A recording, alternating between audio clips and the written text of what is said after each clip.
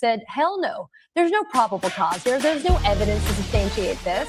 But now they're like, well, look, we finally, snookered some poor people that were just doing their civic duty, serving as grand jurors, which they can't get out of, right? And they were just doing their duty. And then, like I said, Lord knows what the presentation was of evidence to them.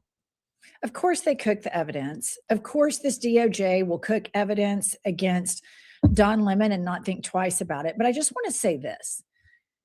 If you're thin-skinned and you have a fragile ego, I think you're not a good candidate to be president of the United States. Oh, and because this man is so fragile and he's such an emotional titty baby, he has had a bee in his bonnet about the press forever. Ever since that guy, Graydon Carden, said he had little hands. He couldn't handle it because he knew that everybody would think little hands, little penis, which Stormy Daniels confirmed. In fact, it is a little penis.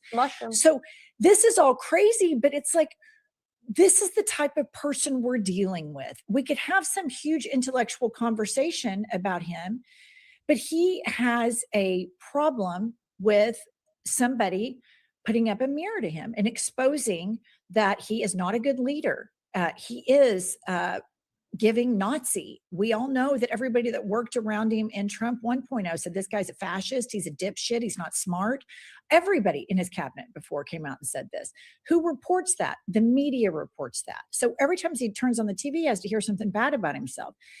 They called Barack Obama every single name you could imagine. He never acted like a baby, not one time about it. And this man is arresting Don Lemon right now, basically ripping up the First Amendment because of his fragile ego and because he's a titty baby. And it's just unbelievable that we're even having to have this conversation right now. We should be talking about gun reform, all sorts of things, healthcare, but we can't talk about it. Trying to steal elections, going to Fulton County yesterday and taking all that stuff. Absolutely. No, I agree. But I'm glad that you and others have taken the time to be here today to help hold down the fort for Don. And of course, it's no coincidence they arrested him in the middle of the night, right? So that he wouldn't get his first appearance for a long ass time, trying to make him suffer. It's fucking ridiculous. Jennifer Welch, I know that we have to let you go. I'm sorry it was so brief.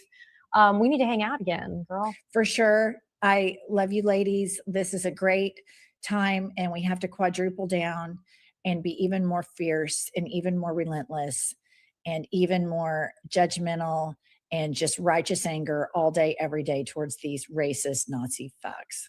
100%. Jennifer Welch, thanks for being here. Tell Angie I say hi. I will. All right. Bye, ladies. Awesome. Bye. Katie, can I yeah, I was going to say, what are your thoughts? I don't know if we've talked about this so far and we've been on here for a long time.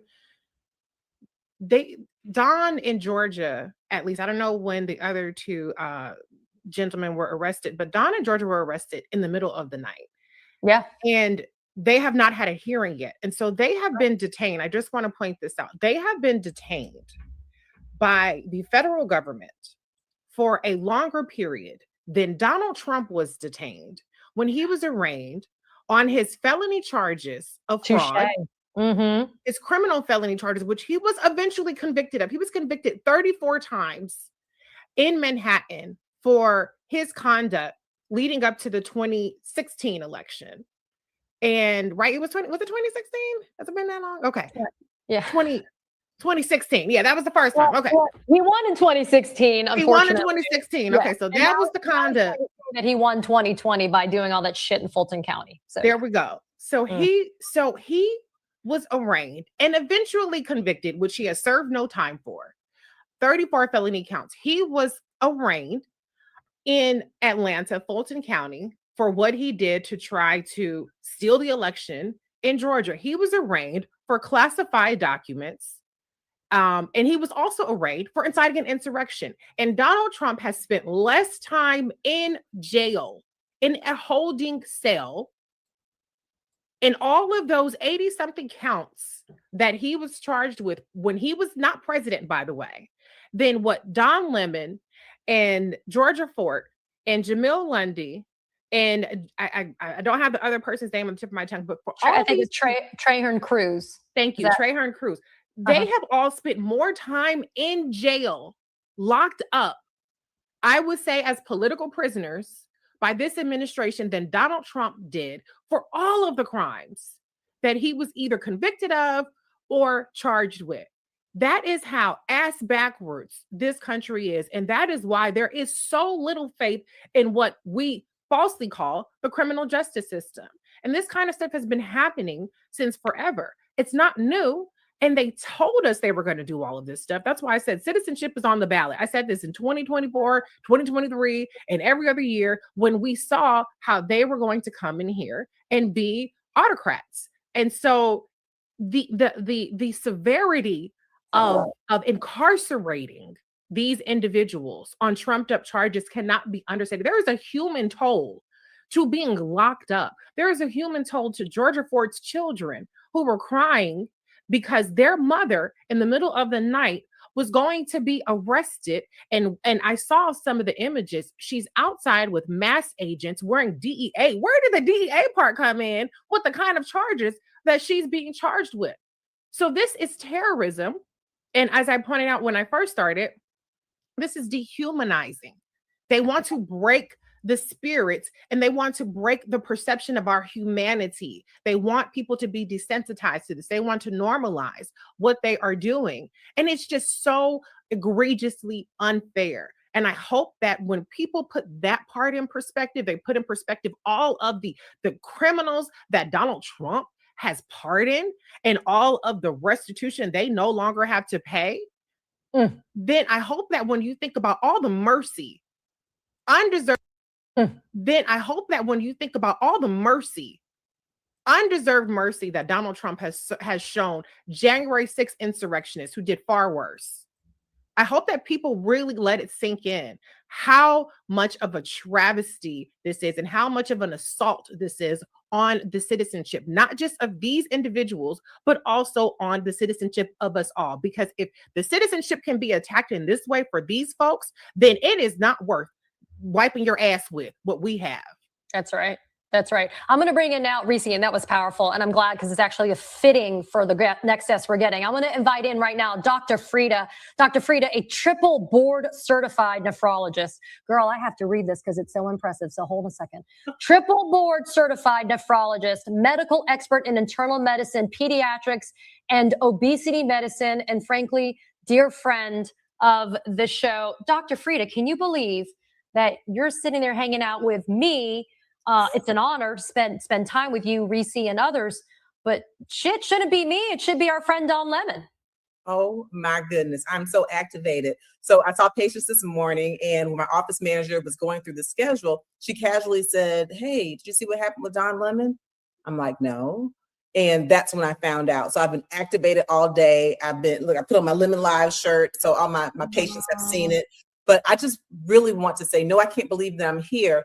But this just brings me to the reality that it's time out for being neutral. It's time out for being quiet. So I'm a physician. So by nature, I should have somewhat of an apolitical career, right? But the times I've been on talking with Don, we've talked about, Trump and the bruising and the bulge in his pants that's likely from a catheter. We've talked about, RFK Jr., the CDC, turning our health upside down, making America sicker again. We talked about Renee Good, finding out that she was still alive, still had a heartbeat 8 minutes after being shot.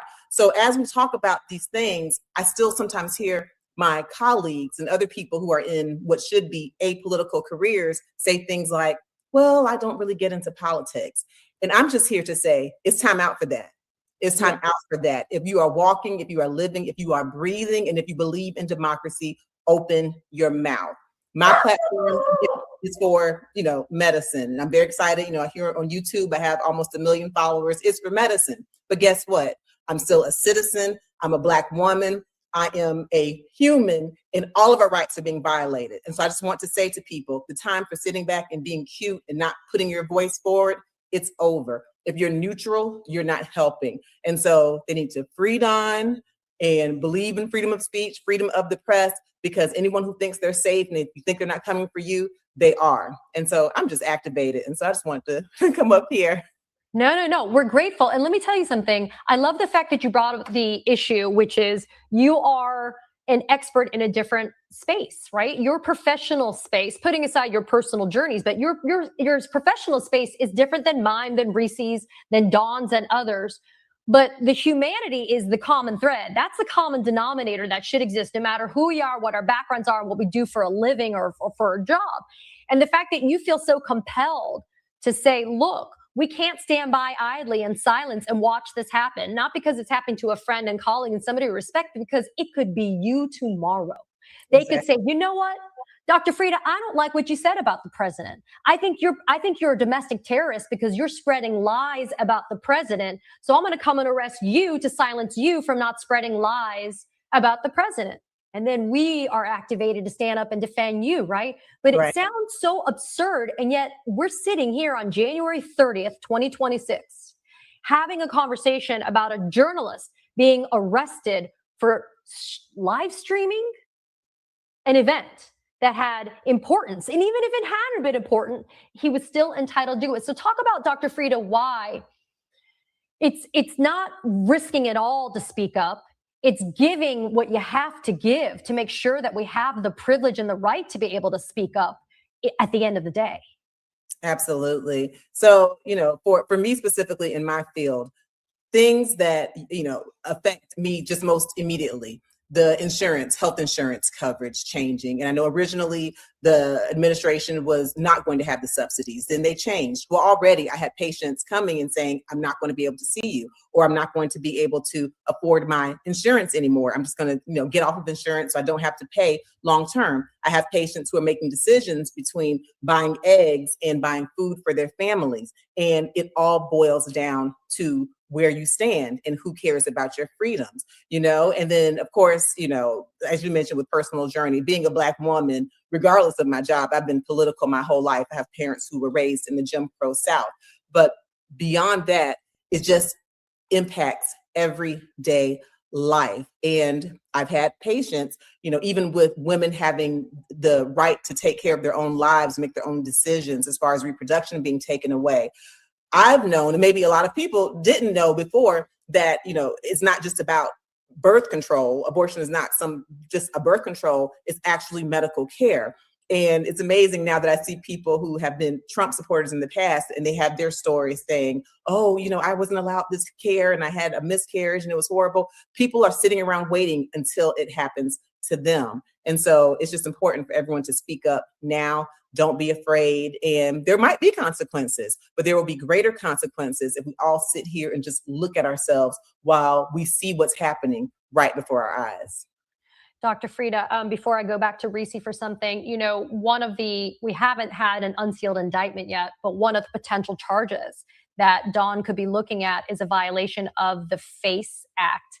And I wanted to talk to you because you just mentioned abortion and reproductive freedom. The FACE Act was always used traditionally in this idea of being able to give access to reproductive freedom facilities, the ability to go and get an abortion, the ability to go and do it and not be killed, murdered, bombed, shot, threatened, impeded in any way. But there's a subsection to that particular statute that deals with houses of worship. And the idea that Dawn was doing something that, interfered or threatened or anybody. We all saw it was live streamed, folks. It was happening in real time. But your thoughts quickly about the idea that they're going to conflate a statute that was really meant to protect us and people that believed in reproductive freedom, and they're bastardizing and they're abusing the statute, and they're using to go after our journalists and other people of color, especially, who are speaking up and speaking out. I think it goes to show that the people who are at leadership have no idea of history. And so they don't understand how hypocritical they are when the very law that they're using falsely against Dawn was a law that was meant to protect the very protections they had removed as far as women and reproductive rights. I think it's just one of those things that keeps showing that while this administration is so anti-DEI, the way that they try to demonize it, they are the ones who are there and they're unqualified and they don't understand the freedoms. And again, I know it's not the show for that. When it comes to women's reproductive freedoms, it's just so frustrating that we've gone all the way backwards. And then again, they're using the very law that was meant to protect the freedoms of women to make sure that they go back and they demonize this Black man who was simply using his freedom of speech. They don't care.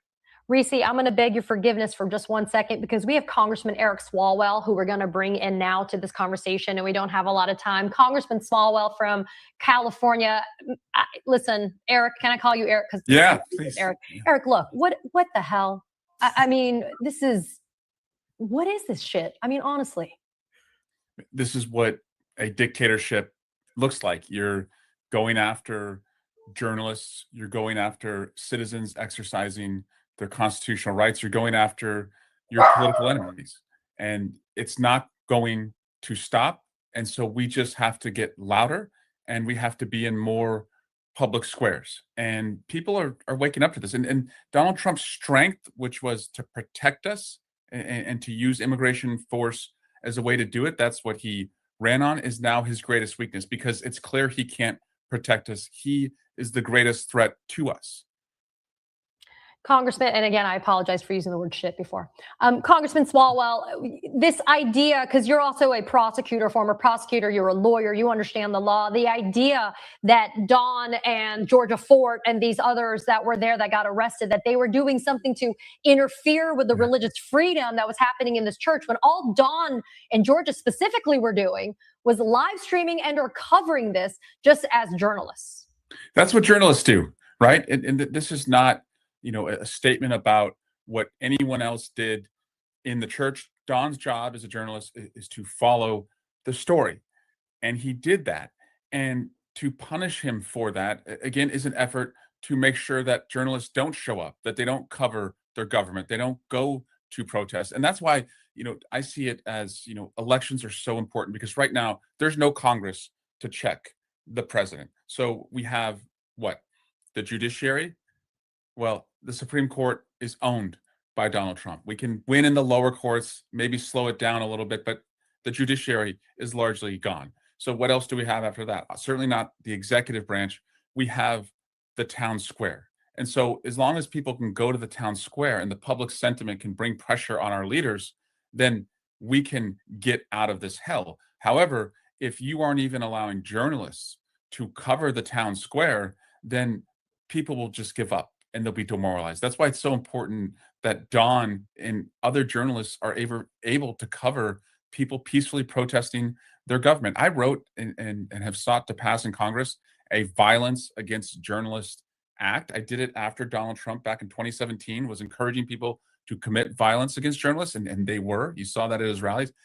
I never imagined that the violence against journalists would be committed by the journalists' own government. And that's where we are right now. Don Lemon being falsely imprisoned by his own government.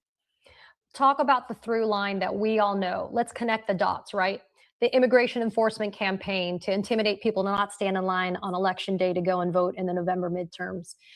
This now attack on free speech and the Fourth Estate silencing the media that speaks out, executing dissidents and opposition in the street like Alex Preddy and Renee Nicole Good, going to our cities like LA, Portland, DC, Chicago, going to states like Maine, going to Nashville, going all over our country. It all has to do with trying to control what happens with our vote and with our election, right? That's exactly right. And that's why, let's take this kind of one step at a time, because I'm being asked by everyone, what can I do? What can you do as a citizen, and what should you expect of your elected officials? Well, I'm in Washington right now. We're waiting on a vote, on the ICE budget, and no elected official should give these guys a penny. We should not give them a penny. No one asked them to do what they're doing. They're dragging women by their hair through our streets. They've deported a 6-year-old child battling stage 4 cancer. They shot a mom named Good and a nurse named Preddy multiple times in the head. And so they shouldn't get a penny. And so you should tell your leaders, don't vote for that. Don't sanction that. Don't co-sign it. Don't give it any space. We should also make sure that we continue to support organizations that are in the courts, like Democracy Forward, like what Mark Elias and the ACLU and so many are doing, because yes, the Supreme Court generally will go against us, but you can put sand in the gears of their cruelty and corruption by supporting those who are going to the courts. Governors are not helpless. If you're a governor, you can say in your state, if you had worked for ICE, you are unhireable in our state. You're not going to be able to lateral over in another position.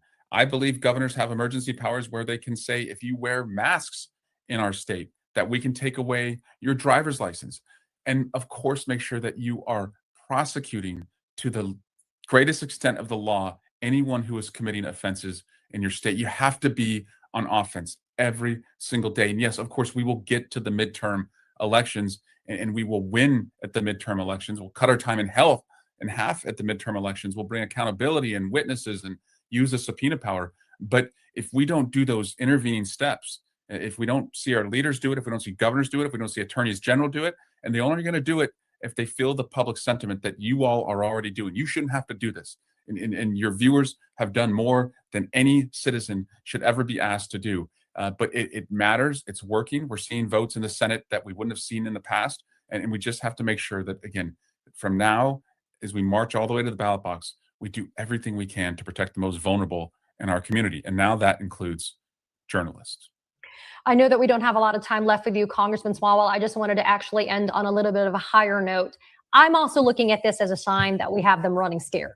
The fact that they're now resorting to arresting journalists that are covering protests, that are exposing the truth, having a pastor of a church who's also the acting ICE director for that field office for ICE, things like that. I also think that one way to look at this, what just happened now, is unfortunate, horrible, illegal, and unconstitutional, but also shows that we have them rocked back on their Katie, heels. I'm not sure if I lost you there. Oh, not. Can you hear me now? Sorry, I'm not hearing you back. Oh, can you hear me now or no? Can y'all hear me? I hear I you. can see Katie's I can hear you. team's Yeah. Chat, but again, not hearing No, any you can't audio hear me. back. So you know, with that, I'll No. just say I'm with Don. I'm saying it's Don over Donald. That's where most Americans are right now. And Don, we're with you. More people than you know, people you've never met are with you. And we're all going to get through this. But it's because we're going to link arms, band together, march all the way to the ballot box. And it's not just voting.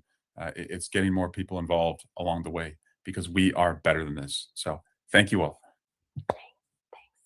That's so too bad that he didn't hear, because I was going to underscore that we actually are having them rocked back on their heels right now. I just wanted to let people who are coming in right now to understand what's going on. I know you're here to support Don Lemon, and maybe you tuned in to think that maybe Don was out of custody, but no, this stupid government took him into custody in the middle of the night, so he would have to wait for his first appearance because they're assholes.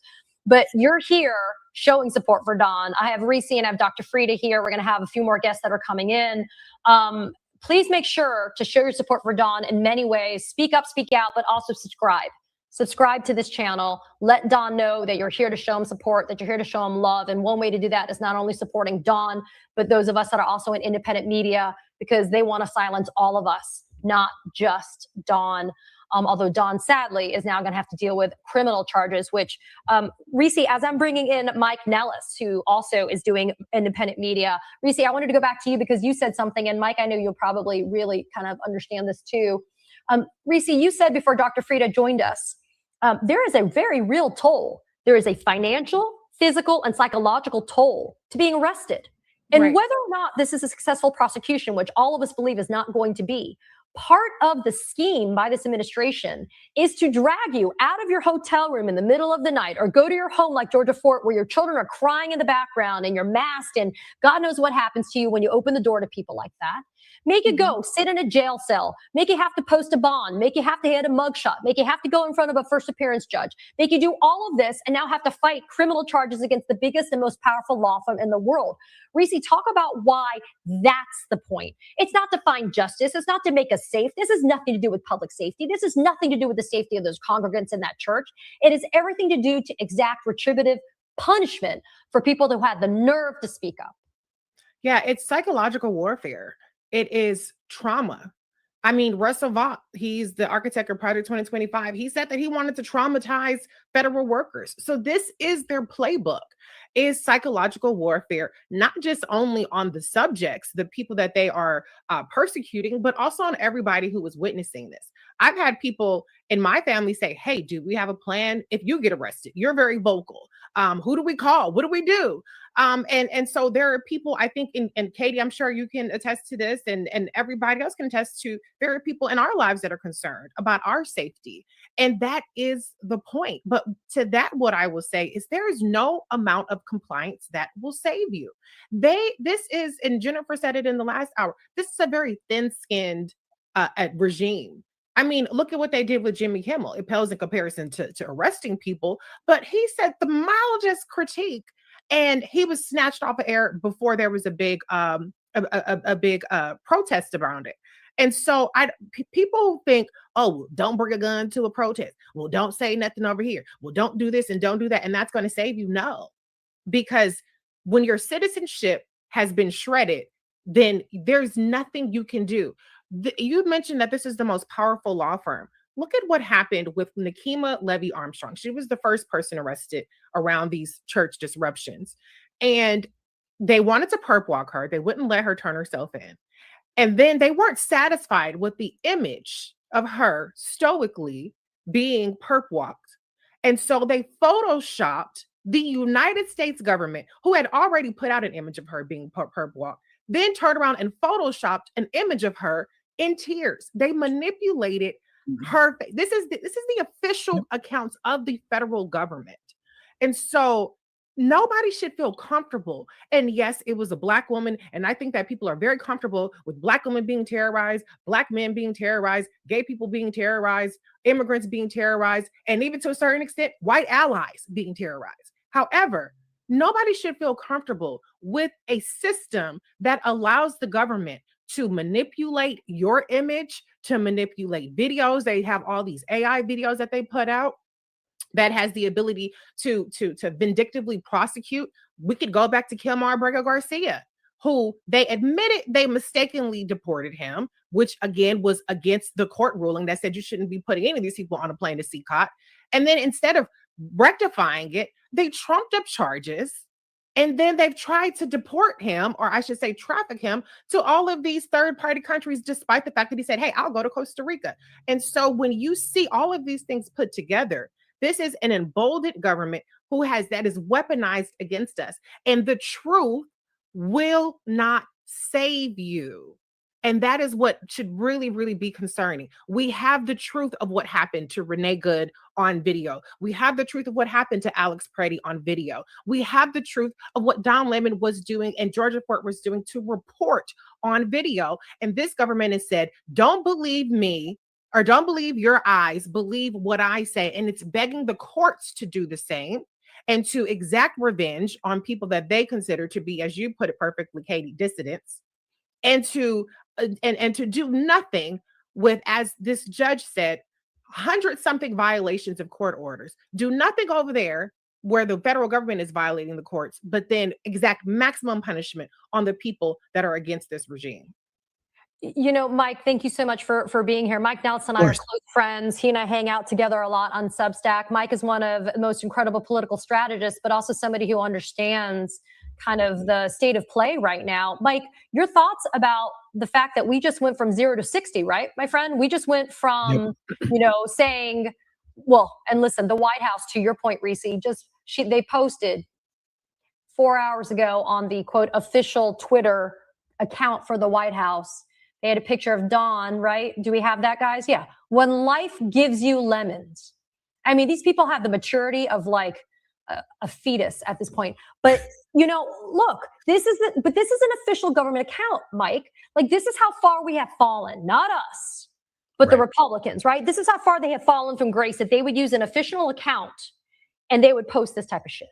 Yeah, well, I think if they used half that creativity to try to come up with an idea to help the American people, Donald Trump's approval rating wouldn't be in the 30s, because they do that. They they hung all those plaques about Barack Obama and Joe Biden along the hallway on the way to the Oval Office. Like, it's stupid shit like that I think people, it doesn't really matter. Like, this doesn't really matter, and the meme doesn't really matter, but it's just so indicative of the kind of people that we're dealing with here, where everything is about me, maximizing social media engagement. How can we piss off the libs today? Nothing about how to improve your life. It's all grievance, and revenge. That's it. And I'm sick of it. And when it comes to Don this morning, like, I found out, like, almost right away, like, something made me get up early this morning. Just like my spidey sense was tingling. I don't know. Maybe it's because usually Don texts me once a day to tell me to watch Heated Rivalry over the last month. So I didn't get my text yesterday. I must have known something was wrong. But it's one, and I tweeted this morning, is they killed Alex Preddy for recording ISIS atrocities, and they arrested Don Lemon for basically doing the same, right? For doing his job, for being an independent journalism. And maybe you don't like Don Lemon. And my guess is if you're watching this, you love Don Lemon, but like, maybe you don't like Don. Maybe you don't agree with what he says. Maybe you don't like his opinions. Maybe you don't like the way that he's reporting, but he has every right to do that based on the First Amendment. And I haven't seen any of these free speech absolutists who are saying the government should never get in the way of anybody's ability to say anything. say anything here, just like I haven't seen any of these Second Amendment guys talk about Alex Preddy being blamed for being murdered because he had a legal firearm and a concealed carry license. So where are they? They continue to expose themselves for the poor human beings they are, who only want the Constitution for themselves, and they don't want the Constitution for anybody else, particularly people who are willing to put their body on the line and go stand up to Donald Trump. And make no mistake, like Katie, you went to Minneapolis, like you put your body on the line to go report here. I didn't do that. I got a 6-year-old boy at home. I didn't. I could have, but like you did, Don did, a lot of other people did, and people in Minnesota are still doing it right now, putting their bodies on the line.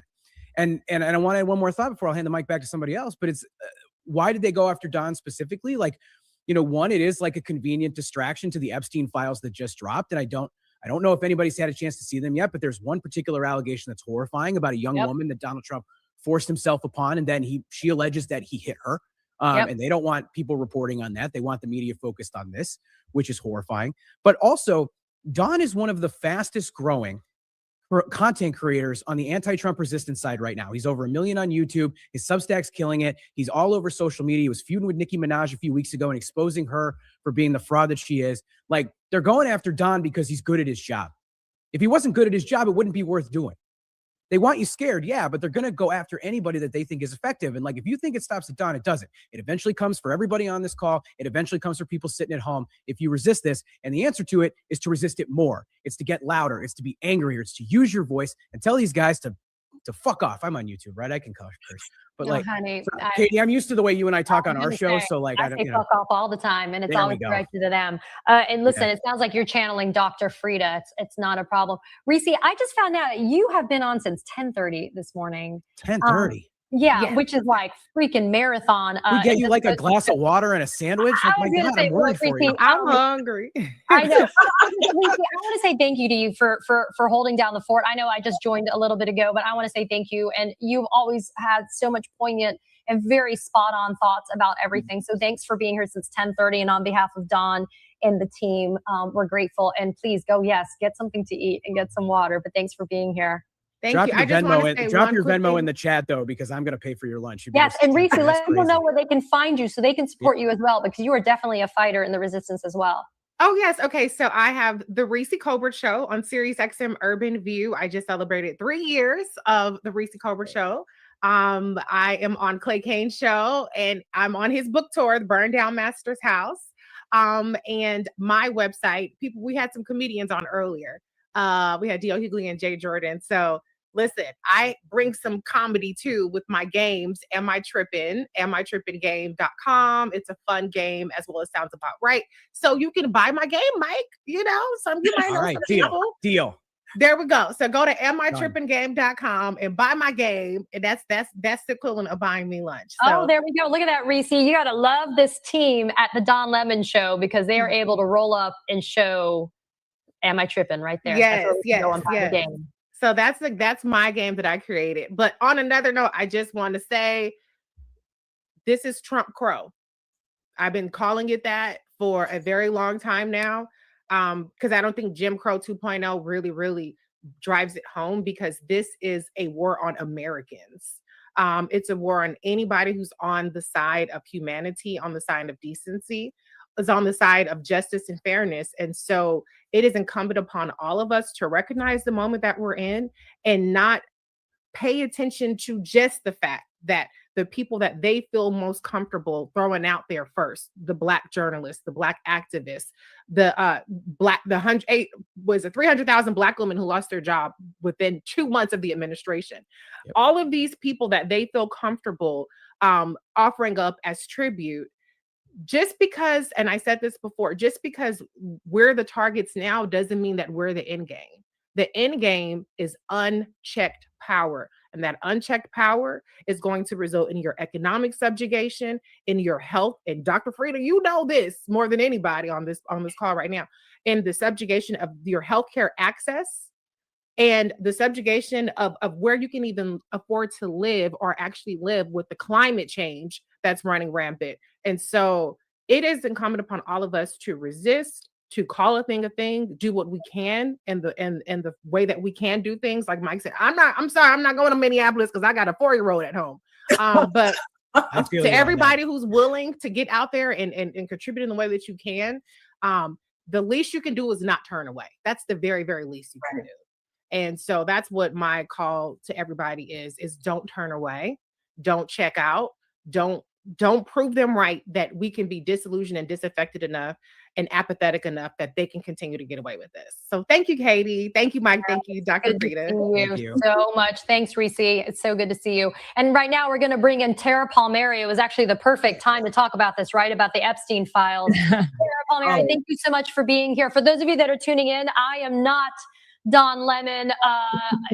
We all know why I'm here, but I am guest filling in for Don and having these amazing panelists hang out and just friends, really. You guys are not panelists. You guys are friends of Don, friends, you guys of the Lemonheads that are here. So Tara, I mean, first of all, your thoughts as a journalist, as somebody who's also made the leap to independent media like we've all done lately, to be subjected to being arrested, not just criticism, right? Yeah. But to be arrested for covering something as a journalist? It's really startling, Katie. Covering a protest is like one of the most basic forms of journalism. You know, you're covering a movement.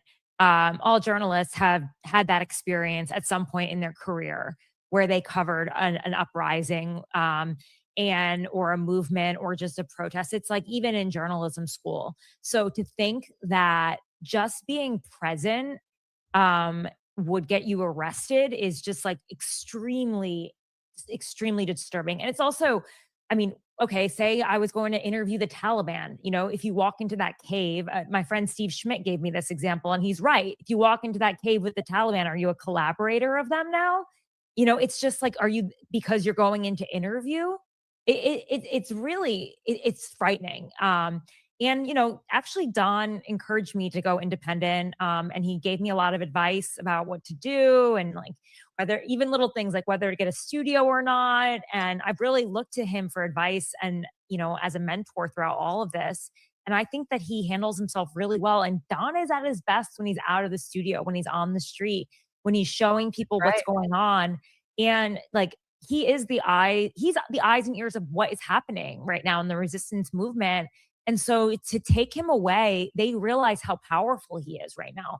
They're not going after just anybody. They're going after him because they know that his work is really making an impact and it bothers them.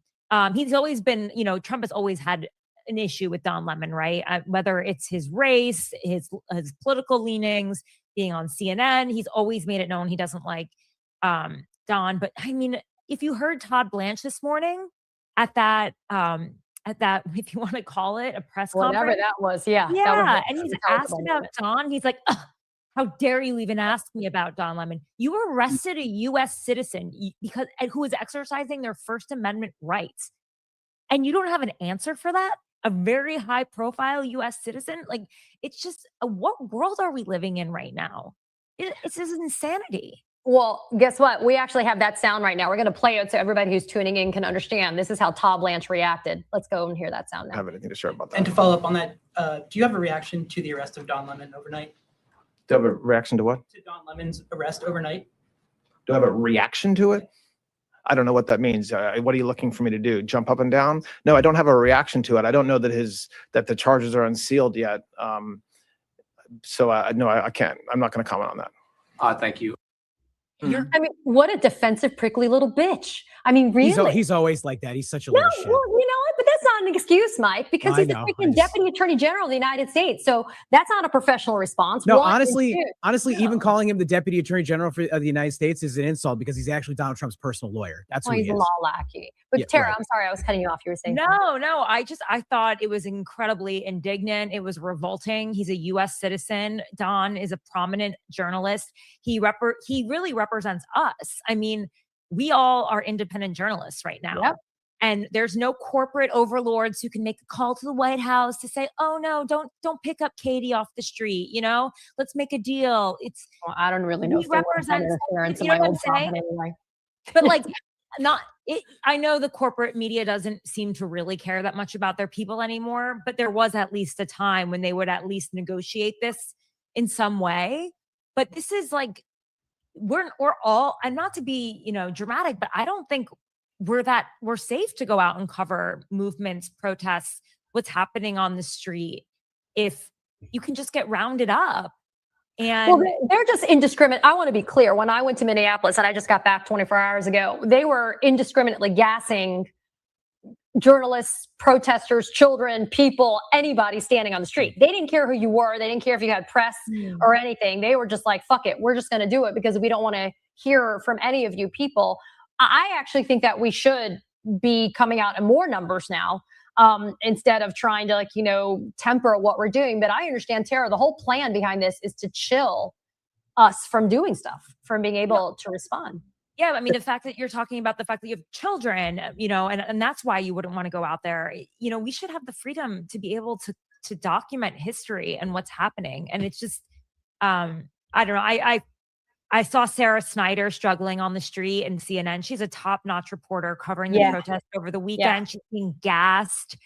She's like, I've never experienced anything like this. Like, this is a war on the ground. And what the journalists that are out there have been doing. So, like, Katie, thank you for going out there, and everyone else. They are documenting history for us. Like, we are, you go into a war zone and there are a lot of risks, but the risk shouldn't be getting arrested.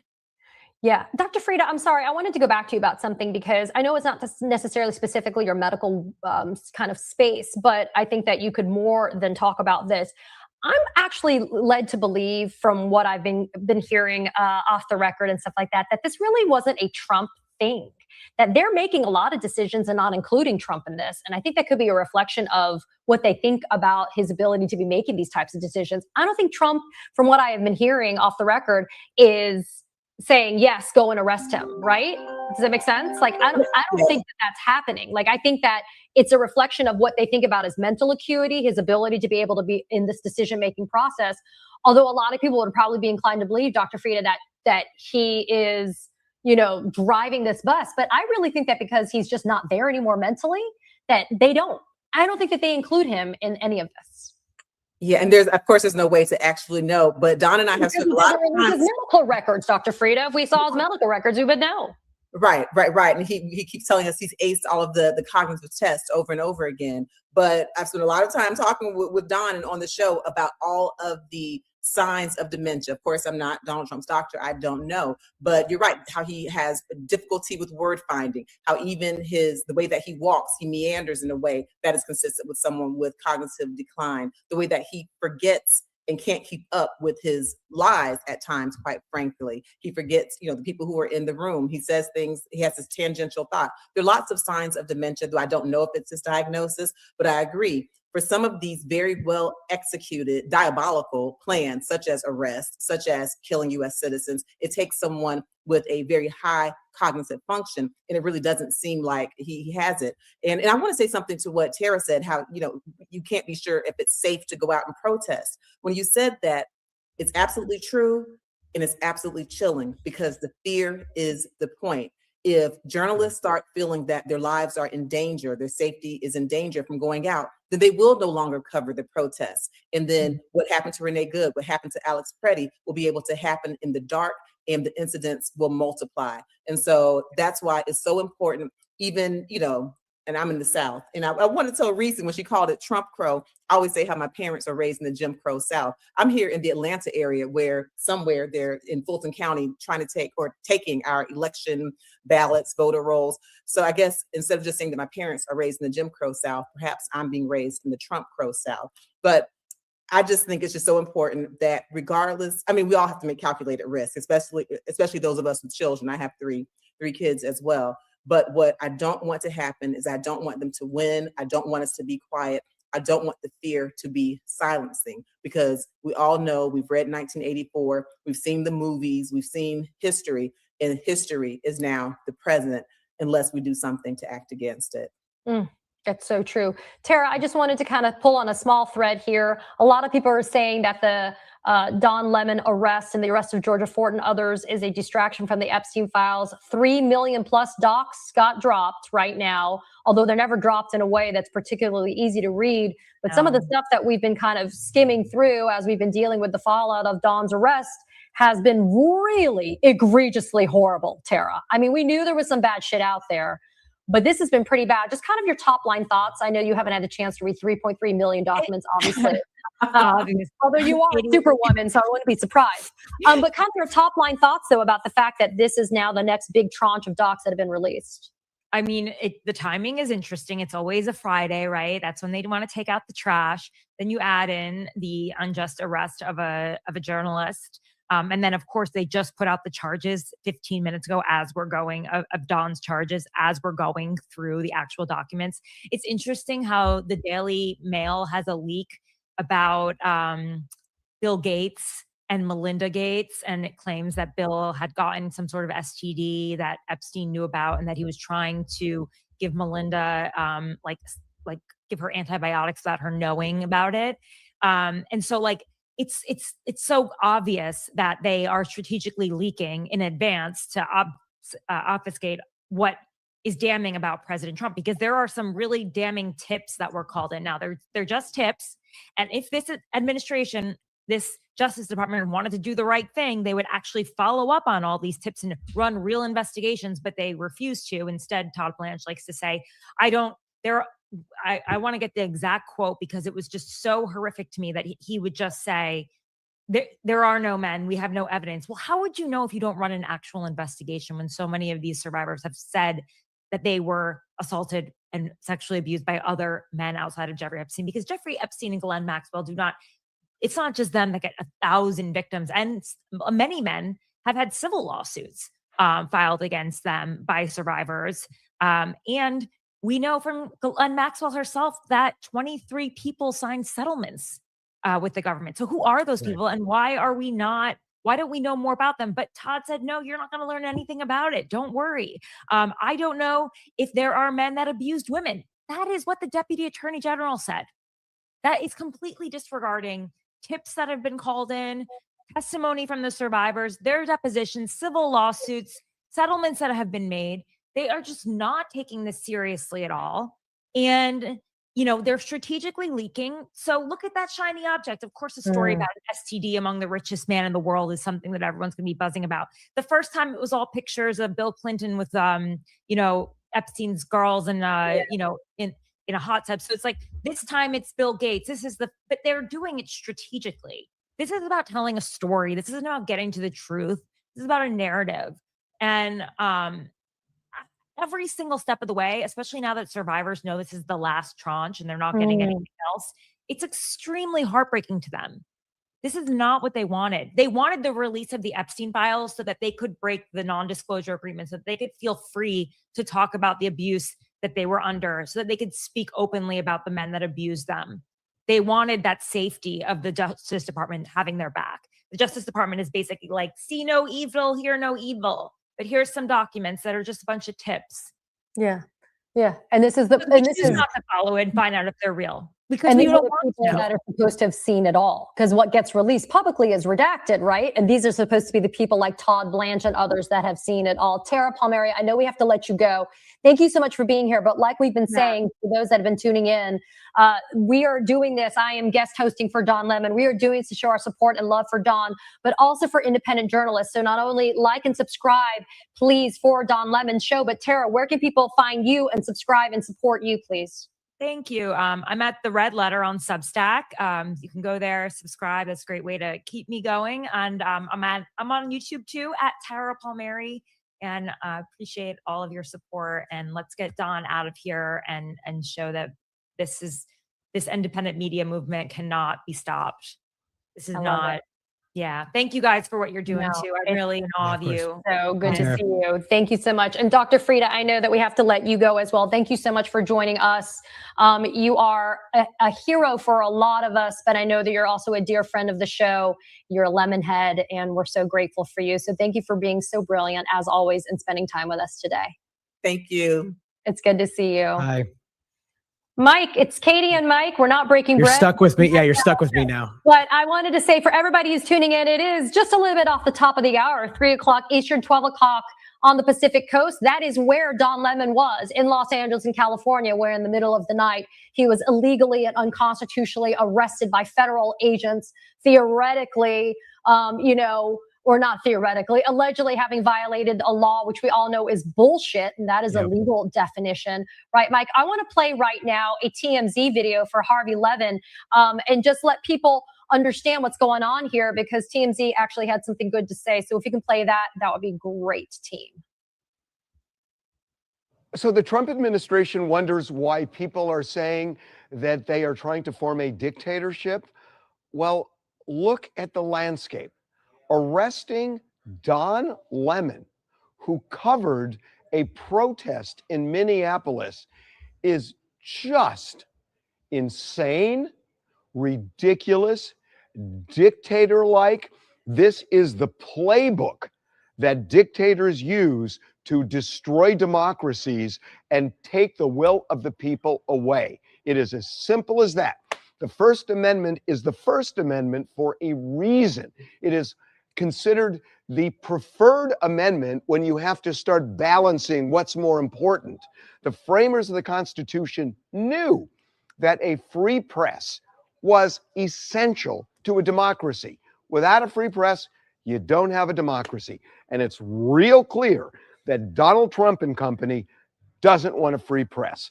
The idea that a journalist, which Don Lemon has been for 30 years, would walk into a church and film a demonstration which is of national interest, and then to say somehow, when you watch the video, they say he's part of the protest. Watch that video. He is covering the protest. He is covering it. That's what journalists do.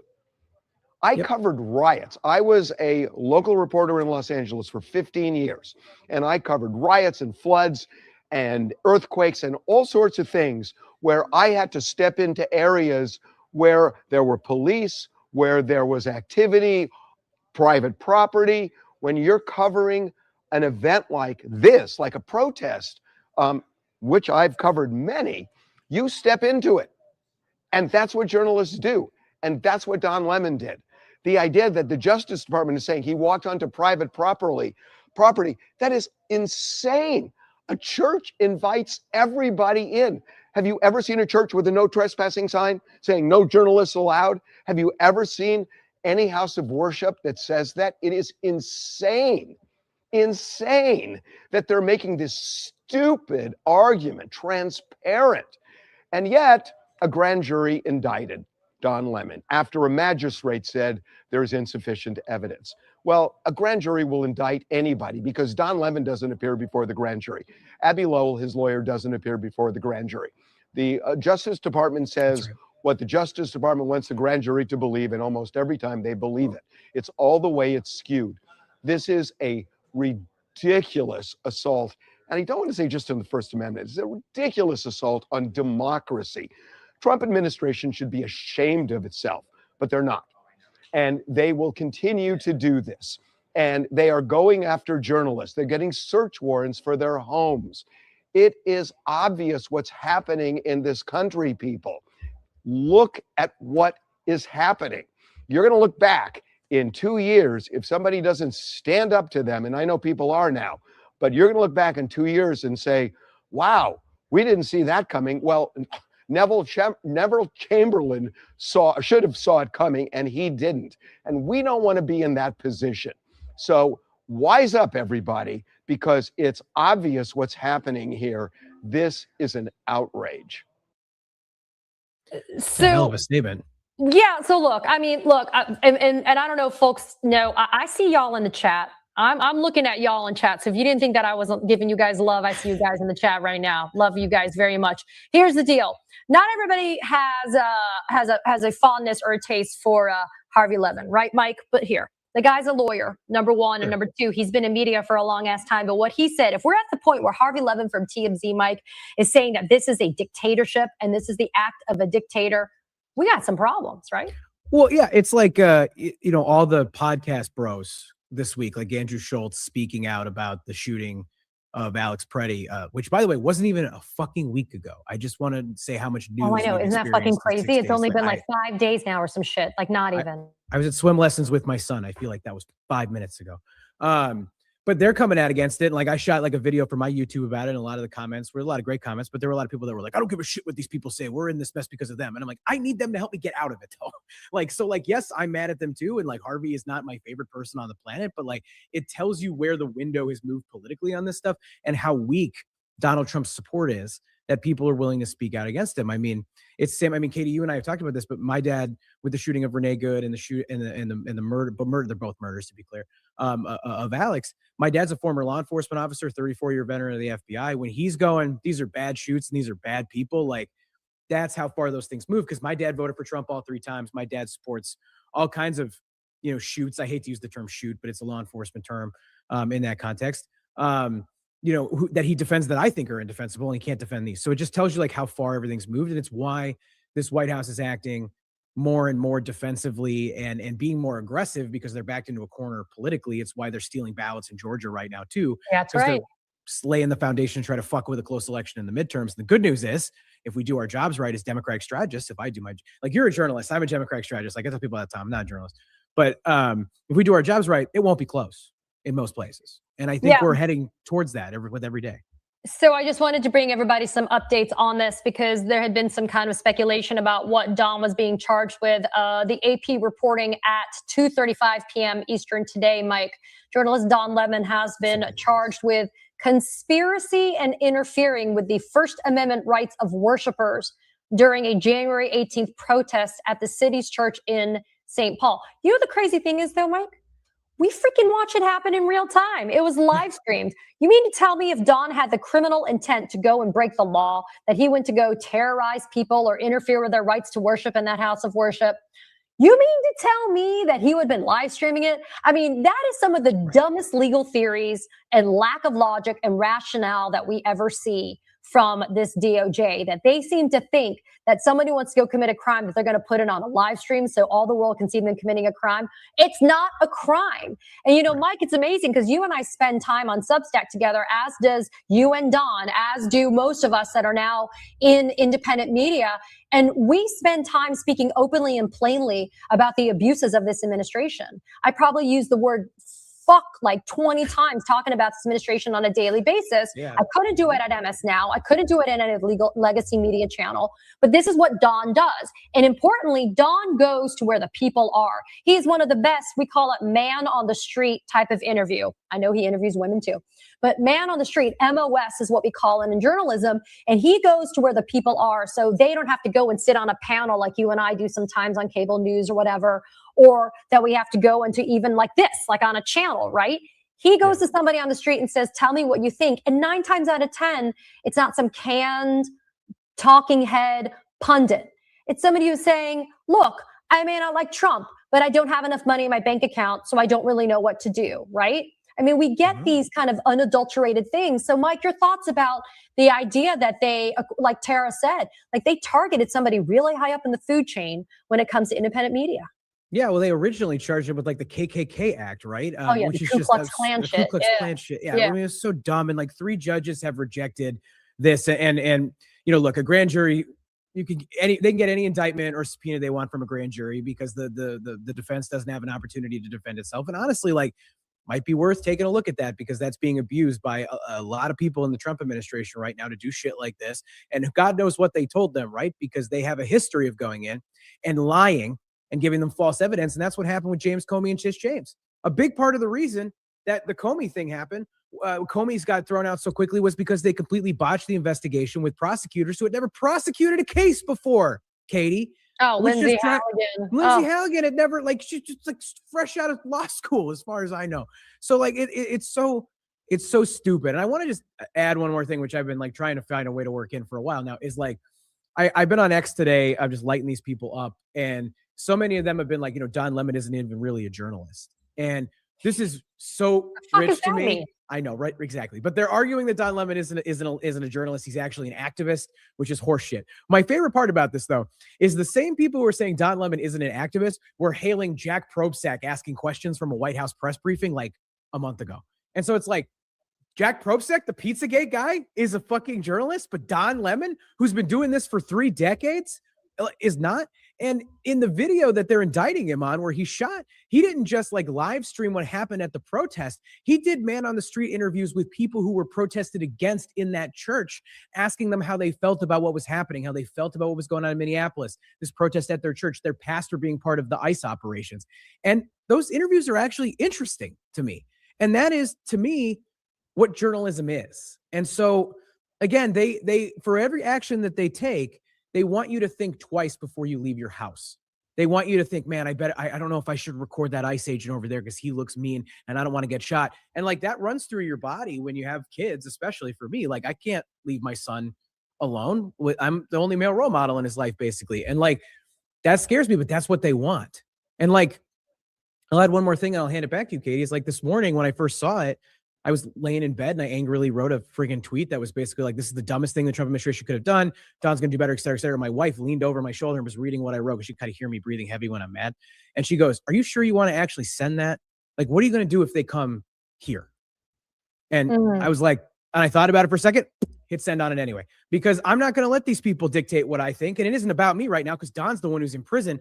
But like, what the hell are we doing? And they're coming for everybody. At the end of the day, if they think you're a threat, either in person because you're recording something or you're protesting, or they think it because you've got an audience that's too big or a point of view that's going to pierce right through their bullshit, they will come after you. And Don isn't the bottom of this. Like Don's the beginning of it. We're still in the beginning of this. We're only 1/4 of the way through this madness. So that's why it's important we do this stuff and we stand with Don. Absolutely. So we're going to have a couple of people joining us in any minute, but I wanted to share the breaking news. The indictment has now been unsealed. The indictment has been unsealed, and it is a 14-page indictment, and it's from the United States District Court, the District of Minnesota. And it has in the indictment, it is 9 defendants that are listed. So you guys can see it right now. If you're tuning in, you can see it's United States of America versus, and it has Nakima Levy Armstrong, Chantel Allen, and William Scott Kelly, Don Lemon, Jamel Lundy, Trahern Cruz, and Georgia Fort. Now, the last 4 names that you see, because there's 2 names that are redacted, right? Don is number 4, Jamel is 6, Trahern is 7, and Georgia is 8. Those are the 4 people that were arrested today. Don and Georgia Fort, independent journalists. Jamel Lundy and Trahern Cruz, they are an organizer for Black Lives Matter in Minnesota and a candidate actually for Minnesota Senate race. And this indictment again is 14 pages, and all defendants have been charged with conspiracy against the right of religious freedom at a place of worship. They are alleging that Don Lemon went into this church, and this is on paragraph 3, folks. The service commenced. A group of approximately 20 to 40 agitators, including all of the defendants named in this indictment, entered the church in a coordinated takeover style attack. That's what they used, Mike, and engaged in acts of oppression, intimidation, threats, interference, and physical obstruction alleged herein. As a result, this is paragraph 4 of the indictment, of the defendant's conduct, the pastor and congregation were forced to terminate the church's worship service. Congregants fled the church building out of fear for their safety. Other congregants took steps to implement an emergency plan, and young children were left to wonder, as one child put it, if their parents were going to die. Oh, I'm sorry. Did anybody think about a fucking 6-year-old child of Renee Nicole Good? Okay, I'm sorry, folks who are tuning in. I'm getting a little bit agitated here. Wait, can I add something on that? Because I'm pissed off now. Is that okay? Yeah, quickly.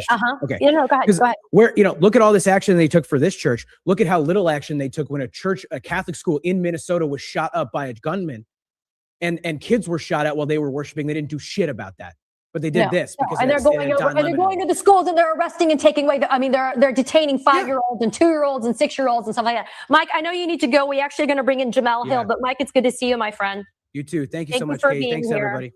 Bye. Jamel Hill. Hey, what's going on? Thank you for having me. Listen, no. Thank you for being here. We are so grateful for your voice. I don't know if you were following along, Jamel, but this indictment has been unsealed, and this is some crazy talk, as it is with this administration. But they're alleging that Don was a part of a conspiracy to intimidate, threaten in a violent manner clergy, staff, and congregants of this church, to interfere with their free exercise and enjoyment of the rights and privileges secured to them by the laws of the United States. Now, hold a second. They're now alleging, if we go to page 4, Jamel, I'm going to just really highlight this for you. If folks on the team, page 4, subparagraph B. All defendants met at a shopping center for a pre-op briefing, including Don Lemon, he's identified, about the target of their operation, which was the city's church, and provided instruction on how the operation would be conducted once they arrived. I mean, Jamel, you're also a journalist. You are somebody who has been in this space even longer than we have. This is insanity that when somebody like Don, even if he accompanies these protesters, he's not there to interrupt, interfere, disrupt, threaten, or, exact violence on these people. In fact, I remember while he was actively live streaming this, that he spoke to a guy who was leaving with his kid and they had a calm conversation about what was going on. Yeah.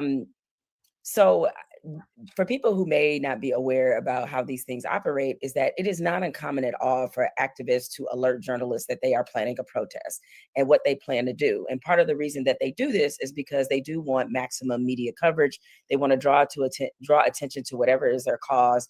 And so they're not working with journalists. They're just saying, hey, we're going to be at this place. We're showing up. We're protesting this. This is our fight.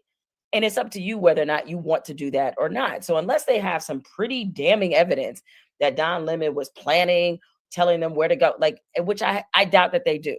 So it is not uncommon in that space for journalists to be alerted.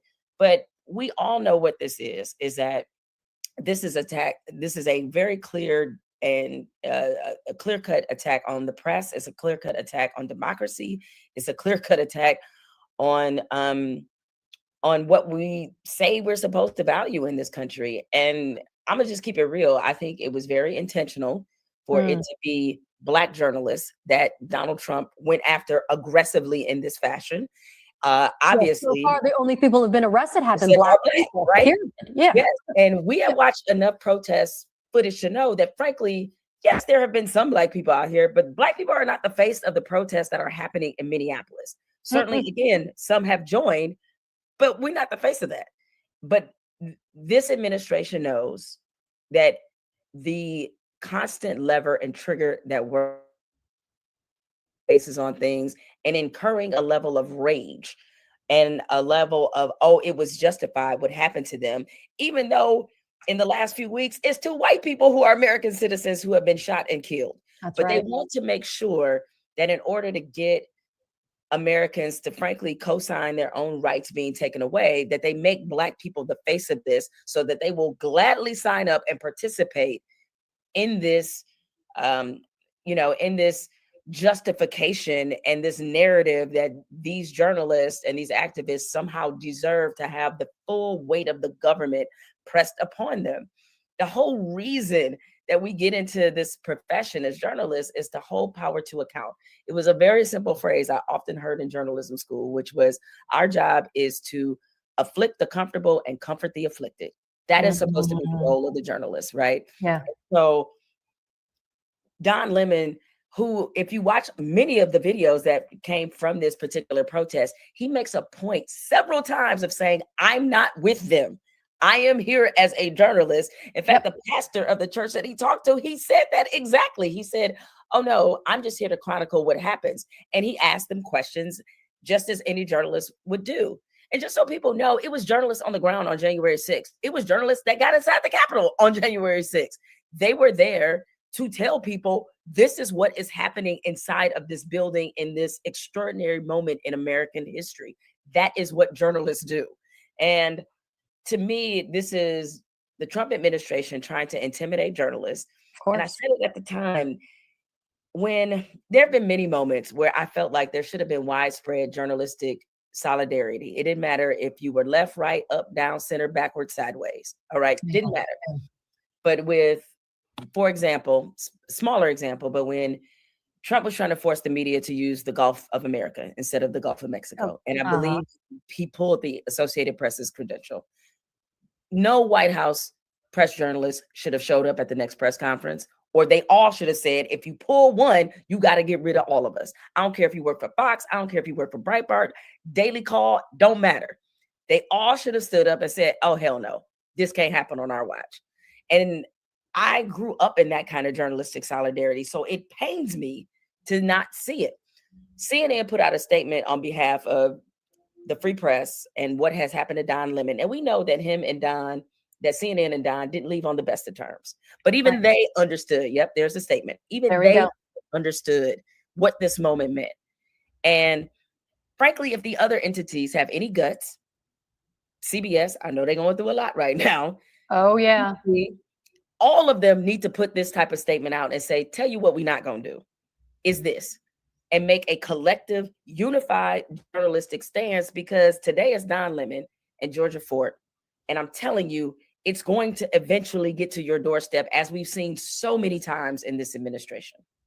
Well, look, I said recently that the murders of Renee Nicole Good and Alex Preddy, being people that are not of color, but standing in solidarity and showing and protesting and being dissidents is what I've called them, political dissidents to what is happening here, that was a gut check for a lot of people in America, because they saw somebody that looked like them and they were like, oh shit, even they're getting gunned down in the street just for speaking their minds. But to your well-taken point, it is no coincidence, though, in the furtherance of the dehumanization of people, that you're going to go for the black and the brown people, and you're going to try to use them as an example, because that gets you back into the whole domestic terrorist, violent leftist kind of energy, which only sits there and tries to, it's confirmation bias for these people that are dumb enough not to use their critical thinking skills to realize that this is all lies that come from this administration. But what's really unfortunate, Jamil, is this. Don Lemon is now going to have to fight a criminal case. And I don't care how strong you are. This is why we have to show the love, and why I'm so grateful you're here with me today and everybody who's tuning in. It's not easy to fight a criminal case, especially a federal criminal case. And so he's going to have to go through the ringer to have to go through this. And even though he is strong and brave, and we know that he can withstand the storm, it takes a lot. And that's the point, right? Because then it makes you stop and maybe take a second thought about whether or not you're going to go back out, which I'm doing in a few days, to go back out to Minneapolis. They don't want us to go back out there, and they don't want us to bear witness is the issue. And realize, I agree with everything you said, is that this is an intimidation tactic. It's not necessarily about, it is about sort of stopping Don Lemon and Georgia Fort and others, but it's also about, as you said, making sure that the next journalist who's thinking about on the ground reporting, boots on the ground, that they pull their punches, that maybe they report it a little differently because they're afraid of the retaliation.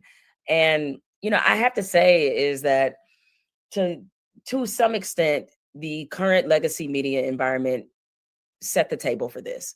Is that when we saw the capitulation from CBS, when we saw the capitulation from ABC and Disney, when we have seen their capitulation, they let this administration know that was okay. That was the bat signal that, hey, we'll just back down. When you bend the knee, the bully doesn't stop making you bend the knee. The bully keeps going.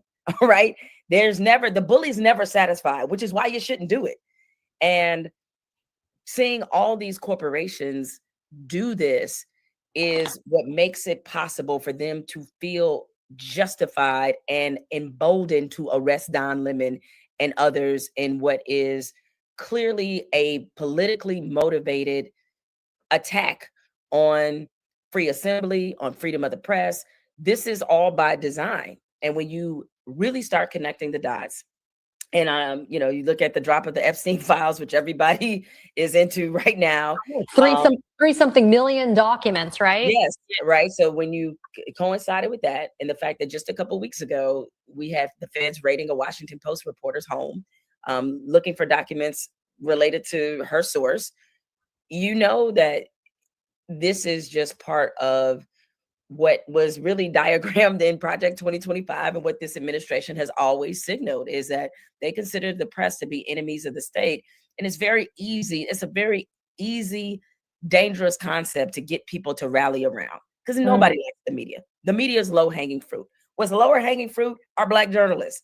All right. We always been on the menu every time. And as you know, I went through my own experience with Donald Trump. Thank God I said it in 2017 and not now. They might have had me in handcuffs walking outside of ESPN. And so, you know, because people know that in this moment, and they know the administration, they're not slick about what they're doing. They're telegraphing all their plays, and they know that a very easy way to get people to galvanize, to destroy their own rights is if you galvanize them against the right people. And it's, you know, as soon as they say fraud, it made them willingly acquiesce to all of our data possibly being stolen by Doge. It made them say, oh, guess what? Oh, because of this very small percentage of people that might be committing fraud in SNAP, we just gonna wipe away everybody's rights or everybody's, you know, ability to eat and to have basic survival elements in this country. It's like the easiest way to get people to join in on that is to make them believe that somebody they don't like is getting something they don't deserve. It's a play that works every fucking time. I just wish we would stop falling for it.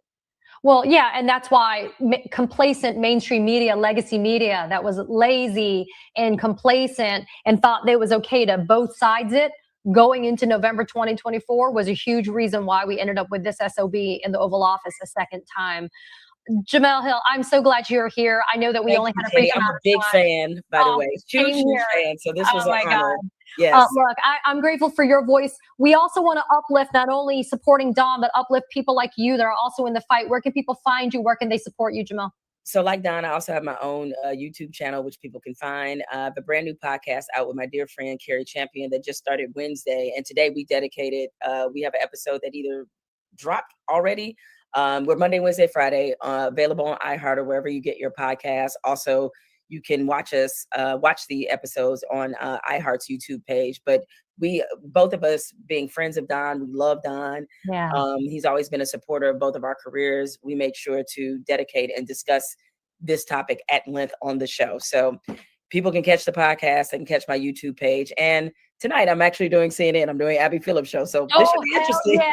Oh yeah, you bring that fire. Oh my God, Jemele. You got me warm. You got me teed up right now. So I'm ready. Hell to the Jemele, thank you so much for being here. I really appreciate you always. Appreciate and we're you. going to bring in now Tim Miller from The Bulwark and one of like the smartest voices that we could ever have. Tim, you know, I was saving this question for you. What the fuck is going on?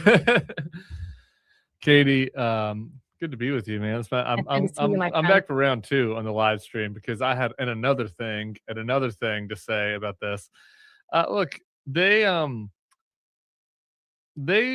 been trying to look for any potential opening to get revenge against people who speak out against them, who organize against them, who have spoken truth about Donald Trump's, various crimes. And you know, they tried it by, going through people's mortgage history. They tried to have Bill Pulte go through everybody's mortgage history. That didn't work. They had success actually inside the administration of purging people that worked for the government who were involved. But, I think that what they saw here with this situation in Minneapolis was we are going to use this activist effort to disrupt this church to take these people and make examples of them and to intimidate people and to try to silence them. And I don't know. I think it's gonna be hard for Don, and I feel bad for him. I'm happy to be on and just show solidarity, but I think this is gonna backfire. I do. I really do. This is so overreach, right? I mean, I feel like it just shows that this is a huge belly. They're showing their belly. They're showing their weakness on this if they have to go after Don. And Georgia Fort, let me be clear. Georgia Fort also arrested today. Independent journalist, Black female, amazing, in Minneapolis.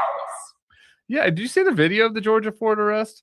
It's crazy. It is lunacy. Yeah, with the mask. It's like it's the darkened night. She's got kids in the house. You got multiple cop cars coming to the door. They're armed. Why? Why? What is the purpose of this? They could have done this in a manner. And look, obviously this is all frivolous. So there's no reason to do any of these arrests. But you've been through all this. There are different types of arrests these guys can do. They make a choice to make a scene. Okay. They could have called her and said, hey, we have a grand jury has come down, come report to the whatever, come report to the headquarters, wherever it is. And, we're going to book you and take you in. And then she could have a chance to retain counsel and decide what to do. Right? That's how you can do things in a free country. This is secret police, East Germany, Hungary stuff, right? Sending thugs to her house in the dead of night to take her down for what? For committing an act of journalism, for doing what is enshrined right there in the First Amendment, where it says that we in this country we have freedom of the press. And so, look, I want to ask you about the legal element of this a little bit, but just one more thing, just on kind of the backfire part. I'm already hearing from folks like this is breaking through. Like this is breaking through in the group chats. Like regular folks, I've been hearing from like people that are not as political in my life, that are not we all get the super friends who are texting it every time there's another crazy thing happening. That not them. Like regular folks are like, what is happening? Like they're arresting journalists now. Like the people don't want this. Like they and obviously there's 2 murders, Renee Good and Alex Preddy broke through. This is all a series of events that have happened back to back to back. And I'm not saying that there aren't red hat people and people on Fox that are excited about this and they're drinking Don's tears and doing what there are. Like there are bad folks out there in the country. There are folks out there that want to see other people suffer. But the average American did not sign up for this. Maybe some of them did by accident, or maybe not knowingly, or not using their judiciousness. But now that it's here, there is going to be a backlash, and it's going to, I think, redound to Don's benefit as far as his platform is concerned. I'm interested in your take. Have you seen the indictment? Have you had a chance to read it, or have you been live streaming? Yeah, no, I was able to see the indictment, and Tim, remember the indictment is based upon information and facts that are not challenged, right? There's a reason why they say you can indict a ham sandwich. So Don's incredible lawyer, Abby Lowell, who's a good friend, Abby wasn't there during the presentment of this indictment to a grand jury. And as we've known, the representations made, the transcripts, remember how rare it is to actually get transparency from grand juries. But remember, we got that through the Lindsay Halligan debacle in the Eastern District of Virginia, trying to get these indictments for Tish James, James Comey, whatever. And not only were the facts not presented properly, but the law was egregiously presented incorrectly. So I don't even know what the hell happened. And of course, the scuttlebutt is that no prosecutor in Minnesota or LA was willing to present this shit, right? And so I've seen some of the facts in the indictment. The looping of Don is gratuitous. Him and Georgia Fort, you may be able to say it's questionable even for other people that were there, but I do think that what we have seen from this indictment is just them trying to gin up and trump up, pun totally intended, these charges, because it says that Don physically impeded people from leaving the church in order to engage with them. I don't see Don Lemon physically impeding anybody, right? Maybe and listen, I was just in Minneapolis and my jacket was kind of big. Maybe, if you're wearing a winter coat and it's taking up space, but Tim, that ain't happening. We're going to bring Can I just ask you real quick about this one part of it though? Yeah. Like to me, it's just like, look, this over at Act 22, they have at the bottom of it. I just want to read this to you. Go ahead. While the takeover operation was underway, Defendant Lemon asked Defendant Armstrong, who is the person that we should talk to? Is there a pastor or something? Like to me, their own statement of fact completely renders him innocent. Like they put in their own indictment that Lemon gets into the church as he's streaming it and he's asking the activist, the head of the activists, like, who are we talking to? Like, who's here? Like how can you say he was part of the plot when he doesn't even know who the pastor is? He doesn't even have the basics that way. No, because he was just covering it. Tim, while you and I are still talking, we're going to bring in Tara Setmayer right now, who you know. I feel like I'm like hanging out with all my old Republican people. Hey, Tara, what's up, girl? Tara, listen. Hi, Tim. Hi, Katie. While you and I are talking, Tara, and we're so grateful that you're here as a friend and supporter of Don Lemon's and also of the show, we're going to be playing without audio the video that Tim and I were referencing of Georgia Fort this morning, who was in her home with children. And it's dark and you have people with masks on and she's actually live as a reporter letting people know right now what is happening to her, that these cops are there at her door. You see these masked men peering through windows. I mean, it's some scary stuff here, Tara. This is not normal. No, and nothing about this is normal. And that's something that all three of us have been yelling, screaming from the rooftops for many years, is that we cannot allow any of what's happening to become normalized. I would like to, first of all, say that I, like many, woke up horrified to the news of Don being taken into custody this morning.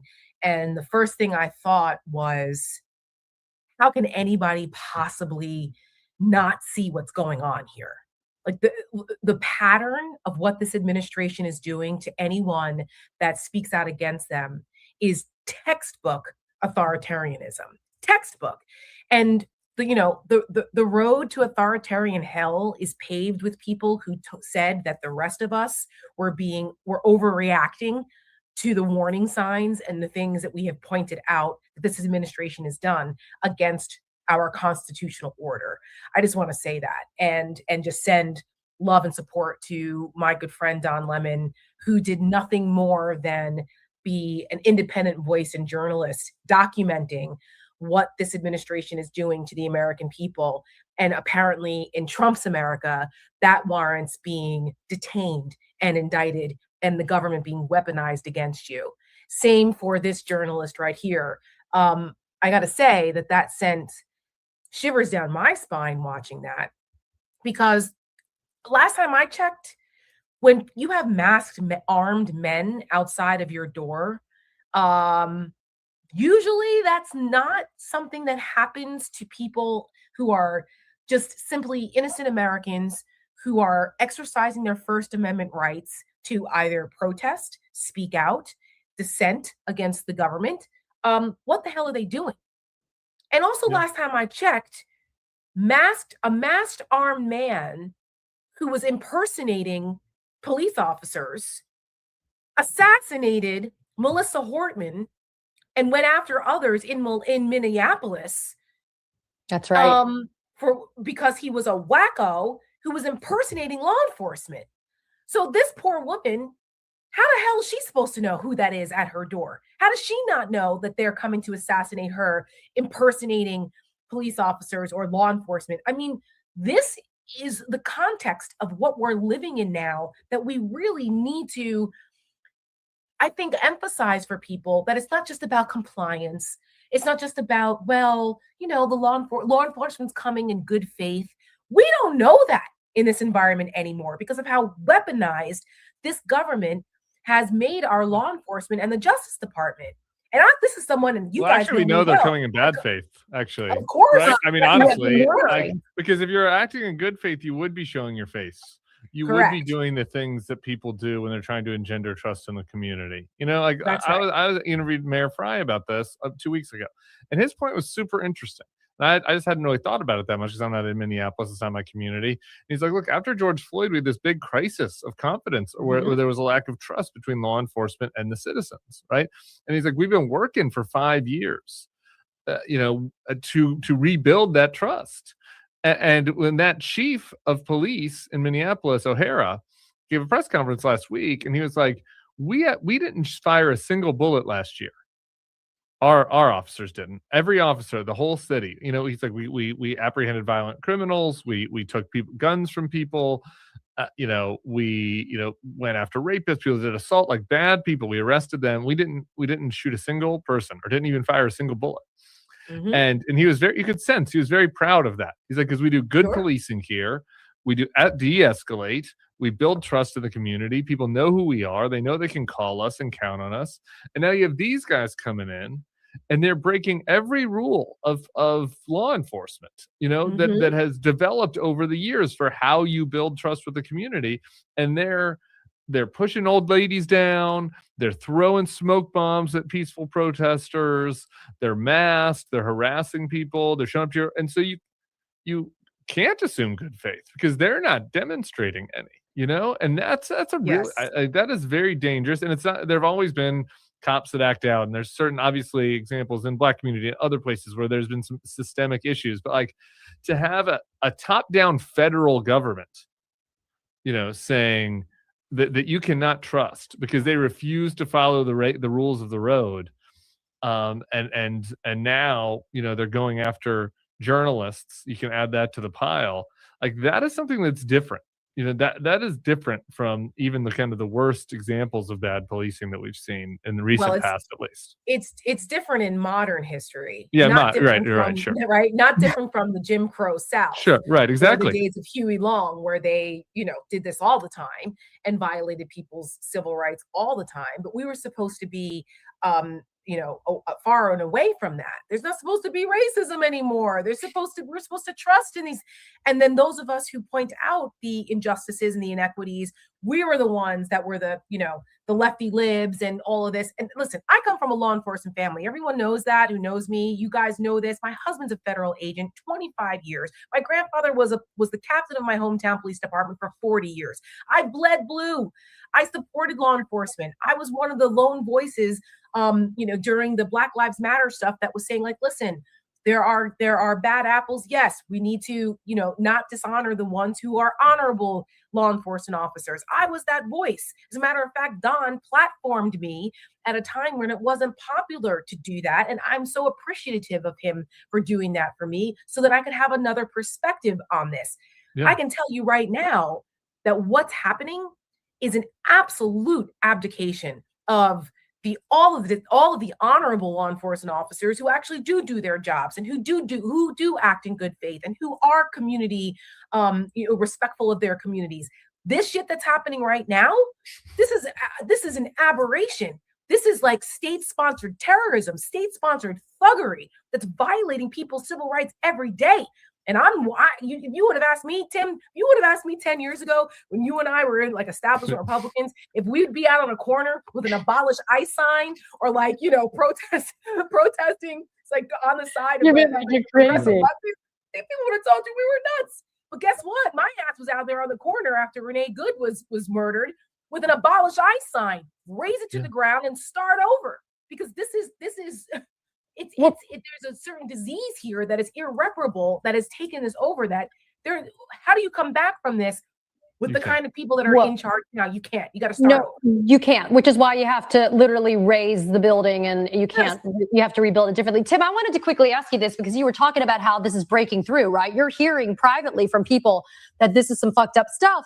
The hypocrisy for me is the hardest thing to stomach here, right?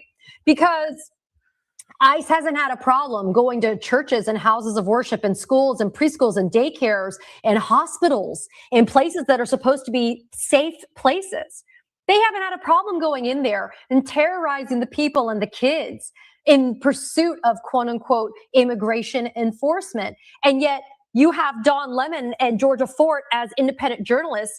And frankly, it could have been anybody in media. It didn't have to be independent journalists. It just happens to be Don and Georgia, who have been very hardcore about being on the street and meeting with people where they are. They happen to go in to cover this. And that is some type of hypocrisy, just like this bullshit about calling all of us domestic terrorists. And murdering Renee Good and murdering Alex Preddy and immediately calling them domestic terrorists. What about Marimar Martinez in Chicago, lying that she had rammed the federal CBP agent's car? He whips out a gun, shoots her 5 times, and then it turns out he lied. He rammed her car, but they label her a domestic terrorist as well. But Ashley Babbitt, her ass gets millions of dollars for her family, and everybody gets pardoned from January 6th. All of this is just a telltale sign that we're living in the upside down world. But Tim, ultimately, I care about making sure that we control the levers of power. Is stuff like this a huge overreach and overstep that's going to come back to bite the Trump administration in the ass? Yeah, look, I think so. I think it's going to help empower Don. And I think the people are sick of it. I really do. You see it in the numbers. I mean, it's hard in this country, as polarized as we are, for an institution to go from, I don't have the numbers in front of me, but just ballparking, like, plus 10 favorability, which is where ICE was, down to like minus 15, 20. And like 1 in 4 people in the country have changed their mind about this over the past 6 months. Yeah. Like that is, you don't see those kind of, you don't see that for anything in this world. Like we're all so polarized, so you've seen that, and it's because of their behavior and it's because of their actions. And they have invaded these spaces and done so inappropriately and done so not without warrants and masks. And they've terrorized people and done things we shouldn't do. I should say, and I said this in the first time through because I do think this is important. because it's important from a principle matter. I don't love invading the church. Like, I don't want to be them, right? Like, I think if you're a protester, I think protesting outside the church is fine. I think going in is not appropriate. But the point I think that can be made is you can get the broadest coalition of people by saying, like, we still don't want the fucking journalist that covered it to be arrested though by the government because because they're opposed to the regime, right? Yeah. And I think that's where you can get a lot of people and get the maximum number of people on your side, right? When you're saying that, okay, maybe some people liked that protesting strategy, maybe others didn't, but we can all get together and say the jackbooted thugs of the state don't get to tell us, where journalists can go, right? And don't get to tell us how we can speak our minds, and don't get to tell Ramesa Ozturk what she should say in her op-ed, or else she gets jailed, right? And what we have seen from this government using isn't it like Don Lemon is in jail right now? Like, it is crazy. Like, this is not like, think about all these cancel culture assholes that were like, oh, you deleted my tweet, or you deranked me, or whatever. It's like, he is in jail. With guns.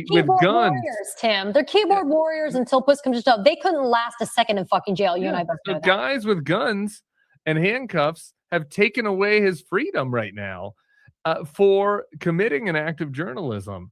And so, if you like that act of journalism, or you like that protest, or you don't, it doesn't matter. Like, we should all be on the side of saying this is dangerous. This is not, we don't want a government where the president and the attorney general can just say, I don't arrest that person because I don't like them. That's how you go down the path to East Germany.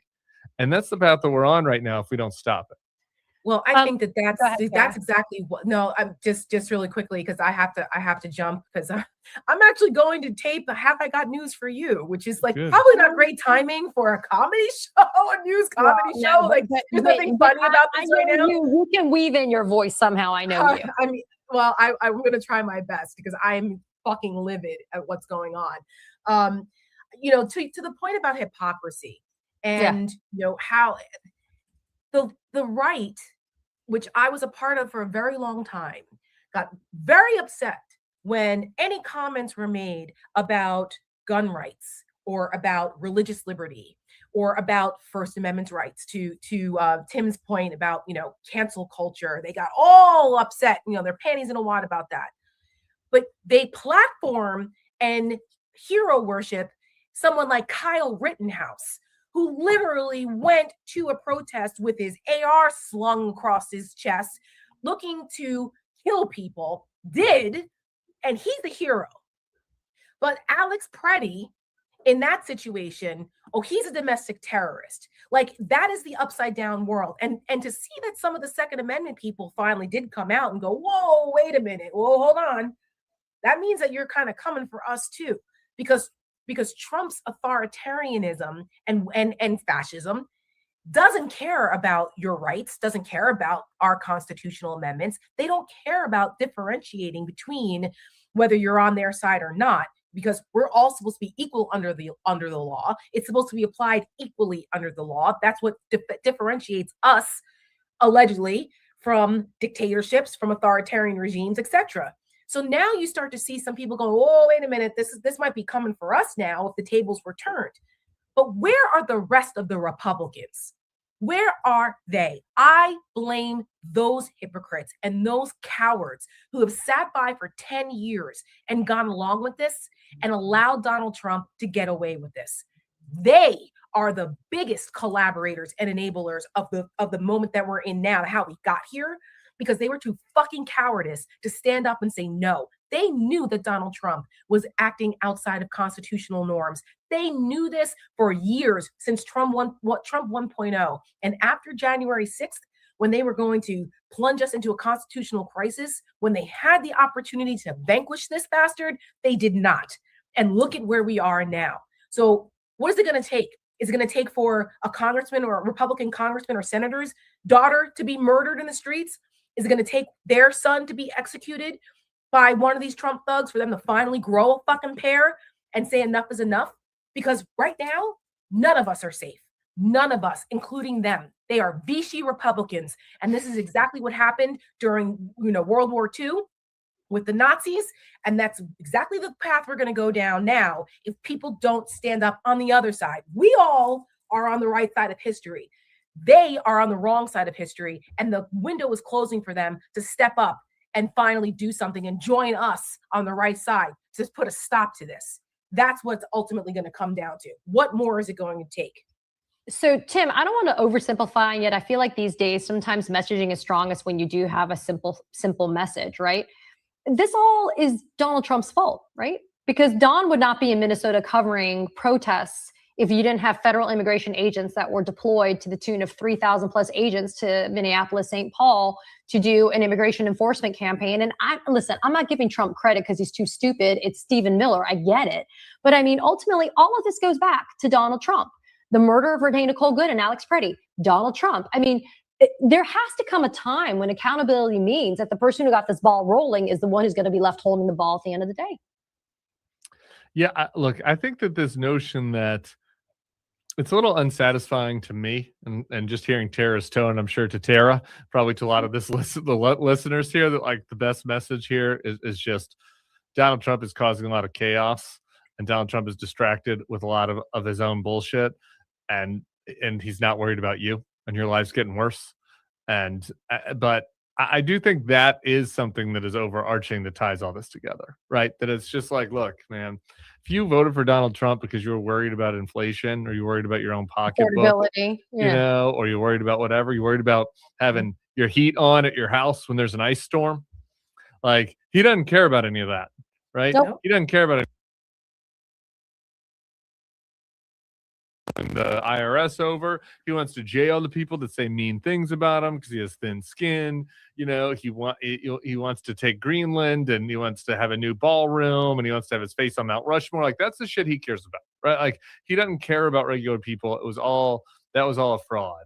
And all of this chaos, you know, is a result of the fact that Donald Trump is a chaos agent that cares only about himself and doesn't care about regular folks.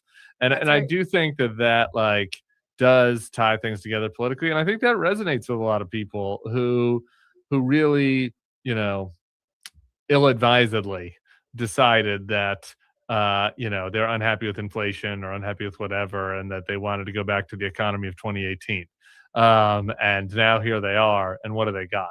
Like just this madness, and somebody that is obviously not even one iota focused on them. So, you know, there's a little less righteousness in that than some of the other stuff I'd like to talk about. The fact that he's fucking tweeting about Don Lemon in chains and how outrageous that is, and what an assault that is on democracy, and how we're going into Orbanism. But like Orbanism doesn't maybe land as well as a political term, but it's true, and it's pissing me off. Well, the Epstein files does land, doesn't it? And that was a distraction from this big $3 million Epstein files document tranche that got released today by the DOJ that Todd Blanche was trying to, you know, take care of it. I mean, here's the bottom line. Like they are always looking for a distraction. From Fulton County yesterday, Tim, from sneezing the original ballots and the vote tabulations and the voter rolls, right? They don't want you to be talking about that. They don't want us to be focusing on that. They want us to be outraged. But you know what? That's the thing. If you can't let the people that are supposed to be covering this as journalists cover it, then all you have is state-funded propaganda. Then you think Newsmax is going to report this accurately? You think any of those people are going to do this? You think Laura Loomer, Megyn Kelly has been like riding some crazy ass dead horse now about Don Lemon for fucking forever. You know, these people that are racists and homophobes and misogynists and white supremacists, like they're just getting their fucking rocks off on this. But fundamentally, the irony is, this shit never happened until the Trump administration. Let's be honest. It wasn't like in the Biden administration, they were arresting journalists, even though those people said some crazy ass shit and were doing some dumb stuff too. Yep. Well, I'll leave you guys on this Orwellian quote. In a time of universal deceit, telling the truth is a revolutionary act. And right now we are living through the upside down. We're living through an era of deceit and propaganda that's state sponsored. And right now it's up to all of us whether we are going to be a part of the revolution that saves this democracy. And Don and others, and you know, I'm grateful for you, Katie and Tim, and you know what you guys are doing at the Bulwark, amazing work. Like we all have to stick together in this because they want to break us. And if they do, they win. And I don't want to be part of the generation that lost democracy. So, and I know none of you guys do either. No, And it all I know. begins with us standing in solidarity and speaking the truth and continuing to do this as long as we still have the option to do it. This is the only way we can right this ship, is to get these bastards out of there and not let them get away with what's happening right now. So, and it's all up to us. We all can play a role in it, every single one of us. So thank you guys. I know, Tara, quickly before you go, because I know Tim has to go too. Where can people support you? And then I'm going to go to Tim because I want to make sure everybody knows how to support you guys. I appreciate that. I mean, I run the Seneca Project. We are a women-led content organization. We are the fighters in the front lines, trying to change the hearts and minds and get the truth out there in what's happening, defending our democracy, also from the perspective of women. And we are 100% dependent on the generosity of the American people. So you can find us at Seneca Project US, or all our socials is Seneca Project US, but our website is senecaproject.us. And we need the support. We have to have a well-financed revolution because the other side is financed and organized, and we need to be the same on our side too. So thank you so much for it, guys. Appreciate you, Tara. Yeah, I'm just at the Bulwark, but I'm here to support Don, and maybe I'll stop back in later. I don't know. We'll keep an eye on it. Come in and out. Keep an eye on it because we got to get him the fuck out of there. Well, there's a hearing that's coming up in 30 minutes, 4:30 Eastern. It's 3:59, 4:30 Eastern, 1:30 Pacific is the hearing for his appearance, Tim. Abby Lowell flew out immediately to go out to California to meet with him. Abby's representing him. And I also wanted to say Miles Taylor just texted me, Tim, his organization Defiance that he started. Yeah. They've announced a $10,000 grant to defend Don Lemon and Georgia Fort. And so far, I've raised more than $12,000 to help with the legal funds because, as you know, Miles has also been under attack, being called a traitor, et cetera. So look, we're all kind of having to lean in and support ourselves here because we need to rely upon each other right now. For sure. Well, I appreciate him and everybody that's out there, and we're there for Don. And we'll keep an eye on that hearing over the Bulwark too, and I'll pop back on as necessary. All right. Thank you for doing this. You're the best, Tim. I'll see you later, sweetheart. Alrighty, bye. Listen, folks, I was just saying it is 4:00 Eastern, 1:00 Pacific. If you're tuning in right now, I just wanted to get you all caught up to speed. I am Katie Fang, dear friend of Don Lemon's, colleague, and also a huge fan of the Don Lemon Show. I am a Lemonhead. I know there are thousands of you, if not more, that are going to be watching what is happening as it unfolds. But we've been going for 5 hours and 41 minutes on the Don Lemon Show. Myself and others have been filling in to host. We've had guests that have come in to not only show their support and love for Don, but to also express their outrage. This has been an attack on our democracy. You don't have to be a journalist. You don't have to be a member of the media to give a shit about what is happening. Don Lemon, Georgia Fort, members of our independent media having been arrested for only doing their jobs, going and reporting on a protest that happened a few weeks ago in Minneapolis, St. Paul. We all know that those twin cities have been under siege. It's been a federal invasion, a federal occupation of an American city by the Trump administration under the lie of immigration enforcement. We've known that it's not the, quote, violent criminals that are being rounded up and deported. They are taking 5-year-olds. They are taking younger children. They are going, federal immigration agents going to preschools, schools, churches, hospitals. They don't care. And yet they expect us to be so dumb as to believe that Don Lemon, Georgia Fort, and others were there to be able to violently interfere with a church congregation, with their ability to worship and do their First Amendment right to free assembly as religious observers. Well, what about the First Amendment free speech right for people like Don Lemon and Georgia Fort to be able to cover it as journalists? We know that Don was live streaming this protest. If you were going to be committing a crime, you certainly would not be doing it in real time. I want to make sure that you all understand that while you're here, while you're following us right now, while you're supporting us right now, become a subscriber. Make sure that you're watching. Make sure that you become a member of the Lemonhead Nation. Also, we've had amazing guests that have come to show their support. They are also a part of independent media. It is a part of what we are doing here. I just got back from Minneapolis less than 24 hours ago. I came to those places to bear witness. We cannot be scared. We will not be silenced. We will stand up to this administration because it is only time before they come for you. And we cannot be allowing ourselves to be cowed into silence and to be living in fear when we are not only doing our jobs, but we're also exercising our free speech rights. They have executed people in the streets like Alex Preddy and Renee Nicole Good, and they are now silencing the Fourth Estate, arresting them and intimidating them.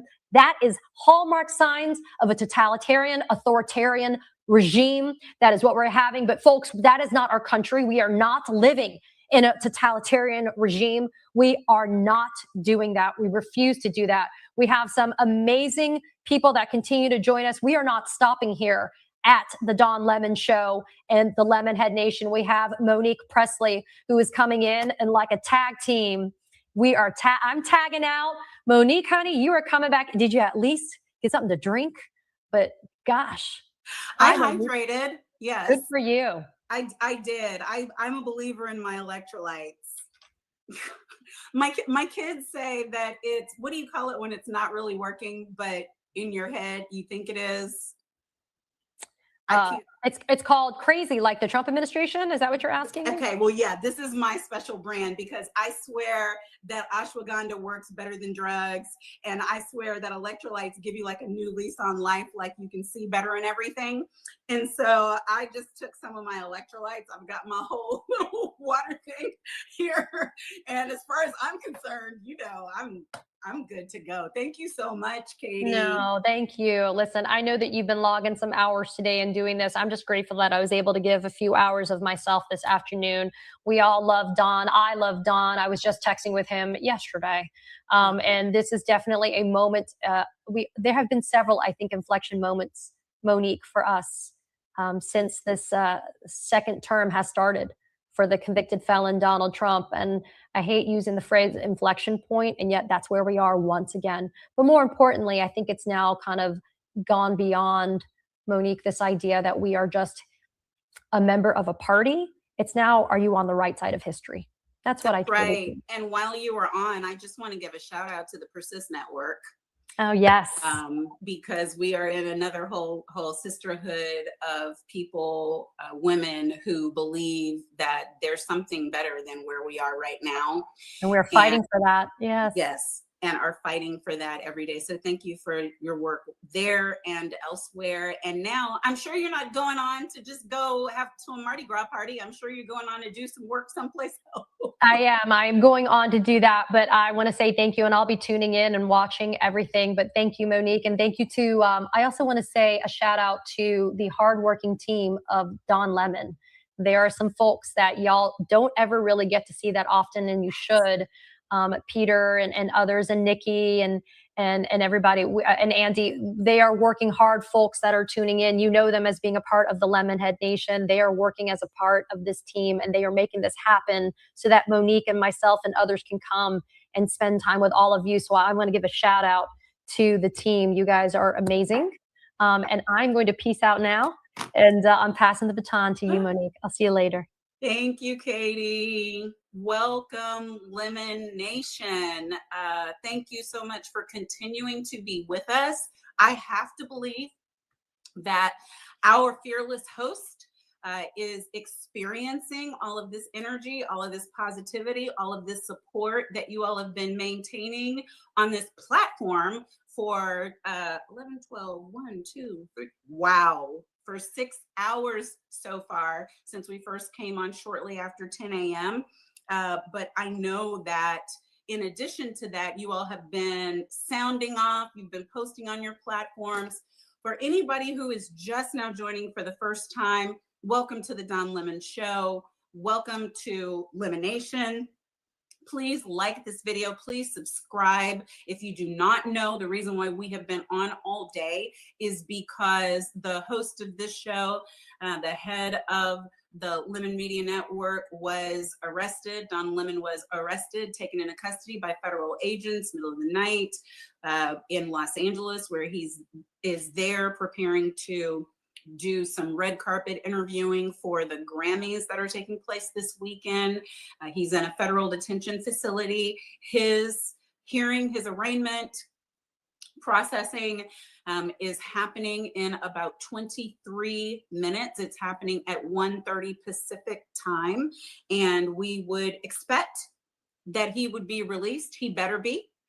That we have information that one other independent journalist, Georgia Fort, Emmy Award-winning journalist, has been released. She was arraigned and was released in Minnesota about 30 minutes ago, I think, all told. I haven't spoken to her since she was out, but we support Georgia Fort.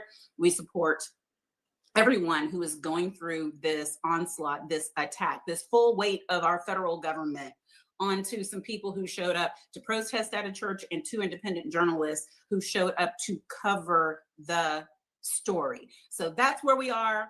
That's what we've been doing since this morning, bringing you the truth of it. We have had incredible guests who are supporters, not just of Don or of Georgia or of any individual, but who are supportive of the importance of freedom of the press.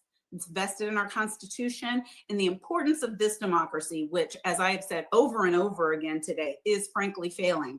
So we are glad that you are here to take part in this unfortunate step in history, but perhaps a necessary one for people to wake up and understand what's going on. Joining me now is Francesca Fiorentini. Beautiful. Hello. Did I do it right? So good. And yes, really, really great to be with you, Monique. I've been watching. You guys have been doing such an incredible job. I can't believe we're here. I can't believe Don. Like, my first thought was like, Don Lemon? What do you, he's about to do red carpet interviews. Don Lemon, former CNN, Don Lemon helped the, broadcast while the ball would drop, got tipsy, made jokes, had fun. And that, I think, speaks to this moment that we're in, which is, Don's doing what I think so many journalists are doing, which is not sitting on the sidelines, not trying to play it down the middle, not trying to, in extremist times, pretend like there's a center. Don's like, no, look, I came from mainstream news. I have built this on my own platform, and I'm not going to sit and pretend like, there's 2 sides to a coin of fascism. That is where we are. I'm going to go cover the protests. He did so legally. He did so lawfully. Now they're trying to, charge him with some bill, policy that was enacted to protect abortion clinics of all places. And you're just like, this is where we are. It's like when Don Lemon is getting arrested for being too extreme. I mean, for me, as someone who is not as well known, I get a little scared. And look, I'm here in LA. Don's gonna be out. I hope to see him and hang with him. He's gonna be okay. I know there is a massive protest happening right now in downtown Los Angeles. Probably, in fact, maybe outside of the building that he's being held in, or for certain they're going to be marching there. Everybody knows. So believe you me, it's only 1 o'clock here on the West Coast. It's only getting started over here. People are angry. They know about this news. They're on the streets. A lot of people are taking the day off. Businesses have closed. Sadly, none of the big businesses that we should be, of course, boycotting on a day like today. But yeah, this is, this is so ridiculous. It's not going to stand. And it's just kind of laughable. We all love Don. What do you like? And one of the go things ahead. that you said, though, that I think we really need to highlight is if they can do it to somebody big like Don, right? Because that is the exact point. A lot of the different guests today have been coming on and talking about it being no mistake that it was 2 Black journalists that were the first, because we're always the test cases. We're always the proverbial canary, right?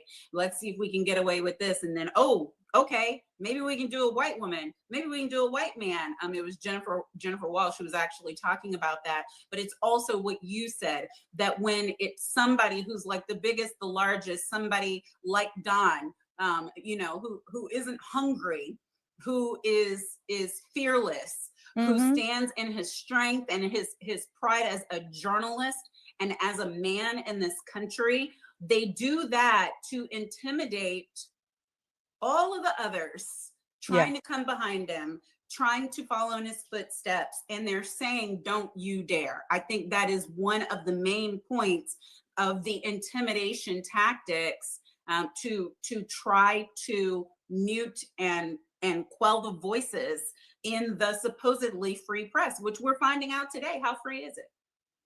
No, not at all. And I'm sure you guys mentioned in the beginning, and I have a lot of thoughts because I've been watching the stream and a lot of the discussion around, this has been on Trump. And let's be fair, everything they said about Joe Biden, they're doing. Yeah. Everything, they're weaponizing the Justice Department. Like, look what Pam Bondi is doing, how she's been running cover. They're going after their political enemies. They raided John Bolton's home. Do you remember this, right? Former National Security Advisor John Bolton. They raided his home because this administration, not only everything they projected onto the left or Democrats or whatever they thought, not only is it something they were doing and salivating and chomping at the bit to do, but also they're making good on it. They're making good on it, and they're also petty. This is what I'm trying to tell you. They are petty as hell. And this week, the biggest other thing that happened, other than this tranche of Epstein files being released and then deleted, some really eye-scrubbing things there that you cannot unsee about our current president. We can talk about that in a second, but like, I want to talk about that because obviously we've been talking about the fact that this stuff is coming out, and how they're trying to distract and detract from it, but we haven't dealt at all with any of what they're trying to keep us from seeing. Well, it seems, now deleted, and I haven't had a chance to peruse it myself, but again, 3 million more documents, which, as we know, the documents that we've received up until now, which were something like 260,000, which again, for just a normal person feels like a lot. It's a lot, but it was something like 3%. It was a minuscule amount of documents that they were legally required to release. I did see that there was reference to a teenager. No, sorry. Excuse me. Scratch that.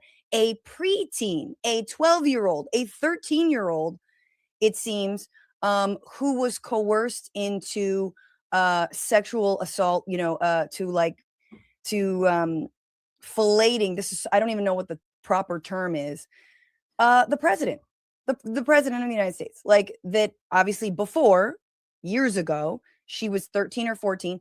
Apparently those documents are no longer found. So this is unfolding. This is what they're trying to cover up, is that they have to release these documents. We know they love to do them on a Friday. And as with some of the other documents that we've seen, one of them, there was, actual corroboration. Another one, which was this young girl saw Donald Trump and Epstein laughing together, smiling, pointing at her. She was underage. She was like, I think 14 years old at the time, saying she's a good one, right? That happened. She actually, had a case out against Jeffrey Epstein for trafficking. Then there was another non-corroborated, but like another file that implicated, that said that Donald Trump knew that this young girl had been abused serially by her uncle, I believe, and Jeffrey Epstein on a yacht, and that Donald Trump knew that her father also killed her newborn baby. Real, like, I don't want to be the one to come in here with all that shit, but like real sordid, disgusting, again, cannot bleach your eyes enough, information here. Again, that is not corroborated. That is a tip. This young woman called in, or she's now an adult, called in multiple times to the FBI. So now there's more, and there's more, and there's more. So all this is just a cover up. And I was going to say, it's also the same week that Little Miss, bad lace front wig, Nicki Minaj is out here, like, calling Donald Trump, her savior, that he's the best. She loves protecting pedophiles and rapists, as evidenced by her, her partner and then her brother. But who was Nicki Minaj beefing with 2 weeks ago? Who was Nicki Minaj beefing with? Don Lemon. Who was she hurling, homophobic slurs at 2 weeks ago? Don Lemon. So put the pieces together, people. It's very clear that Nicki Minaj was the little, worm in Trump's ear, and they thought it would be funny. Like, I think a lot of what is happening is also the disgusting internet culture of bullying, of trolling, has become policy. They're doing this for the lulz. It's funny to them to arrest Don Lemon. Yeah. And speaking of funny, I've been asking everybody who comes on here, as you all have this, to me, particular talent of speaking truth while adding levity. And I'm just wondering, for the people who are watching who are struggling with their mental, frankly, and are struggling with all of the heaviness of everything that is happening, how do you find your funny? And how do you suggest that people get some of that in their systems while, frankly, things are dire? Yeah. Well, I think what was so interesting about Dawn being arrested in advent of like covering the Grammys is that, you know, there's still an entertainment industry that is kind of hope against hope, trying to maintain a sense of normalcy. And I think it's becoming a lot harder to, and you're seeing a lot of celebrities speak out much, much more. I mean, you're going to see, I think Grammys are always, I think musicians are sort of much more outspoken. But I think we saw that the Golden Globes. So, I mean, there is that element, but I also think we are very much beyond celebrities trying to save us. I think celebrities are following our lead and the people's lead. So there is part of me that's like, I'm just sort of looking at the entertainment aspect. For me, you got to mock these fools. You can't let JD Vance win, this couch fucking dweeb. You can't let these people win. You can't let, you know, again, Pam Bondi, you know, horse killer with too much, dog killer with too much face filler, looked like a horse. Christine Nome, Stephen Miller. Like, you can't let these never been hugged fascists win. And they are so ghoulish that it is kind of funny and it's enraging. So I feel like clown on them, roast them, go watch the video of ICE falling on ICE. You know, please make sure to reach out to comedians. We will perform for you. We will go to your events. We will speak at your, you know, whatever it is, whether it's a campaign, whether it's a rally, whether it's your, you know, faith organization or wherever it is. Comics are there and we're fucking mad too. We're pissed off. And most of us, you know, aren't these podcast bros that were glazing Trump a year ago, right? And who are now like, oh God, I didn't see this coming. You didn't? How not? You didn't. And it's so funny because they've been silent as shit. I remember after Kimmel was taken off the air, same guys, Rogan, Schultz, they were quiet for days. They didn't say it. And then finally, when it looked like maybe he wouldn't be reinstated, they were like, oh, this is bad, right? It's like, yeah, this is actual free speech, actual journalism. And I think it's been really hard. I mean, I don't know. I'm also a journalist in addition to being a comic. And so I don't know how you feel about this, but I think that the way we've allowed journalism to be consolidated, to be sort of, you know, corporatized, to include certain voices and certain people and not others. I mean, we've spoken to Dawn is a former CNN contributor, Katie Fang, also a former journalist. Like, I mean, these are people who are on mainstream outlets. Thinking of Melissa Harris Perry, like over the years, you see the people, and specifically people of color. Joy Reid was on earlier. Right. People of color who are, because the issues they're talking about and because the experience they have seem less safe for news media to sell whatever they need to sell or whatever it is, they get the boot, they get axed. And so it really is also sort of a condemnation of our media that we're allowing now. The Fifth Estate has been so degraded that now you have, you know, brown shirts, Gestapo, federal agents just openly arresting journalists. And I do want to remind everyone that Hannah Nathanson, the Washington Post journalist, had her home raided. She wasn't arrested, but her home was raided, I believe, about a week ago. So like there have been signs, but is Bezos doing anything? Nah, man. He's rolling out the Melania premiere tonight. Everyone, don't get tickets. It's not selling well. And it's like, he's also owner of the WAPO. So we're going to, please stay with us, Francesca. We are Yes. going to add also Miles Taylor. Welcome, welcome, welcome. Hi, friends. Welcome to my flight. Oh, boy. Oh, we're always glad to join people who are taking flight or landing safely. Or which direction are you going? In, out? Going in. So we're good. I'm all set. I'll be with you guys, and I'll be deep planning here in a second, but I figured, look, Don has shown up for me a lot in difficult circumstances, so I can most certainly hop on for him at the end of the Yeah. flight. Absolutely. Thank you so much, Miles. You know, for those who are just now joining us, I'm here just being a sad imitation of a host of the Don Lemon Show. No. But an enthusiastic one, because like you said, Don's been here for us in so many ways until this is light work for me to be here doing this, because for those who just joined and don't know, Don was arrested last night in Los Angeles by federal agents. He's at a federal detention facility. His hearing, his arraignment, his release hearing, whatever they're calling it, starts in 7 minutes, 1:30 p.m. Pacific time. And what matters about this, I think, is we have seen all through the day people show up. We have seen people express their caring, express their commitment, express their support, not just for Don or for independent journalists like Georgia Fort, but for the institution of journalism and for the institution of democracy, this young fledgling that we are trying our best to hold on to. So what are your thoughts, Miles? Well, look, I mean, a couple things. And you guys, I don't want to step on your toes if I've missed any news on this front, but when I heard this morning what had happened, I was headed to the airport. I was intending to be offline most of the day, but I was pissed. And I called my colleagues over at defiance.org and said, what can we do to defend Don? And so we announced a $10,000 grant that we're going to make to defend Don legally, to defend Georgia Fort legally.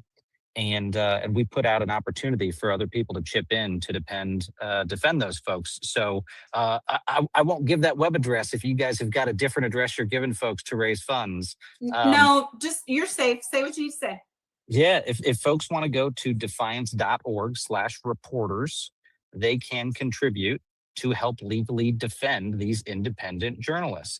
And I've been in touch with Don's legal team. Full disclosure, that's also the same folks that represent me.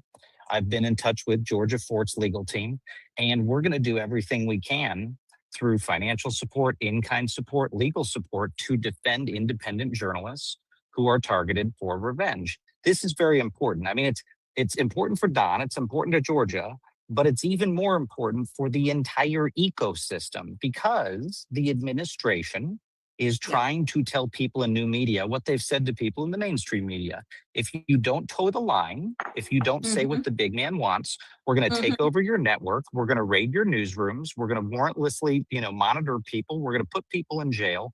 They're trying to intimidate people into not being in the news. And look, I say that as someone who's still a lifelong conservative.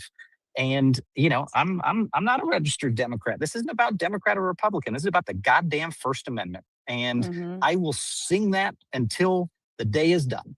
This is about protecting the First Amendment. So regardless of who's in the White House, we can be confident. We can report the news. We can report the truth without fear of arrest. So I would urge folks, if they can, go to defiance.org/reporters, help support Don, help support Georgia. Let's show people we have their backs and push back against the intimidation. Miles, isn't that one of the weirdest things? And thank you for just bringing out that, you still have conservative principles. But there aren't any conservative principles in this administration or in the way that Congress, because I'm a debater from like the old days, like way even before law school. If I really wanted to draw the conservatives in, I was going to lift up the 1A or I was going to lift up the 2A. And I knew everybody was going to start coming because it used to be something that everybody wanted to claim. Yeah. Like when you start talking about the Bill of Rights, you start talking about how long people think they've had a right to say they're proud to be an American. And now up is down and down is up. And we're okay with it when they're committing crimes on the Capitol steps, but we're not okay with it when they're peacefully protesting or when they're covering a protest at a church. It's kind of absurd. Well, we've really lost sight of this principle that you defend folks' right to First Amendment protected speech, even if you vehemently disagree with them. And look, I agree with Don on a lot of things, but there should be fellow conservatives out there saying, you know what, maybe I don't agree with Don's coverage, but hell yeah, I'm going to go chip in to defend him because that's my right too. Right? Yes. I want people I disagree with to have their rights protected because I want mine protected. In April of last year, the president issued an executive order to have me investigated. Why? Because I criticized him. That was the first time in 250 years of American history that an American citizen had been ordered investigated by a president, ever, by executive order. That's never happened. Now, you don't have to agree with my politics or my opposition to Donald Trump to say, you know what, I don't want a Democratic president to be able to do that either, is just sit down with a pen and paper and say, here's who I'm going to investigate. It's wrong. We've got to stand up for First Amendment protected speech. And the only thing that gives me heart about what happened today is Don has become a symbol now. He is a fucking bat symbol for protection of the First Amendment now that this has happened. And I know he will carry that mantle and he will do it honorably. Yep, absolutely. Francesca, any thoughts? I mean, yeah, I would echo all of that. There's so much to say. I'm just sort of lost in all of it. I think that this is the moment where we all have to stand up. We have to understand they're coming for us all. And I also have to say, all the free speech warriors, all the people. I mean, I like to imagine there'll be conservatives who are going to donate, but you know what? They won't. You know why? Because instances like this prove that the right has always been bad faith, and they've been bad faith for decades, right? They're about states' rights when it comes to abortion, right? Only when it comes to rolling rights back for people, that's when they want states' rights. But when it comes to trans athletes, they want to ban on that federally, right? Now there's only 2 genders by decree of the president. Like, they're so bad faith when it comes to free speech. Free speech for them was only because they didn't want to say your pronouns correctly. They wanted to use the T slur. They want to use the N word. They want to, whatever other slurs they want to do. That's all, the R slur. That's all it's about to them. And so when it comes to actual free speech, which is journalism, they're nowhere to be found. And that's because they don't like journalists. They like little, nut coddlers. I'm sorry. They like their little podcast monkeys sitting there clapping like chimps along with whatever Trump says, thinking he's funny, even though he's totally not fucking funny. No. And they want people like Rogan to be like, yeah, that is interesting. No pushback, no hard questions. So that's journalism to the right, because fascists have no use for journalism. Journalism, the truth, is whatever they say it is. Well, I appreciate both of you because in this hour that we're in, and I'm thinking that we're about to be starting soon in the courtroom, I'm hearing actually that Jane Fonda requested an activist we know to take her down there because she wanted to be there to show her support in person. Yes. And I think things like that are very, very important because somebody who for decades has been an activist and is still showing up for us. Don't you think, Miles, like, we're showing that from the youngest who have everything to lose in this, because they're going to be here the longest, we'll be long gone, and they'll be in this crapola country if we don't do something about it, all the way to our seniors. Everybody is taking this opportunity to say something. Well, and I'll tell you something else. At the beginning of last year, it seemed like everyone was scared shitless to say anything about the president, even people who'd criticized him before. And Hollywood types who'd criticized him before, a lot of them had gone quiet. And credit to Jane Fonda. She launched something called the Committee for the First Amendment. She resuscitated an organization that existed during the Red Scare and McCarthyism in the 1950s. And she organized hundreds of celebrities to come on board and stand again for First Amendment rights in this moment. So again, you don't have to agree or like her politics, or maybe you love her politics. It's not about that. It's about the same amendment that protects all of us. And so I'm thrilled that she's done that. And look, what Jane has done is what Don has done, is that the more people who dissent, they lower the price of dissent for everyone else. Because when everyone's quiet, the first person who speaks up, they get punished royally. But the more people who speak up, the harder it is to do anything to get back against them, because you've then got an army defending those principles and defending dissent. So that is what Jane Fonda's doing, and rallying influencers, to go support Don. That is what Don has done in the journalism profession. That's what we all need to do to go protect Don, to go protect Georgia Fort, and to show that we're not going to stand for this. Can I just add really quickly that I think it's also, Don will get out. We hope. But there's also, my mind immediately goes to all the people who don't have the legal support, the money, and the backing of this awesome community, which are all of the people who have been swept up by ICE, including the 5-year-old Liam Ramos, who is still being detained, was picked up, the kid with the, his little blue hat and his Spider-Man backpack that he's been asking for. He's been in detention for what now, like a week, right? And we saw images of him. He's in Delaney, I believe, in Texas. We saw images of him lying in his father's arms. He's not well. He's not eating. And I think we also need to make this rallying cry to free the detainees, okay? Because many of them are just as innocent, if, as Don Lemon is, right? Living their lives, doing their jobs, going to work, picking up their kids. And they have the audacity, this regime has the audacity to call Liam's father a negligent father, right? That's what they called Kilmar Abrego Garcia, who has children in this country. He's a negligent father. He's a terrible guy. Why would you defend this guy? I can see Miles is probably going to have to leave. Thank you. If you want to come back and join us, we appreciate you. It's starting to get blurry. We appreciate you joining us. And I'm going to bring on 2 additional people. Jay Jordan is returning to us, and Akila Hughes is returning to, or not returning to us, maybe here for the first time for the day, at least. Welcome, everybody. Hi. Thank you for having us. Well, hey, what's up? We have not heard yet from the lovely Miss Hughes, so I know you know what all is happening. I'm not going to do the breakdown for you just because you're new guest on the show today. Give us, what's your take? Where are we? What does it mean? What we need to do now? Right. Well, I mean, just to start, I woke up to the news like a lot of people on the East Coast about Don Lemon being arrested, and he was the one to say they're going to keep coming for me.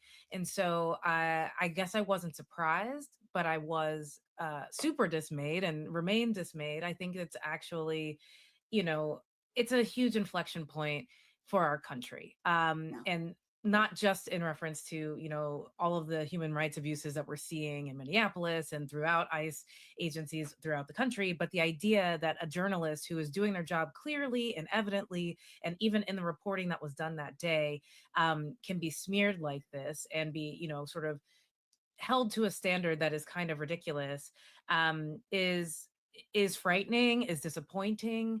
I've been pissed off all day.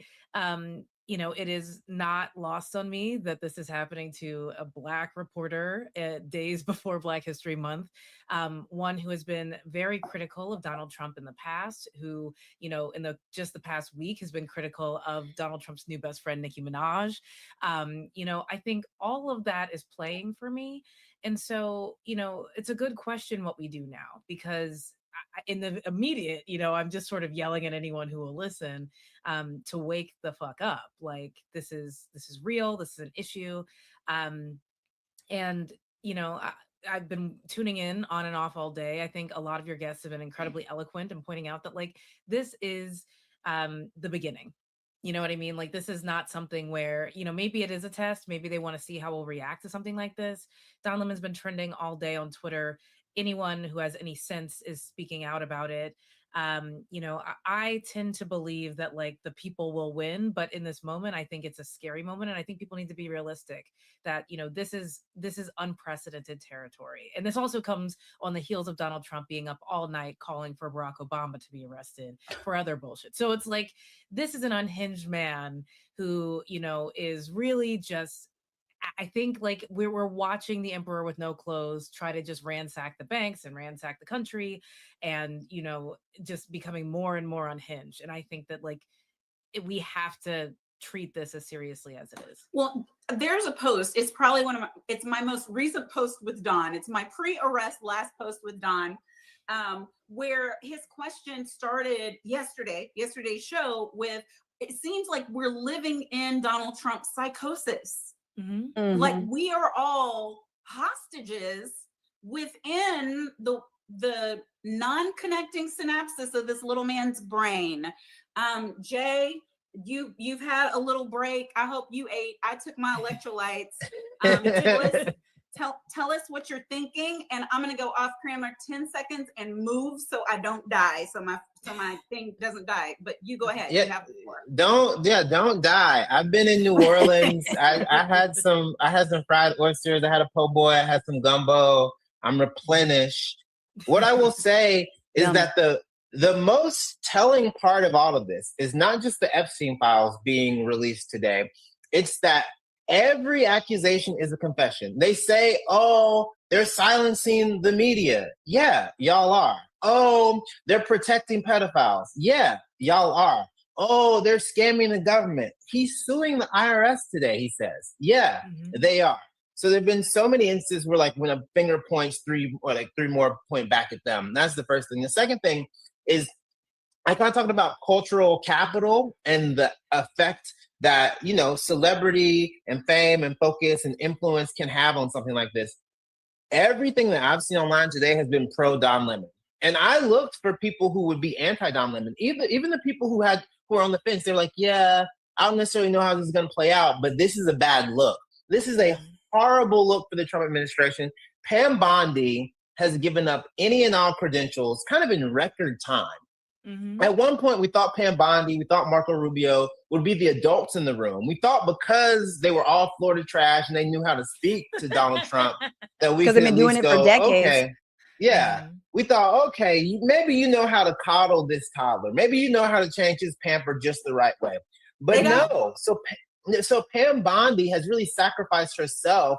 People are calling for her to be disbarred. A lot of people who work within the legal field are saying, this is ridiculous. There's nothing here. The thing they want is for people to make this an inflection point. They want a Ferguson. They want a Minneapolis 2020. They want something that they can send militarized troops into and, you know, kind of slaughter Black bodies in mass. That's what they want. That's what they think is going to happen. It's been a very interesting day. Also, once again, as a comedian, I apologize. This is inherently tied to stand-up comedy. It's inextricably linked to stand-up comedy, to Joe Rogan, to Tim Dillon, to Theo Vaughn, to Nick Shirley, to Channel 5. It's connected. It's very much connected. Well, they're very vocal now, aren't they? They're all out in front. Suddenly, yeah. Well, no. What was it? No, I'm being very sarcastic about them not saying shit when. Yeah, Joe Rogan is being extremely cagey about his answers. Theo Vaughn, who called Nick Fuentes brave 2 weeks ago, just interviewed Bernie Sanders, and Bernie Sanders, who is possibly the most famous Jewish politician, shouldn't have had to sit across from someone who was being soft on Nazis. And Tim Dillon has yet to answer why he dressed up as the Beast to hang out with Cheryl Hines. So there's a lot of connect. I can't make this up. The weird part about Don being arrested is that these people, they say they're saving the country. I don't know if this is helping Americans. I don't know if this is putting food on table. I don't know if this is putting money in anyone's pocket. We know that it is not. Yeah. Right. That's Can what we I know. just add also, immediately this action at the church, I super stand by that action. There's a fucking priest. That church is collaborating with ICE. Yeah. That was he was leading the little whatever, the ICE franchise, whatever they call it. He was a point person for ICE as it's terrorizing the community of Minneapolis. So the community had every reason to protest him. And it reminds me very much of when Pussy Riot protested inside of a church and they got arrested and they were seen as enemies of the state and enemies of, the faith and all this. And they did it on purpose. And I'm not saying that this was not a religious protest by any means, but this is do not collaborate with the American Gestapo the way you are. How dare you be a leader of faith and simultaneously be fingering women, children, innocent people, workers. And this is an army that is now, killed 2 people. So I think just the whole characterization of protest as inherently being illegal, whether, it's in a church, you can't do it. You can't do it on the sidewalk, or you can't do it in the street. Or Megyn Kelly, well, I would have just blown a whistle from the side. Shut up, bitch. Like, I think we've got some footage from outside the courthouse that we want to play. Let's see. Let's go. Done.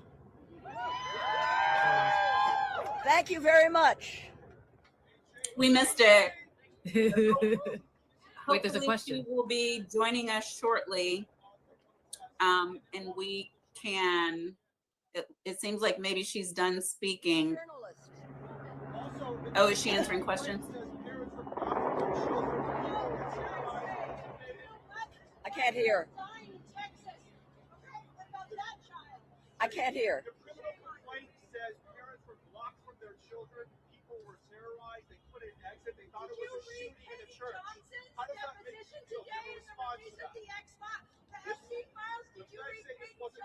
Hey, we can only take questions if we can do it in an orderly manner. So right now, this gentleman's asking a question.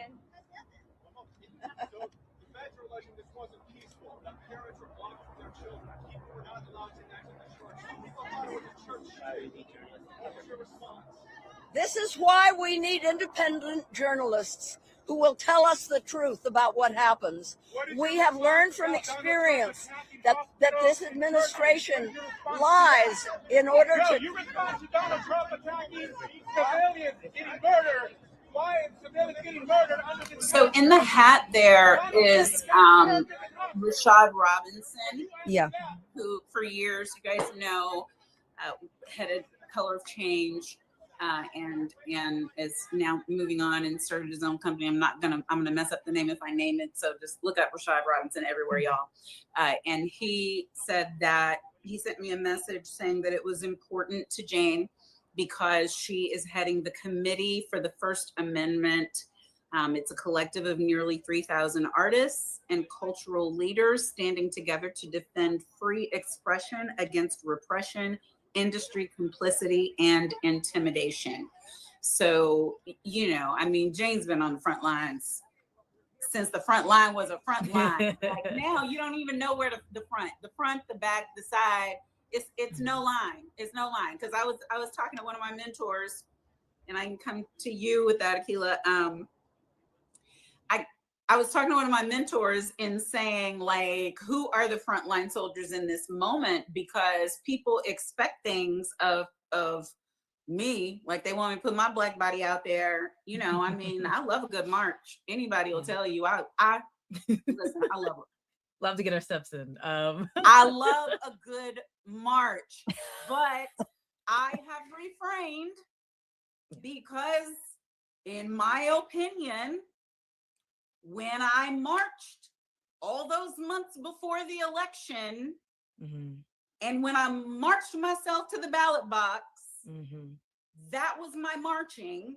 And now I am working in other ways, and people who did not march their way to the ballot box. Right. I mean, I will say I share that frustration. It's like probably the thing that I talk about most online and off, because I think that, like, objectively, Donald Trump is a convicted felon. This was not a hard decision. And unfortunately, in this country, it is still very much a two-party system, and one person was going to win the election. And so I understand the criticisms of Kamala Harris, but I also understand that this would not be happening under Kamala Harris. There's no world where journalists would be arrested for, reporting on a story as it unfolds, as it enters a church where the pastor has been confirmed to be working with ICE. And beyond all of that, like, I have to live in the moment we're in. So it's like, I try to table that, even though I am pissed. I think generationally I am pissed. I talked to my mom about this, and she's like, well, you know what? Your grandmother marched and we're still marching. So what does it do? That's her real feeling. Guys, I'm sorry to interrupt, but we have Senator Ruben Gallego here and Scott Galloway here, and maybe somebody else here, but we'll wait on them. First, Senator, coming to you. The news of the day that the person who normally hosts this show, I wouldn't have kept you waiting. Don Lemon is currently being arraigned in Los Angeles in a federal courthouse right now. Your thoughts? I mean, there's really no other way to put it. This is really fucked up. And in what world is it acceptable for a journalist to be arrested by the government? The only world that is acceptable is a world that is trying to move closer and closer to fascism. And, what we're seeing again is just another attack. Now, whether it was done today or was going to be done tomorrow, this is just another, step in what this president and his allies are trying to do, which is trying to get full control. Let's not forget that yesterday they went and took, all of the ballots from Georgia. We saw some releases from the Epstein files today, and then now this. This is just, again, this administration, Trump just going overboard, doing things that are illegal, in the hopes that he basically everyone gets used to this, so that way they can do, even more illegal shit. Right now, I'm actually in the U.S. Senate because we're voting on the bill when it comes to funding ICE. I will be voting no. But we're really dealing at a bad crossroads. We just had 2 U.S. citizens killed by federal agents in less than a month and a half. We're seeing people of color being just taken off the streets, whether they're U.S. citizens or not, just by racial profiling. This is the kind of stuff that is really dystopian, and the stuff that was has made people really have nightmares and wrote books about it. And the reason why they got to take journalists out first is because they know that if there's no journalists talking about this, then people aren't learning about it. And then there is no popular uprising against this. And that's what you're actually seeing right now. The reason why these numbers are going down for the president when it comes to immigration numbers is because the press has been out there showing the excesses of these ICE agents, these federal agents, showing how much they've been bullying these communities, suppressing these communities. And that has really turned the American public against Donald Trump in one of the areas that he was the strongest. And they're trying to send a message by not just picking up Don Lemon, but also these other journalists. So we need to stay in this. We need to be in support of Don and other journalists that are out there, because they're just as much of our defense against this type of tyranny as the people that are marching in the streets. Yeah, and that's a mouthful, and we agree with you. Thank you, sir, for everything that you're doing and for speaking up in this hour, because everybody isn't. There are a lot of people who know that this is wrong and aren't saying a word. So we appreciate you. Well, you guys starting it makes a big difference. I'll hand it over to the professor. Adios. Yes, Professor Dr. Galloway. I know that you know Don, and I know that you're no stranger to appearing with him across this and other platforms. What say you in this hour? Oh, and I'm sorry, before we do that, bye, Francesca. Thank you so much for joining. We appreciate you. Oh, yeah. I got to go watch Nicki Minaj trash Don Lemon and then troll her online. So I hope you guys watch that, because fuck Nicki. And thank you guys for having me. Free Don, and follow me at Franny Fio wherever. Take care. Thank you. Okay. Sorry about that, Professor. So first off, thanks very much for hosting me. And I just want to correct the record. I only have an MBA. I don't have a PhD. So just Scott, not Dr. Galloway. So look, first off, to be blunt, I'm not worried about Don Lemon. Don has money. He has huge levels of support. He's going to be just fine. And Don is a friend. So I'm not, and quite frankly, I think Don is going to come out of this with more credibility, because he's showing a lot of courage, and he's actually, walking the walk and going on the ground. The reason this is so worrisome is that history has a brutal truth here, and that is the normalization of trying to silence controversial voices and journalists is a playbook straight out of a kind of a fascist handbook. It's happened repeatedly. And unfortunately, it's difficult to put the genie back in the bottle when you do this, whether it's 2013 in Hungary, whether it's the Weimar Republic. They start with controversial figures where there will be some natural support for illegal actions against that person. And then you end up not enforcing the law, but trying to shape a reality to fit a certain political discourse. And I was trying to look at things through an economic lens, whether it's 30s Germany, whether it's Turkey, whether it's Russia in the early 2000s. Generally, the sequestering of the dissent of journalists leads to two things. It leads to an angrier nation, and it leads to a much poorer nation. So this type of, when you have the attorney general not arresting someone because because they're enforcing the law, but because they're trying to reshape a new reality. It turns political discourse into kind of a new political rally, a new political reality. It doesn't end well. This is a scary moment. And oftentimes it's very hard to go back behind the line when you start normalizing these types of arrests. And just to show you how outrageous this is, can you ever imagine Obama's Attorney General arresting Sean Hannity? So this is a scary moment. I don't think it's scary for Don. I think Don's going to be just fine. And as much as I care about him, I think he's going to be just fine. But it is a scary moment for America. Yeah, and I want to bring in my distinguished colleague, co-laborer in the law, Charles Coleman, ESQ. But I also want to say that I do believe, same as you, Scott, that Don will be okay. But my experience with this country is if you're a Black man in America, it doesn't matter how much money you have. It doesn't matter how much influence you have. I have spent a career taking care of behind the scenes and in front of cameras, Black men who were supposed to be untouchable. And so that's why I'm on this camera all day today, because I am concerned about Don. And Charles, I know you probably can identify with that. So let's go to you next.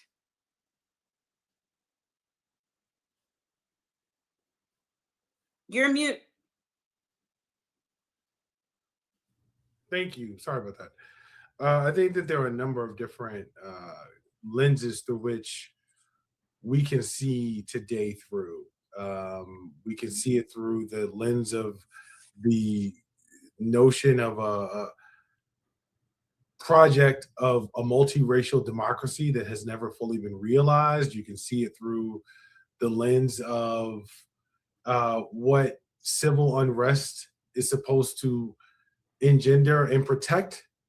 But one of the things that's important to remember is that regardless of whatever lens that you may choose to see today through, we as Black people, Don as a Black man, does not have the choice to see the lens through anything other than that first and foremost.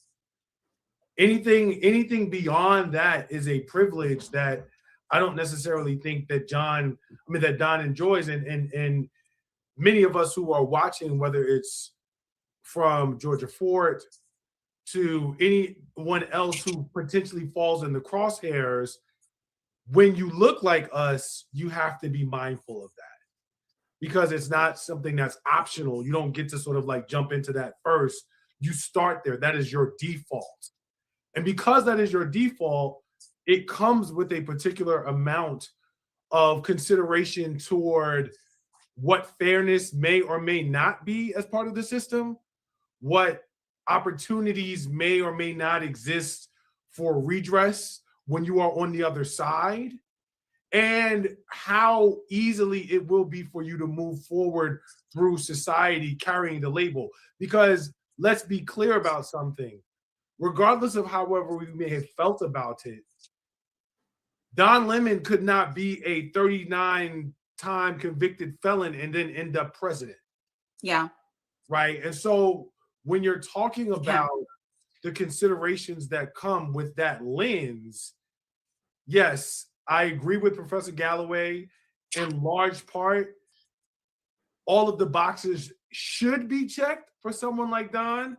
They are not guaranteed to be checked, but for any journalist who looks like us on this live right now, the reality is that we cannot take anything for granted in this moment. And I will go back to the fact. And I'm going to toss back to Professor Galloway for more thoughts. But before I do kind of just want to say that since this morning, Charles, you have chosen to wear an ensemble that matches your artwork. And even in these darkest of times, I think attention must be paid, because we need the levity. And I know you couldn't have done it by accident. So blend on, my friend, blend on. Professor Galloway, please, we're going to you. Yeah, I largely agree with everything that's been said here. And also, I just want to acknowledge I've never walked in Don's shoes. I just can never fully empathize with what it means to be a non-white. A white heterosexual male born in the 60s, I've just recognized so much unearned privilege, and I acknowledge that. It is difficult for me to in any way say I have walked in your shoes. I just want to acknowledge that up front. However, what I will say, something I've struggled with my whole life, is the difference between being right and being effective. And in this moment, I do think this is a moment about when there is state-sponsored arrest and selective prosecution of journalists based on their political views, that we are entering a very dark space and that we should be focused on that. And also just in general, one of the things I fault my progressive brothers and sisters around is we have a tendency to begin pointing out when we agree on 90% of our issues, we have a tendency to focus on the 10% we don't agree on. And that we need to come together as one and embrace that we're allies. And even if we're holding the gun wrong, we are allies. And I would suggest in this moment, this is about a historical precedent where the federal government is selectively prosecuting journalists. And I would keep it very focused on that message. But again, I'll finish where I started. It is difficult for me to fully empathize with the challenges many of the people on this call have faced, and Don Lemon, because the reality is I have not walked in your shoes. And Monique, can I? One second. Thank you so much. We appreciate you, and frankly, appreciate the wisdom that you drop every day. I'm a follower and a fan, and don't mind admitting either. I've learned things that help me greatly. I quote Professor Scott. Trying to make my dollars Galloway quite frequently. I appreciate that. Particularly as it relates to, and we can talk about this another time, America's mental crisis. I quote him quite often. So great. Yeah. Thanks, guys. Keep fighting the good fight. Thank you. Appreciate you. Take care. Absolutely. Thanks. We Hi, want to. Don. I want to talk for a bit to our resident laugh boxes because we need to laugh, and then I'll be staying on. Charles is going to take over anchoring, and I'll be hanging out because I hear one of my sisters in the struggle is coming on, so I'm definitely not going to leave before she graces us. But what I also want to say, as we level set, is that Mayor Bass has just walked into the courthouse. I am in touch with people who are accompanying her and people who were there, and the proceedings have not started yet. So we are a good, healthy 30 minutes behind. But we still expect for Don to be free from these chains today, as the people were in Minnesota, but then free from this case eventually, as I know my colleague Charles will lay out for us as we talk it through. But now, what say you, Jay? You had something you wanted to say. Okay. Well, the first thing I want to say is that it's not funny. It's not funny. But in a world where we know what happened to Breonna Taylor, to send that many police officers to Georgia Fort is to subject that woman to near death. We have to frame it that way because that is the way it feels, looks, and happens to Black people in this country. That's the first thing. And it's not funny, but that's an attempt on a Black woman's life when you send that many police officers in the middle of the night. That's exactly what that is. The second thing is that it is amazing to me that they thought this would distract us from the Epstein files. Because a lot of people who believe and like solely pledge their allegiance to Trump can't hold two thoughts in their head at the same time. But the majority of Americans can. And Black Americans whose existence is a duality and oxymoronic, we always have. So of course we know both of these things are going on.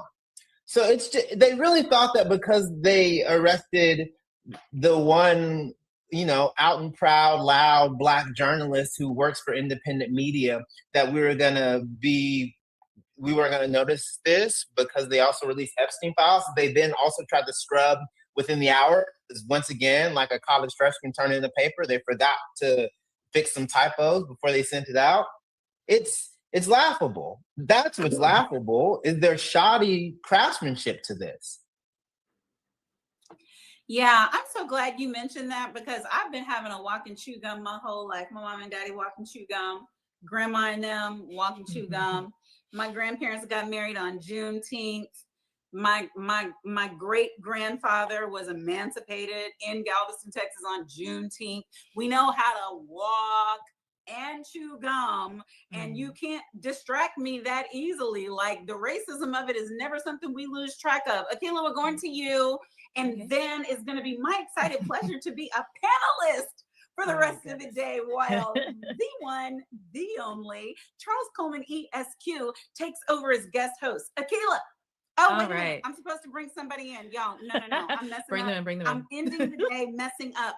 The one and only Brian Tyler Cohen is here.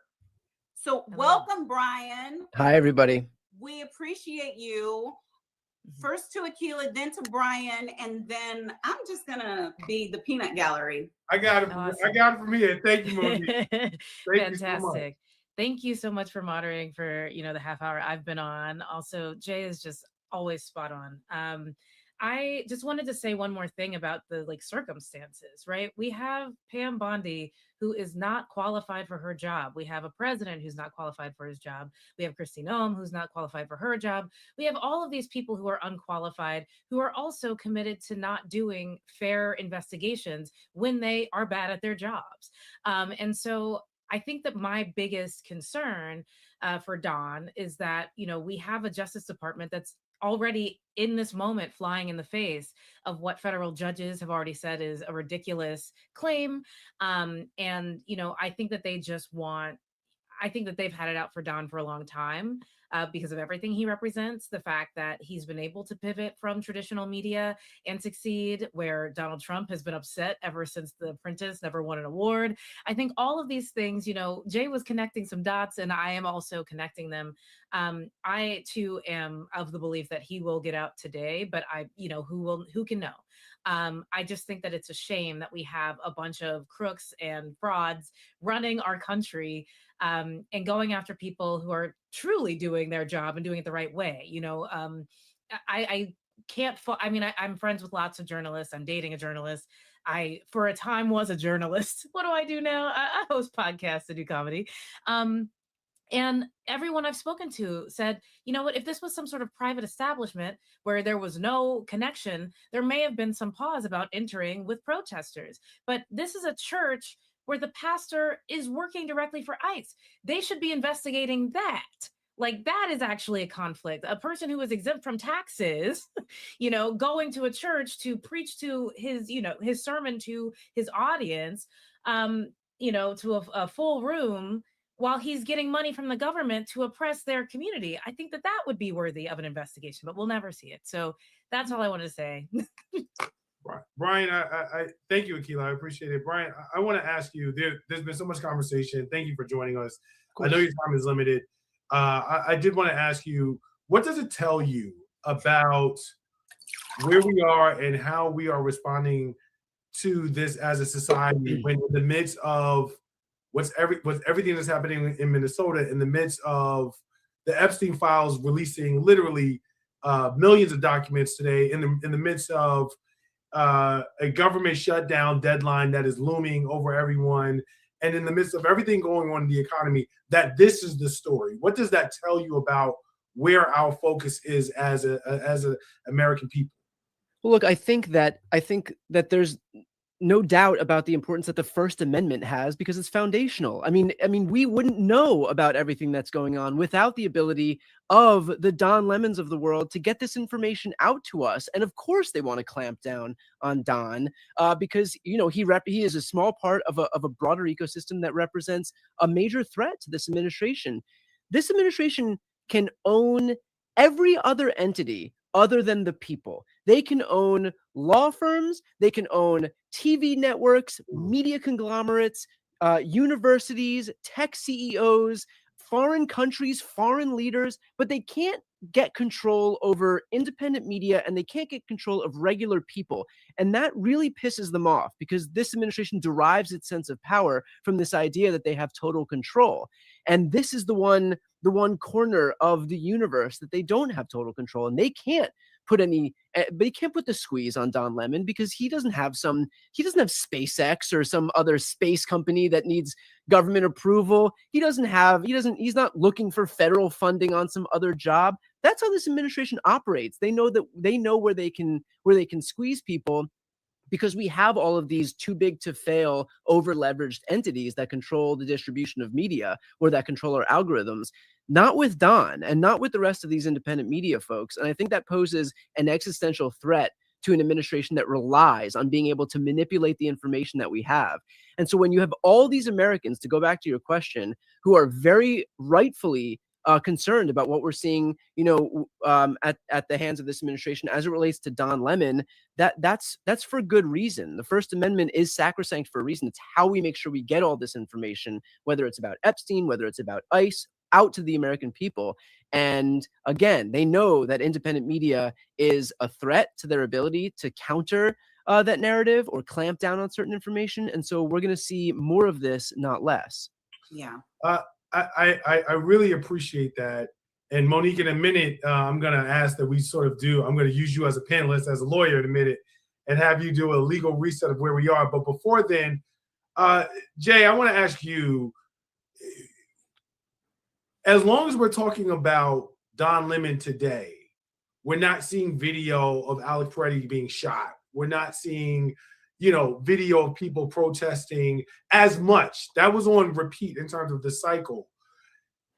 There is an intentional effort. Steve Bannon has talked about flooding the zone repeatedly as a means of trying to get people's attention span to jump around to different places. How concerned are you that by Monday or Tuesday of next week, not necessarily for us, because we're here, Lemon Nation is in the chat, we are focused, but for other folks who are sort of casual observers, how concerned are you that the conversation drifts? And if so, how do you keep it where it needs to be? Yeah. I think that the outrage economy and the kind of like ADHD nature of American media goes all the way from TikTok and Instagram all the way up to CNN to see who's fighting Scott Jennings this week. I think that we have to make sure that we have a holistic approach to this. So when we talk about this, we're talking about Philando Castile and we're talking about Don Lemon. We're talking about the entire breadth of what's happened when it comes to Minneapolis. When we talk about Minneapolis, we can remind them, oh, this happened to Don Lemon because Nick Shirley wanted to pretend to be a journalist to engage in racism and xenophobia against Somalians in Minnesota, because that's what they're kind of banking on us going, oh, well, that was last week's hot news. This isn't hot news. This is how we have to look at this. And I think a holistic approach, I think a historical approach, and I think that a well-rounded approach that comes from talking to Black people, talking to people in Minneapolis, talking to journalists, talking to people who are vetted, and talking to comedians who will tell you right now, this is connected to Joe Rogan. This is connected to the White House Correspondents' Dinner. This is connected to the memification of election cycles in America. This is connected to the death of expertise. It's all connected, sadly. So I think that's how we remind people that this is happening now, that happened then, and this is what this can lead to. Also, we have to remind people when it leads to things, it will get to you. If you are a vendor in Los Angeles, this will take money out of your pocket come 2028. People can't come to this country for the Olympics. When it comes to World Cup this year, there are going to be journalists from the global South. There are going to be journalists who are Black and brown who do not want to step foot in America. If this is how America treats its own journalists, what's going to happen when they come over here? So I think that a holistic approach, while it is tough, listen, sometimes being an engaged citizen means it's going to be a 300 level course. So this isn't 101 anymore. You're going to have to understand you a junior now. Take this serious. Do the reading.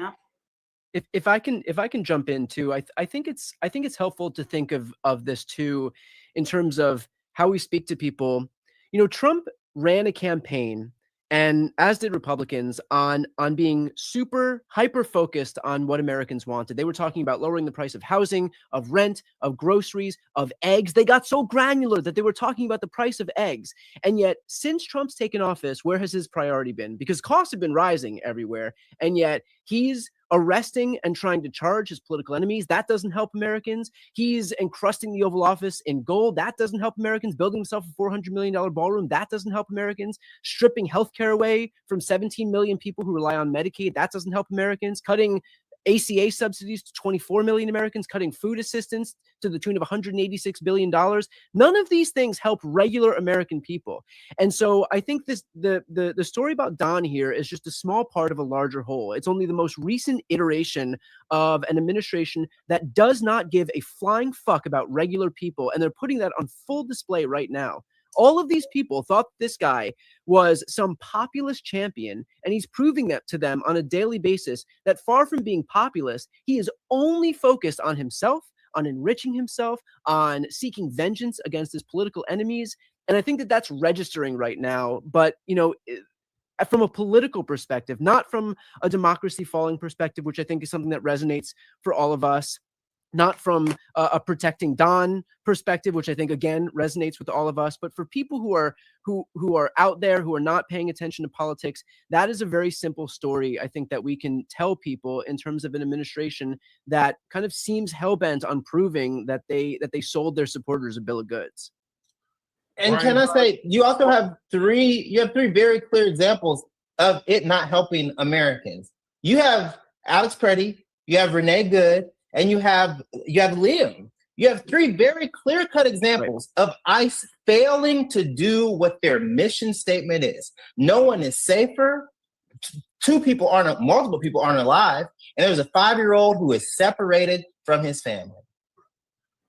Brian Tyler Cohen, I want to thank you for making the most of your time today. And I know you had a little bit of a heart out, but really appreciate your commentary here. Wanted to do a refresh. Thank you for that, Jay. Wanted to do a refresh at the top of the hour, just so everybody understands where things are in case you're just joining us. As usual for Don's Live at 5. Obviously, Don Lemon is not with us yet. I anticipate that sooner than later he will be. And we have been pretty much going live all day, thanks to none other than Monique Presley as well as Katie Fang. And so we are so thankful for their stewardship in helping to carry the torch while Don is not with us yet. Monique is now a panelist, and so I get to guest host. And Monique, in the spirit of a refresh, can you just sort of give us a legal overview for those of us who are just joining, may have been at work? What are the charges that Don is facing, and where are things we're waiting for his initial hearing? What does that look like, and what are next steps? Monique, would it be okay if I said one thing before I leave? I just want to thank you all for doing this and taking this opportunity to draw attention to what's happening right now. And I think that the biggest advantage that we have right now as folks who are in the independent media space is making sure to not let this administration succeed when they try to silence certain voices. There's a reason that they went after Don, and the fact that this opportunity wasn't wasted and you all are taking the time to come on this platform and make sure to give accurate information to people and sound the alarm about what's happening is a massive service that you're doing to everybody. So I just want to thank you all for taking the time today and doing this and making sure not to lose this opportunity and push back in very much the way that I think Don had built this platform to intend to do. Thank you. Thank you so much for that, Brian. Monique, I'm going to ask you to pause for a moment. As you know, this happily. You've been talking all day, and you know this is a very fluid situation. Keila, Jay, thank you so much for sticking around with us. I want to bring on someone who is no stranger to making their voice be heard, and in this moment, a voice that really does matter. Congresswoman Jasmine Crockett is with us, who is also a candidate for the United States Senate in Texas. Congresswoman Crockett, thank you for joining us. Always a pleasure to talk to you on every platform. Can you please just give us some thoughts and reactions to the arrest of Don today? Yeah, so obviously y'all are trained attorneys, so I can only guess what you have already stated. which is the obvious, which is that this is a violation of his constitutional rights. There is a reason that there were multiple judges that refused to go along with this. And frankly, Charles, you've been a prosecutor, and you know what the saying used to be: you can indict a ham sandwich. And frankly, the only thing that this DOJ is good at doing is indicting ham sandwiches. I mean, we know that they indicted the guy that threw a ham sandwich. And guess what? No conviction. We know they indicted Tish James. And guess what? Nothing. We know that they indicted James Comey. We can go down the list. So they are losers. So that is good, right? Like, we know that this is not the creme de la creme. We know that like they are scraping the bottom of the barrel. But what is terrible about this is that they are trying to inject a chill effect on all of us. Those of us that want to exercise our First Amendment rights to protest. They decide, let's kill you in the middle of the street. And no, there won't be any type of oversight or accountability for what we do. And then they decide to go after journalists that decide to be on the ground, on the front lines, and telling the truth. And so I think that this is a moment that we all have to sit back, just like everybody felt a way about Kimmel and what they felt like was an attack on Kimmel. And everybody came together. I mean, everybody, right? They were like, oh, y'all gonna cancel Kimmel? Y'all can't do that. Let me tell you something. This is way worse. They incarcerated this man. They incarcerated this woman, right? Like, we know that they went after 2 African-American journalists. Like, this is not by accident. And as I continue to say about the broken systems that we have in this country, this is all a part of the design, a part of the feature, not a flaw. So I will say that I am trying to work in creative ways with my colleagues in the legislature, because I think that we need to empower plaintiffs in this moment. The only branch that is not completely broken right now is the judiciary. The idea that we need to say that certain things are going to be in place and just don't break the law, that's not good enough with these guys. We need to empower those that want to get their own attorneys. Obviously, Charles, you've done civil rights work, right? You know what it is. You know how difficult it is to go after the federal government or any government. So let me make that clear, right? So maybe we need to lower this bar, because this government is coming after everyone. But this is something that Black folks specifically have been talking about for a very long time, and no one was listening. So whether we're talking about the killings of Mr. Preddy or Renee Good, or if we're talking about trampling on the rights of immigrants, or if we're talking about trampling on the rights of journalists, we need to have some real teeth. It is obviously not good enough to just say that something is a constitutional violation at this point. We are going to have to specify exactly how you go about getting some redress and empower these lawyers so that then the judiciary can do what they do best. Congresswoman, thank you for that. I saw earlier that the CBC had issued a statement online in support of Don and in protection of journalists. To your point about getting critiqued, it's going to take not only the efforts of the CBC being very clear about where they are, but also reaching out to many of your other colleagues throughout the House of Representatives, and particularly in the upper chamber as well. What does that effort look like in terms of getting more people who are federal legislators to understand the importance of this moment? Yeah, so first thing this morning when I heard, I was posting in various Signal chats like, yo, like, I mean, this has to be a red line, right? And others are chiming in. So we're having these conversations not only amongst the CBC, but amongst kind of the caucus as a whole. We have not had a meeting called that I'm aware of just yet, but I anticipate that we may have a meeting called by leadership.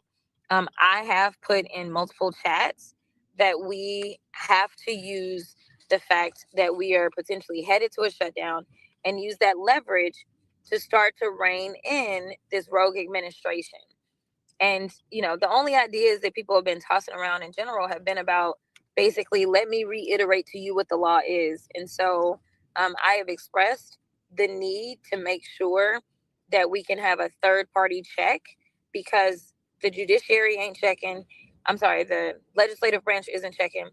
nor are we getting any checks or any adherence to the law from the executive branch, right? So, typically, even if you had a rogue president, you would have a real attorney general, a real U.S. attorney who would follow the law. We don't have that right now. It all has broken down. And so the best that we can do is empower individuals to protect themselves against this federal government. And that's what we need to be focused on as we go through these negotiations about whether or not the government shuts down. And while we have you here, Congresswoman Crockett, I know we have a bunch of transition. Jay has to go in a minute, but I would be remiss to ask you, if I did not ask you, for the sake of everybody who's on, what is the status of the government shutdown? Where are things? Do you think that it is going to be? Do we think we are headed toward another shutdown? Well, it doesn't look like they're passing the bills that the House sent over. And I am currently in Houston, Texas, shooting my first commercial for the Senate campaign. So we've not been called in. So, the rumors are that I will be called in on Sunday. We're already supposed to return on Monday anyway. I just received an alert that they have an agreement. I'm not really sure. And I want y'all to kind of dig into what that agreement looks like as well and nerd out a little bit. Because the last thing that I recall seeing is that they were going to fund 5 of the 6 appropriations that they still needed to get across the finish line. They were going to pass those, but then they were going to do a continuing resolution for 2 weeks for DHS, which includes the funding for ICE. But within that continuing resolution, there also was criminal contempt for Hillary and Bill Clinton as well. So I want y'all to understand, yes, they've locked Don up. They've locked up, activists. They've tried to lock up Tish James. They're doing all of this, but now, very quietly in that continuing resolution, at least the last one that I had my eyes on, was this move to lock up Hillary and Bill Clinton as well. I want to thank you for that and underscore the importance of it, Congresswoman Crockett, because as Monique Presley just said not too long ago, as a people, we have had to learn how to walk and chew gum at the same time. So we are fighting multiple fights at one time. I'm not going to hold you much longer. Thank you so much, and good luck on your commercial being shot. We'll look for it. Congratulations on. Oh, I'm sorry. Excuse me, Charles. Thank you. Have a good night, Senator Crockett. Hey, that's my girl. That's my girl. Thank you so much for joining. We do appreciate you as always, Jasmine Crockett, current United States Congresswoman from Texas, and soon, hopefully, to be United States Senator from the state of Texas. Thank you for joining us, Jasmine. All right, bye, y'all. We have a bunch of additional guests. Akilah, I have not forgotten about you, girl. Please just bear with me. We trying to juggle. We got stuff coming in the pipeline. I'm hanging out. Thank you so much. Jay, I know you are a little bit short on time. Did you want to give one last comment before you hop off? One last comment. One thing you can do to help Don, you can also watch Cardi B on SNL this weekend because it will piss Nikki off. So watch Cardi B. Jasmine Crockett was in Houston. Congresswoman Jasmine Crockett was in Houston. Listen to Megan. Listen to Megan Thee Stallion. Watch Cardi B this weekend. Piss Nicki Minaj off. Free Don Julio Lemon till it's backwards. Thank you so much, Monique. Thank you, Charles. Thank you, Akilah. This has been a pleasure. Free Don till we see Don. That's what I'm saying. Free Don till we see Don. Free Don until we see Don. Thank you so much, Jay, for being with us. We are going to bring on 2 additional guests. Jane Fonda is joining us along with Rashad Robinson. Thank you both for being here. I just want to get right to it. You all are both staunch advocates for constitutional rights, for civil rights, for human rights, and for their protection. Not just for some people, but for all of us, but particularly fighting for people whose rights have been historically abridged and infringed upon. What is your reaction to today and in this moment? How did you respond to the news when you first heard it? They arrested the wrong Don. Yeah. Representative Crockett was right. This is an attempt to scare all the rest of us. They're using Don Lemon. They arrested him so that we'll be scared to be using our free speech, our right to protest, our right to assemble. These are rights that many of our fathers and grandfathers died protecting. We cannot be silent. This is one more red line that has been crossed. This is a page right out of the authoritarian playbook. You arrest somebody who you feel is not sufficiently obedient, and you then proceed to make that person look like he or she is the one that's done wrong. I mean, there was a report. Rashad and I were just at the press conference in front of the courthouse, you know, and they were trying to make Don Lemon look bad. This is the tactic, you know, smear him, create false realities. And we have to understand what's happening, and we have to stand together. You know, if they can arrest Don Lemon for what, you know, for inciting whatever they're accusing him of, they can arrest anybody. And so we're here. I'm representing, and Rashad's on our steering committee, the Committee for the First Amendment, which was relaunched October 1st, the entertainment industry. We're organizing our very important, when it comes to resistance, our very important entertainment industry to stand strong against what's happening. Rashad, thank you so much for that, Jane. Rashad, you are absolutely no stranger to the notion of resistance and organizing. How do you compare this moment to the other moments that you have been involved with for literally the past 10, 15 years now? Plus, right? Like where does this moment rank? Because so many people are trying to place it in terms of its historical significance. You're someone who's really been in those fights. So give me your perspective there. This is like nothing we've seen in the last several decades. You know, they are literally trying to take away our ability to fight. We've always had to fight. Let me be very clear.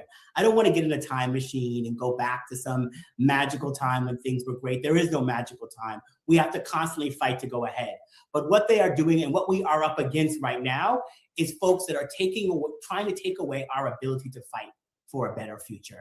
They're trying to rip away our ability to be able to speak freely, to be able to protest, to be able to show up.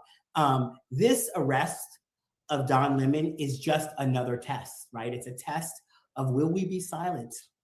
Will we go into the shadows, or will we stand up in new ways?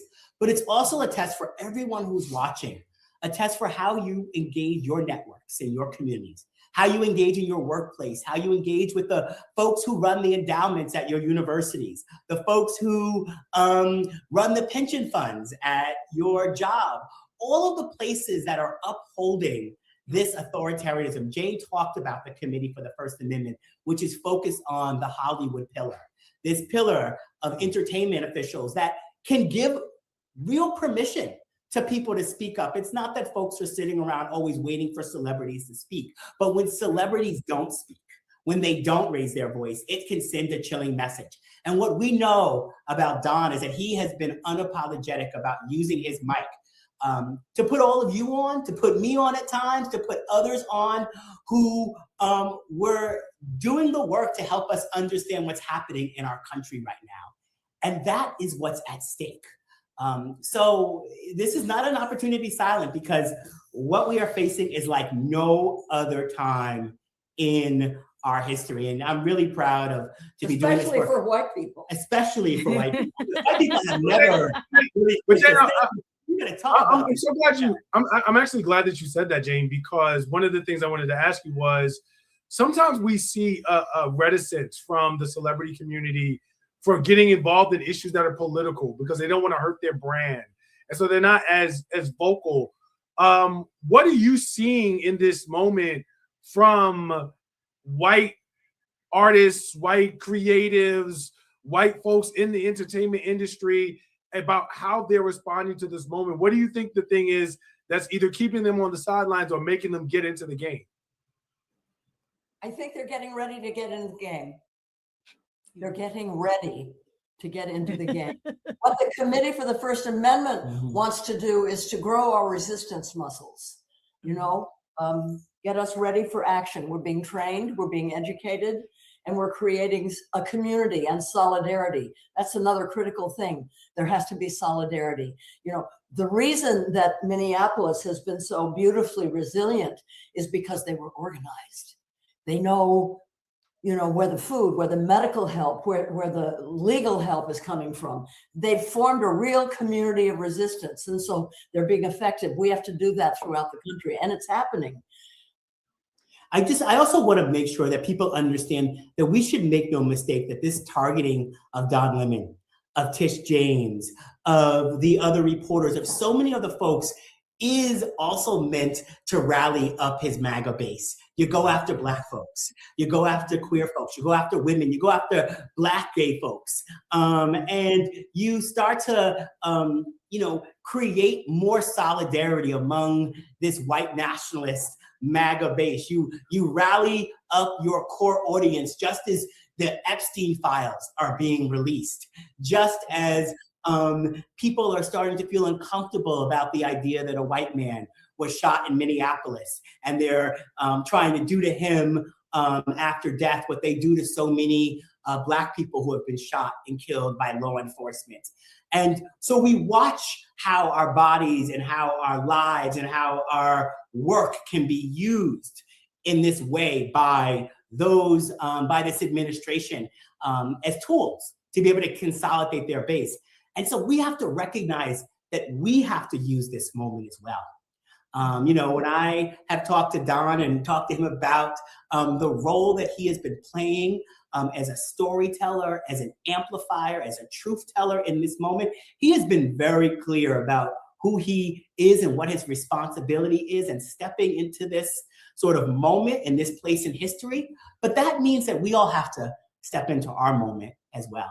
And we have to step into our responsibility to raise our voices, to push back, to fight back, and to hold the institutions that are being silent and to hold the institutions that are enabling accountable. Jane, you mentioned the notion of getting together your sort of organizing muscle and your resistance muscle. And I can tell you, with the former president of Color Change helping you out with that training, you couldn't ask for a better coach or a better trainer to build that muscle, because no idea. I do. But I do. Rashad is truly an expert in that vein. Akilah, I want to ask you, you know, to Jane's point about sort of building coalitions in across various spaces. The podcast space is a very sort of varied landscape in terms of what you get and what's out there, what you see. What does it look like to impress upon them? For example, like, hey, you may not see yourself as a journalist, but for all of your audience that follows you, they're engaged. They care about this on some level, or they should. What does it look like for you to sort of get their attention and get them thinking about the fact that, number one, this matters because this is a problem, but number two, if they can do it to an independent journalist like Don Lemon, me having a podcast, I'm only one step removed from that. Talk to me about that and how that looks. Absolutely. I mean, I think the first thing to note is, like, typically podcasters, and I'd say across the political spectrum, don't have a hard time looking for material to talk about, especially when it's something that's big in the news. And I think a lot of podcasters on the right see themselves as journalists when typically they're just sort of like wading into salaciousness. So I don't even necessarily see, you know, the issue of it not being raised, but I do hear you on the point about Don Lemon being seen as somehow removed, you know, his First Amendment rights being removed from theirs. And I think that that is naivete. I think, you know, doing live streams like this on the day that it's happening is so important. I'm like endlessly awed and floored that you all thought to put this together, because this is the first step of what is coming. And I think that, like, showing that united front of people who are educated and dedicated and willing to learn and reaching out to their community in real ways is exactly what destroys the notion that Donald Trump's administration can act with impunity, can bring false charges, can, do faulty investigations, can go against, what federal judges have already said is bunk. And so I think that this sets the example for a lot of different podcasters, but I also think that like the podcasters who need to recognize this, the ones who are in the off season, I guess you could say, First Amendment warriors, but then not at all worried about it when it affects someone who is Black, who is gay, who is, was establishment and was able to so gracefully pivot to being an independent journalist and maintain that audience. I think it speaks volumes. And I think that, it's foolish if they don't speak about this in their next episodes. I can't imagine a world where this isn't a lead story. It's the lead story today. It'll be the lead story when they try to do this, in the future. I think, he's not the only journalist who's been arrested in conjunction with this story.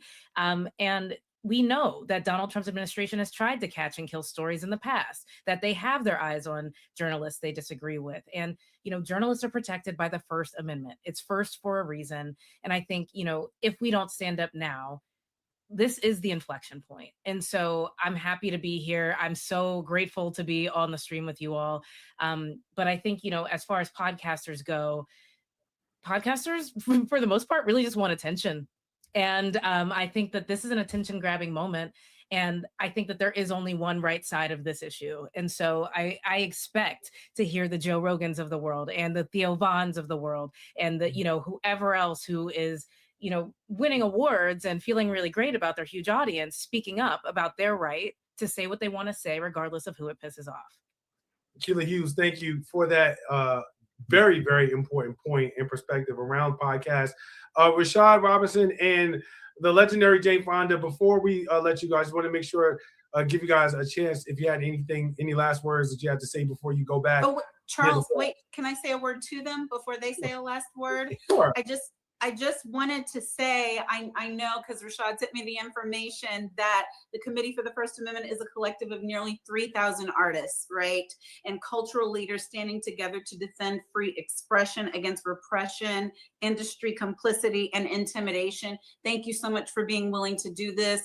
Mr. Rashad Robinson, Queen Jane Fonda, who I have been watching stand up and be an activist for the entirety of my life. You are an example that I use for my children. And the fact that they are activists now and you are still on the front lines and showing up on a day like today, from the bottom of my heart, thank you so much. I appreciate it. Thank you. Thank you. Thanks for having us. Thank you both for being here. We have some additional guests that are going to be joining us soon. But Monique, before I bring those on, you said you had a quick story from the courtroom. Please give us some levity. You done already talked about my clothes, so I want in that they match. I appreciate perfectly. Perfectly. I appreciate that. Please give us a story from the courthouse.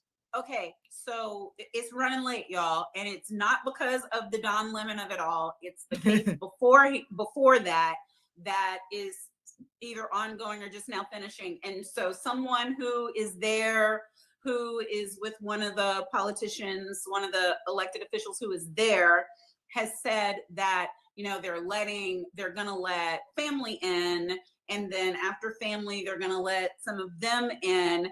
And from outside of the courthouse where people were waiting, somebody asked when the marshals were announcing that, do lemon heads count as family? That just goes to show that the Lemon Nation is everywhere. And they are showing up and showing out. I saw some memes on social media talking about gathering at the courthouse in Los Angeles. So that is not to be taken lightly. And as I've said before, folks know that. So the idea of Don Lemon as an independent journalist is a big part of this conversation. But before we go any further, I want to bring in Miles Taylor, who's going to be joining us along with the incredible Jennifer Welch, who's here as well. Thank you both for being with us and for being so patient as we've gone through things. Jennifer, as you have watched today unfold, what has been your initial reaction? And what have you heard from the people who follow you? Because you have such a strong following of folks who listen to you about and your perspective and your takes on this administration, on everything that's happening. What are you hearing from, what was your reaction, and what are you hearing from your community of followers? My reaction was, of course, this administration, after 3 different federal judges, first the magistrate and then the the 2 federal appeals judge. Of course, after this administration heard no, they still said, we're going to do it. And because the laws don't apply to us, we're going to force this. And so our listeners, when we covered this morning, are in complete support of Dawn. Dawn is a friend of the show. They understand the consequence that Dawn is the canary in the coal mine, that after Dawn, they want to go after other independent journalists, people like me.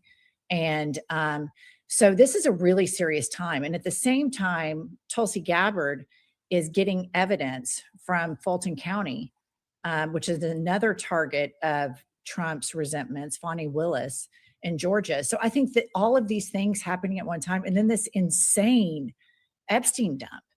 I mean, talk about flooding the zone, but I will say with every single thing that they flood, all it shows us is that this man and the people surrounding him should not be in charge of anything. They need to be tried for their crimes. There needs to be massive investigations, and they are the ones that need to be arrested. Miles, you are an author, a commentator, a thinker, someone who is extensive experience with government roles, but you're also very familiar, uniquely enough, with DHS. And so I want your perspective in terms of how we got here. And can you just sort of explain to our audience, from someone who's been on the inside of different administrations at security levels, dealing with information and how it gets disseminated to the public, how unusual something like this is? Well, what was especially unusual was that I read that Homeland Security Investigations, HSI, was involved in this arrest. That is very weird, folks. I'm going to tell you, as a guy who used to oversee. Tell us why that is. Tell us why that's weird. DHS is a department with a $60 billion annual budget and 250,000 employees, and almost never has any business involving itself in some sort of domestic arrest like this that allegedly has to do with disturbing worshipers, blah, blah, blah, whatever the administration's going to say. HSI is not the agency you would see on the scene. You'd normally see the FBI go make an arrest like this. The fact that DHS agents were involved, I am telling you right now, is a seminal moment. It shows that everything we've been saying for months and months about ICE, of which HSI is a part, is becoming Donald Trump's pocket police. They are sending them to involve themselves in investigations that DHS doesn't have anything to do with. Now, I would tell you, if I was told to do this when I was chief of staff at DHS, I would have told the White House, go pound sand. That doesn't have to do with our mission. Arresting journalists ain't part of what we do. It is spooky as hell that my former department had agents involved in this arrest. That's a big deal. But the other thing I would say is this. Because of the peculiarities around this, like all authoritarians, this administration thought they were making an example out of Don, and they instead made a martyr. That's where authoritarians, that's when you know they are screwing up. You want to go back in history and see what inflection points look like? Inflection points happen when the regime stops being able to make a point and intimidate people into silence, and they make a martyr. And today, I mean, honestly, what you all have been doing today with this day-long live stream feels like one of those moments. People aren't shying away from joining y'all in this program. They're coming on this program to say, yeah, you know what? We're sick of this shit. Yep. And that tells me we are at a turning point. 2026 is the year the defiance, the resistance in this country fights back. And Don and Georgia Fort are going to be that inflection point. Monique, you've handled a number of different high-profile cases that have a lot of different issues that swirl and percolate around them. In a moment like this, how do you bring out some of the stuff that Miles just talked about in terms of like the unusual nature of what is surrounding the environment or the landscape without losing the plot of the case in terms of public narrative? Or is it just a matter of continuing to focus on the client's story and focusing on that and nothing else? Right. And so I think it depends on, frankly, what your job is, which I know you already know, Charles. Thank you still for the question. But one of the things that Rick Wilson mentioned when I was asking all day today, what does it take now for us to turn the page for people who are afraid to talk, to speak? And he started talking about courage, right? And I think that when you represent a client, and I would advocate that any voter in America right now, your client is you. Your client is your family. Your client is your pocketbook. Your client is your children. Your client is their future ability to go to college. Your client is your own future. You are working for someone. And when you are working for someone, you advocate in your best interest and you vote for yourself. And we have watched over and over again this madman get people to vote against their own interests. So it has always been very easy for me when somebody hires me, I drop Monique Presley, I stand in front of a camera and I say, my client, my client, my client, my client, my client, because that is the way I was trained. But what I'm asking everybody to do right now is to stand in front of their freaking phones and start saying, my client, my client, my client. My client needs groceries. My client needs healthcare. My client needs safety. My client needs to be able to play on the streets. I have children who are clients who need to be safe to play on the streets, no matter who our governor is. And so once we sit in the seat of, I work for me, it's not selfishness, Charles, because really in the global scheme of things, if I'm worried about my children playing safely on their block, I'm covering everybody's kids. Mm-hmm. If I'm worried about voting being safe for my district, I'm covering all the districts. Yes. If I'm concerned about Minnesota being invaded, that means I'm concerned about Hawaii being invaded. I'm concerned about Florida. I'm concerned about Texas. It all ends up being a republic, which is the way we were supposed to kind of start in the first place. I didn't mean to go off like this. I don't even know why. All day long, I've been good. Can y'all tell I've been hosting all day? So now, like, I'm wilding out. I'm a panelist. It's okay. Charles, can I say one? Go ahead, Miles. I want to hear what you have to say, Miles, and then I have a question for Jennifer after that. Yeah, sorry, Jennifer. Jennifer's like also 10 times as fucking cool as me, so we definitely have to go back to like. Okay, it's 20 times. She's right. Here's the thing. I mean, Monique, when you were saying that, like, this hit home. I mentioned this when I joined you guys briefly as I was coming off the plane, but last April, when we got hit by one of these executive revenge actions from Trump, it was really scary for our family because that was a window early last year when people were scared to stick their heads out there. It was hard for us to get a lawyer in what normally would have been a like slam dunk First Amendment, unbelievable case for any big law firm to take on. But that was right when Donald Trump was issuing executive orders to threaten the law firms, and everyone was scared. And I will tell you what made all the difference in the world. A buddy of mine, a buddy of this program, Norm Eisen, great guy, came forward and said, do not worry. We will protect your family. And we're going to find you the best lawyers in America. And we're going to build an amazing team around you. And full disclosure, my lead attorney is Abby Lowell, is also Don's lead attorney. And they connected me with Abby and team. Abby was just leaving Big Law to start this law firm to protect targets of Trump's revenge. And after that, we didn't have to sell my house to pay for the legal defense, which is what we were going to do.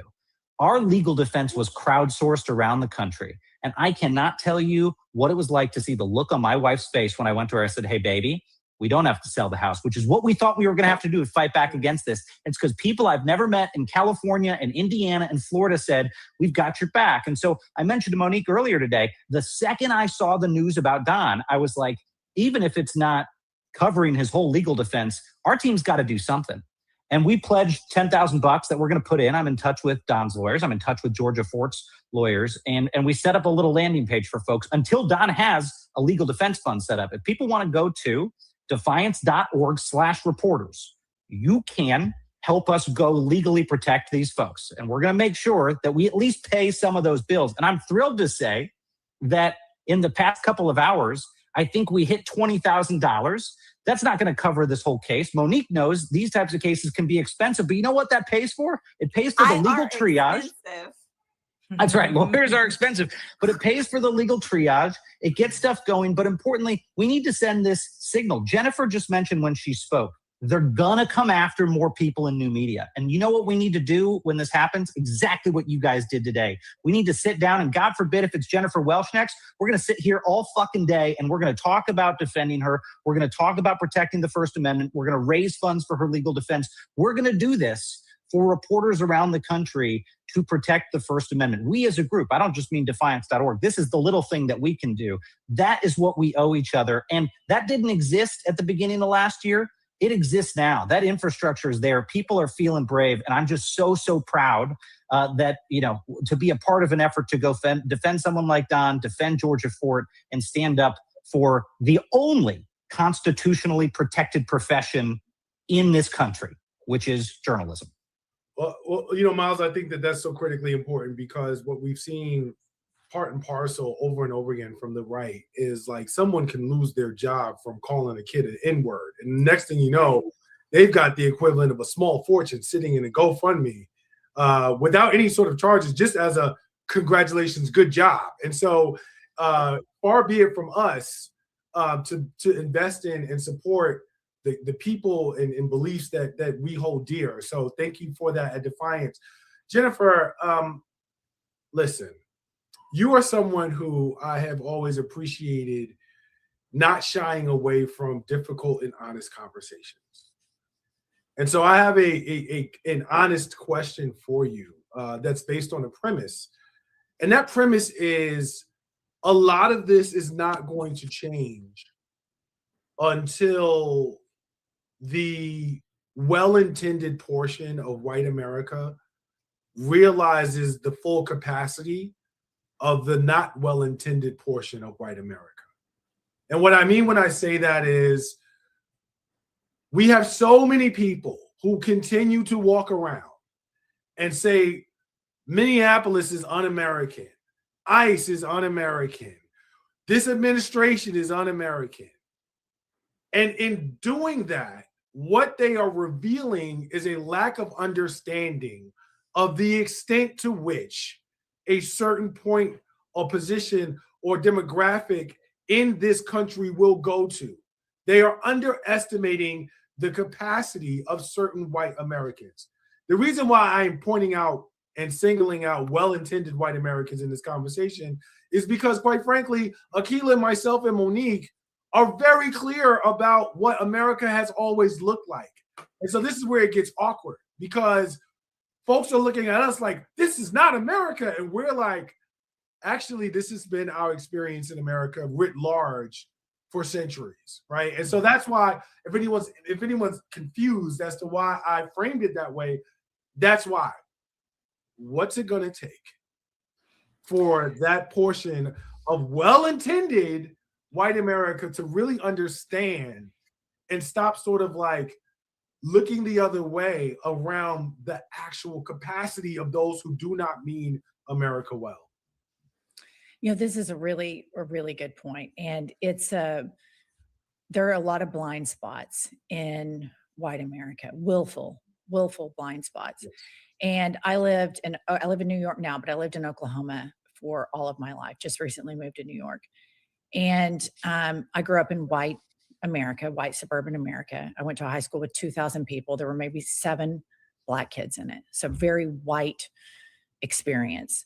My parents, fortunately, were not racist and were progressive and my mother was very pro LGBTQ plus. In the 80s, we had a trans hairdresser that gave us the horrific perms with the spiked up hair. But I can tell we will see them. Oh no, they're so bad. But I will tell you that my youngest son played AAU basketball, and he played with a lot of Black kids. And it was the best thing that ever happened to him, because he had an experience with people from different neighborhoods, different socioeconomic backgrounds, and these are his brothers. He's in college now, but these people that were on his team from 3rd grade through senior year, these were his brothers. And sometimes some other white families would come play on these teams. And one parent said to me, well, we're going to move our kids because, and this was just a few years ago, it was so disgusting.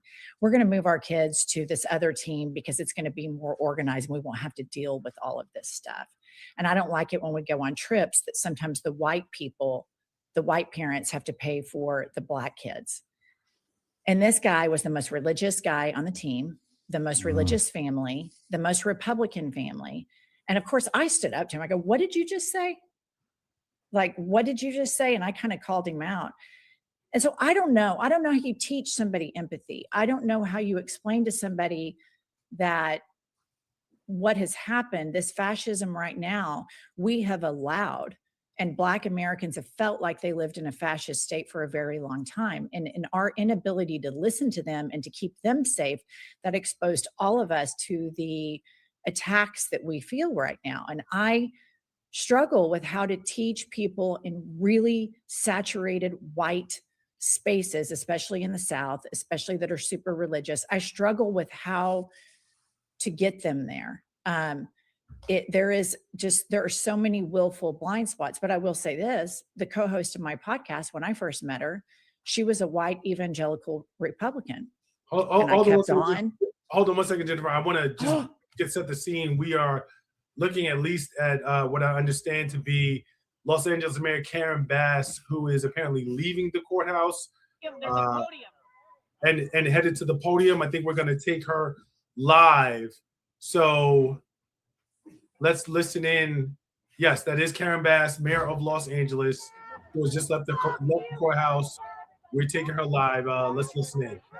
No one's putting hands on you. Keep your fucking hands to yourself, Ocean Tiger. Fuck you, Karen Bass. Fuck you, Karen Bass. Fuck Lakers. Fuck I just have to say, after leaving the court system, I am very glad that our renowned esteemed reporter Don Lemon will be on the Congress because he should not have been in court anyway. How far is this going to go? We're 155 days away from celebrating the 250th anniversary of our democracy that has been under attack every day since this administration took over. I am not a lawyer, but I will tell you to listen to this court proceeding that made no sense at all. What they described as his crime, from my perspective, a layperson's perspective, was the work of a reporter. He went into the church along with the protesters. He covered the story. He listened to what the people said who were in the church. That is his crime. It made no sense to me, and frankly, if I were the administration, if I were the other side, I would be embarrassed by that court proceeding that actually wanted to limit his movement so he could not go anywhere except for Minnesota to New York. A journalist who travels the country. So we have seen protesters under attack. We have seen people being snatched off our street. And now all of you are at risk. And this is just unacceptable. This assault on our democracy has got to end. And you, all journalists, play such a critical role. And I just want you to know, and I think I can speak on behalf of this crowd, we are all going to fight every day for your ability to tell the truth, for your ability to cover this story and any other story. We have to draw the line in the sand and say we will not allow for the dismantling of our democracy. Thank you very much. That was current Mayor of Los Angeles, Karen Bass, who apparently was in the courtroom for the hearing. You are watching Don Lemon Show, Don Lemon Live at 5. We have been going all day long. I am sitting in this chair for Don Lemon guest host Charles Coleman Jr. Along with me, Miles Taylor, Akilah Hughes. We have so many. Monique Presley, Jennifer Wells. We have so many people who are doing amazing work today, and I want to thank everyone. Akilah, I gotta let you go because I got more folks, but thank you so much for everything that you have contributed. We have joining us now Jack Cucharella, who is an amazing presence in media. Jack, thank you so much for joining. I don't know whether you were able to hear Mayor Bass's comments. She did let us know that Don Lemon is going to be released on his own recognizance. I'll let Monique explain what that means in just a moment, but hopefully he should be back with us in not too long. But what is your reaction as someone in the independent media space who has such a presence to everything that you've seen today, and specifically to what we just saw from Mayor Karen Bass? Well, I think I had two thoughts at first, especially this morning when my dad called me and, like, you know, I understand the position he's coming from, but he said, maybe for just like a little bit, you kind of just hang out in your studio and you don't go anywhere. And I was like, I understand that, but the chilling effect that I'm sure so many feel and so many family members feel, of anyone in media, you just can't really put words on it. I know that's our job, but I think it's a feeling, and I think we all recognize that right now. But just from Trump's political perspective, a man who is so impotent as him right now politically, who has Lindsey Graham trying to shut down the government over a $500,000 check, who has Jerome Powell actively trolling him, who has members of his own party calling for the resignation of Stephen Miller and Kristi Noem, to undertake a battle with Don Lemon that he is going to lose publicly and supercharge independent media at large is a complete miscalculation.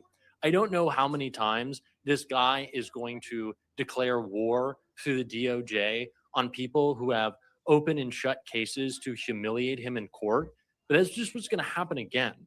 Donald Trump has just given more energy to folks in independent media, especially Don, who has been on the ground constantly exposing the real sentiment of people who are so fed up with this administration. So just coming from the purely political perspective, I don't know what the White House was doing here. I know that it is their favorite thing in the world to attack journalists, to attack specifically Black journalists. Donald Trump was once again yelling at a female reporter today, because what else would he be doing? But it's just such a tremendous mistake from them, in my opinion, because we're not gonna put up with this bullshit. It's just not gonna happen.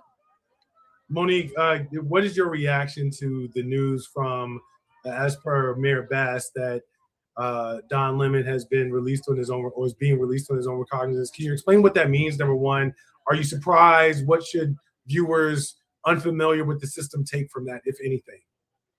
No, I'm not surprised, and especially it's California, so that's still different. But in Minnesota today, we know that other arrestees were released with a signature that there was no bond required. They didn't have to secure their safety by putting forward money or property. That's what that would mean if there was a bond. And so for Don Lemon, who's not hiding, not running, not a flight risk, to not on these little charges have to post any money in order to get out makes sense. He showed up with counsel, has had counsel, is ready, willing, able, desiring the opportunity to defend against these charges and to offensively show that he has been targeted. So it makes sense that a judge in a federal courthouse in California would find no reason to ask him to put money down as if he's not going to show up for court. I mean, he's not even on his show today, and we are 8 hours plus running. So I think it's safe to say he's not going to fly the country over. He's not a flight risk. So he's not out yet, but I was glad to hear that from Mayor Bass that he shall be shortly. And that's the same information that I'm getting on my little phone right now. Jennifer, before we were preempted by Mayor Bass, you were in the middle of talking about essentially the challenges of sort of reaching out and getting different folks who may not fully understand the capacity of others who do not wish us well. I want to ask you, in the coming days, with your platform and the conversations that you are able to have, do you feel like it's more important to just keep beating the drum among your faithful to sort of make sure that they stay engaged? Or is it a balancing act of trying to sort of reach out to other folks who you may think are on the fringes or are persuadable, if you will, to get them to really wake up and understand what's at stake here? If somebody is on the fences 11 years into this, I question, are they persuadable? You know what I mean? Like we have 11 years of just utter debauchery and crimes and the way this man behaves. Like I saw Karen Bass stand there and that woman was like, F you, Karen Bass, just totally trolling her. Karen Bass didn't acknowledge her. She was all business. She spoke to the press. She spoke to the people. Let's put Donald Trump there, what he would have done. Somebody go knock her up. Somebody go beat her up. It would have been these calls for violence. He couldn't have handled it. And so I am going to continue to speak truth to power. I'm going to continue to not obey in advance. And my message to the people that are on the fence is I can't have a regressive conversation with you right now. If you haven't seen something that's a red flag for you, I don't know how to help you. After living in Oklahoma, in one of the reddest states in the country for 50 years, I'm tired of having regressive conversations. I'm tired of trying to teach people how to be not racist, try to teach people how to see the humanity in gay people or trans people or Black people or immigrants. And, you know, I have gotten some texts from some friends of mine in Oklahoma that for sure Republicans, for sure triple Trumped, and their housekeeper gets deported. And then they text me and then they say, hey, thanks for speaking out for immigrants. And I'm just like, oh, Jesus Christ.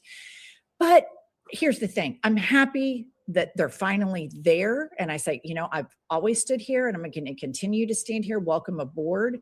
But I'm not really interested in talking to somebody who hasn't figured this out yet. And maybe I'm just resentful about all of this. And maybe that's a me problem.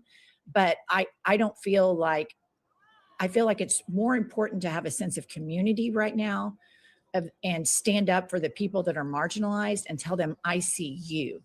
I'm here for you. I don't want to be there for a fence sitter. I want to be there for somebody who this government is abusing and let them know that I'm here to use my complexion and my privilege to advocate for you. And I think that's a far better thing. And it would make me too angry and really fuck with my serenity if I had to sit down with Trumpers a lot. And I just don't want to do that right now. Jennifer Welsh, always showing us why you are who you are. And I've got to say, I might have been under a rock, but the term triple Trumped is crazy. That term is insane. Triple You Trump. don't ever want that to happen to you. That's a medical diagnosis. No, right dude, there. That's that an is issue. that is such a crazy term. But I want to thank you so much for your time today, for your insights, and for your comments. Always a pleasure to have you on the Don Lemon Show. Thank you, Jennifer. Bye, everybody. Bye. Jack, Thank you so much. Jack, I want to turn to you. Yeah, I got some thoughts. Well, Wait, I'm sure you, one second, Charles. I think we got 1 million people on board. okay. As I'm looking for the onboard. If actually, we could welcome Nadine Smith, who's the current president of Color of Change, and also bring in Jolly Good Ginger. Thank you both. Thank you for that, Monique. You've been doing this all day, so the rhythm is there. Jolly Good Ginger is here as well as Nadine Smith. Thank you both for being here. I really appreciate everyone and their contributions. I want to ask. I was in the middle of asking Jack a question, and Jolly, I would love for you to follow up on this, given your presence online and how many different spaces you cross over into. Jack, one of the things that made MAGA successful is their ability to sort of harness this new non-traditional media space. They understand how important the brosphere is. They understand how important places like podcasts and YouTube and streaming and Twitch and other places are in terms of reaching their audience. What does building a counter movement like that or to disrupt that look like in that space? Because I think that people have been a little hesitant to sort of try it because they don't necessarily know either how to navigate it or whether there is enough resistance that is there. But what does building a counter movement in those areas look like? Well, I think that it kind of stems from what Jennifer left with, which is, like reaching out to these same Trump people and thinking, oh, the Liz Cheney voter, the like 12 Liz Cheney. Why are we talking to Liz Cheney? Why are we talking about Liz Cheney? Why are we associating ourselves with warmonger to win the 2024 election? It doesn't make sense to try to scrape off these Republicans who don't change, who did triple Trump, instead of trying to activate new voters. And that's what Trump did in 2016. It's what he did in 2020. It's what he did in 2024. It's what he always does. He activates people who don't really think or care about politics. And I think our insistence on commitments to institutions and speaking in the same terms that Republicans do, but trying to present a different argument always makes us look weak and ineffective and of the same system. And I think it's time for us to start thinking outside the box on what we want to talk about and not just be on the back foot of what Republicans want to talk about. You know, the most viral clip of Kamala Harris that wasn't her, delivering just a very specific policy-oriented message in 2024 was her on, I think it was with either Stephen Colbert or Jon Stewart, talking about how she doesn't wear AirPods, or she doesn't wear Bluetooth headphones. She only wears wired headphones because in a Senate Intel meeting, she talked about the fact that there's a lot of monitoring of what's going in and out of that Bluetooth. And it's probably because she's senator and then the vice president of the United States. But that was a viral clip that activated so many people who don't view that as a political conversation. Kamala Harris isn't pitching you policy, but she's talking about something that, like, I don't know, in many ways, the Trump voter most activated by Trump is someone who's dumb as shit. Let's be real clear about that. And it doesn't feel like a political conversation. It's they're spying on you. They're coming for you. They are looking for your data. And ICE actually is. They're doing data sweeps and phone record sweeps and text message sweeps of entire neighborhoods and stealing your data. So I think what the approach of building a counter media, kind of revolution looks like is talking about more of those things that just appeal to people who are bumping into their politics. They're not seeking it out. Talking about kind of like non-traditional issues, things that don't feel uber political, doing more of the, I don't want to call it conspiracy space, but just like, I don't know, regular people conversation speech. Oh, are they listening to you? Oh, are they trying to get your data? Because Larry Ellison is, right? ICE agents are. Peter Thiel, that is an active operation happening right now. Let's look at what's going on with TikTok. Why don't we talk about that more as Democrats? Why isn't that more of the focus of progressive and liberal media? I think that's where you find people who can be activated instead of turned, because if the president of the United States being a pedo isn't going to turn people, then I think it's time to turn to people who aren't paying attention to politics, and issues like that doesn't. That's my little rant. I don't know. And I'm pissed off. Miles, I know you, Miles Taylor, I know you have to go. I just wanted to give you an opportunity. First of all, thank you for being here and for everything that you offered from your varied perspectives. But I just want to make sure that if you had a last word before you left out, that you had an opportunity to speak up. Well, look, I'll just go back to, I think, this is the opening shot in a war against new media. This is a big deal. And I would urge folks today not just to do the thing where you doom scroll about this, do something about this, whether that's subscribing to Don or subscribing to Georgia Ford to hear what they have to say when they're released from custody, whether it's going out there and saying, we will not accept the censorship. I mentioned earlier, we're trying to chip into legal defense for these folks. Folks are welcome to do it. We contributed $10,000. Just an update for you, Monique. Since we said this 10 minutes ago, another $10,000 has come in for independent journalists Don Lemon and Georgia Ford. So if people want to contribute to that cause, they can. Defiance.org/reporters. And we're in touch with Don's legal team. We're in touch with Georgia's legal team. I'm awed at how people are crowdsourcing support for these two. It's just amazing. But this is the beginning. I mean, this is going to be a fight. They're going to come after new media and independent journalists. And you know what, folks? We're going to fight like hell back. And I've just got to say, I said it earlier, but they tried to make an example out of these folks, and instead they made martyrs. And I just got to say, very, very grateful for what you guys have done all day today. I think you've really set an extraordinary example for this moment we're walking into. So thank you. Thank you, Miles Taylor, for being with us. For everyone who has just joined us, you are watching the Don Lemon Show live at 5, the extended version. It has been going on literally all day since 10 in the morning. I am guest hosting for Don right now. We have a bit of good news. As per the mayor of Los Angeles, Karen Bass, who just did a very, very brief presser talking about having been in the courthouse, and apparently the judge has decided to release Don on his own recognizance after his initial appearance today in court. So hopefully we will have a visual and even perhaps audio of a free Don sooner than later. But I'm saying free Don until we see Don. And that is what I continue to say. Free Don until we see Don. I am Charles Coleman Jr., joined by, of course, the amazing Monique Presley, who has been doing an incredible job all day, going back and forth in the host chair. Jolly Good Ginger, who's also with us. Nadine Smith, president of Color of Change, and Jack Cocherello, who is the host of the Jack Cocherello Show. Thank you all for being here. Jolly, want to talk to you. Charles. We want to, I'm interrupting again. I apologize, but let's add Alfonso David, president of the Global Black Economic Forum and civil rights attorney, and just fave person all around. And then back Thank to you. Hey, Alfonso, thank you for being here. Apologies for keeping you waiting. There's just been a lot going on. Obviously, folks are cycling in on and off. So we want to thank you for being here. This is a new and refreshed panel. There's been some great conversations from across the spectrum, from different perspectives. And Jolly, I want to get your thoughts on the idea that, you have access because of just the way you show up in the world to spaces that I might not have access. Alfonso might not have access. Monique might not have access, right? For people like you who have that type of access, what is the message right now in this moment?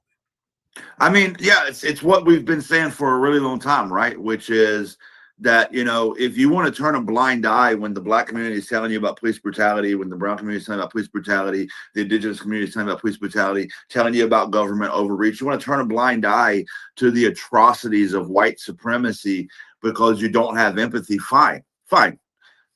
Eventually it's going to be you. And so now here we are. Malcolm X said it in 1960s. The chickens have come home to roost, and so there comes a point where if we allow these atrocities to happen to our neighbors, like what ICE is doing, this is not immigration enforcement. This is, we need to move past. You were talking to Jack about how do we deal with the right-wing social media infrastructure? Well, we deal with it by speaking truth, because they are united under hate. They're united under bigotry. Facts don't matter to them. They just know they believe in white replacement theory, and they believe in all these other, untrue ideologies that, quite frankly, I was raised on. So they're not new. There's nothing new. So if we want on our side of the aisle to combat that and to reach those voters who maybe are undecided or whatnot, then we got to tell the truth. And the truth is uncomfortable. And I get tired of being told by people that maybe that's not the time and place to say this. No, it's the time and place to say the shit now. All right? I don't want to talk to you about immigration customs enforcement. I don't care. That's not a conversation. Kidnapping people out of their house without a judicial warrant, that's not immigration customs enforcement. Kidnapping people and mothers out of school pickup lines, that's not immigration customs enforcement.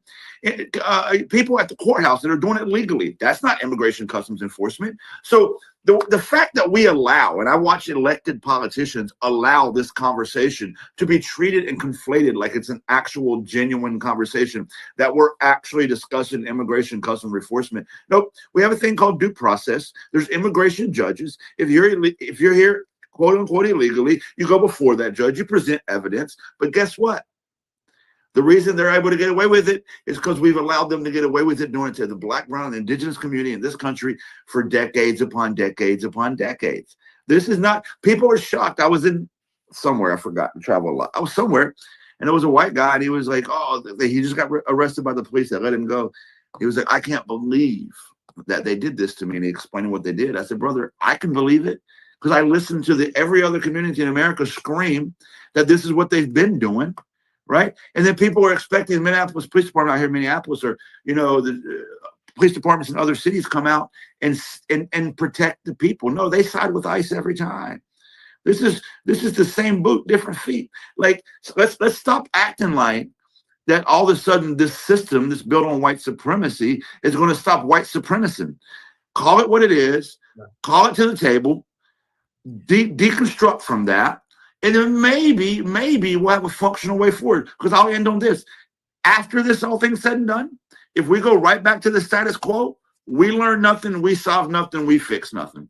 Right. And by the way, I heard about your thing of Defiance.org, your last guest. I just donated $1,000. So thank you, John. We appreciate that. Jack Coacharella, I want to thank you for being here. I know you have to head out. I know I want to give our other guests an opportunity because I haven't had them in a conversation. Thanks for having me. Again, thank you so much for being with us. We truly appreciate it. I want to advise everyone that we are sort of getting word from Don's PR people that hopefully we will be seeing him and he will make a statement. So please try to keep your answers short so I can get as many questions to you in as possible before Don gets here, because we're obviously going to be going to his audio. Nadine, most folks may not understand that, like, this Don walking out of that courtroom and stepping up to the mic literally only marks part of the very, very early beginning of this long fight. You are the president of Color of Change right now. You understand the importance of organizing in this moment and how critical organizing is going to be. Can you talk to us about a framework forward, not just after Don leaves court, not just after Georgia Fort is released, but like, what are we looking at going forward, and how do people get involved? Absolutely. And I hope that I am preempted. I hope that Don walks out and we all shift the camera over. First and foremost, I want to say this. He's coming to the camera now. I'm sorry. I just want to let you know so it won't be rude then, but he's on his way. Keep going. Oh, fantastic. Fantastic. You can just immediately, with no preamble. But attacks on Black journalists in the U.S. is not new. It is a continuing pattern of violence. We saw it during Reconstruction. We saw printing presses burned, newsrooms ransacked, journalists threatened and beaten, publishers run out of town. We have seen this over and over again. We saw it in Tulsa in 1898. We saw it in Wilmington, in Tulsa, we saw it. This is a feature, not a bug. This is how white supremacy asserts itself. Black truth tellers are always going to be targeted. And so I think, Charles, what you were trying to get to with Jennifer was, is it possible for that right now what white people who are standing up to this are doing is actually deconstructing the mythology. They're like having to confront the difference between what many of us were raised to believe and what is actually the truth. And the people who can make that journey are wide awake and in the streets of Minneapolis and in solidarity marches. And the ones who aren't, they are clinging to those myths with everything they have as they shrivel beneath them. And so I just think it's important that we not use words like unprecedented. It is quite precedented. It is, you can set your clock by it. Nadine, I want to thank you for that. We are looking at live images from outside of the Los Angeles courthouse, where we expect that any moment now, Don Lemon is appearing to be approaching the microphone for a live statement. He has, I believe, been released on his own recognizance as per Los Angeles Mayor Karen Bass. There are folks and supporters apparently in attendance there in support of Don and of Georgia Fort, the other journalist who was arrested and taken into federal custody.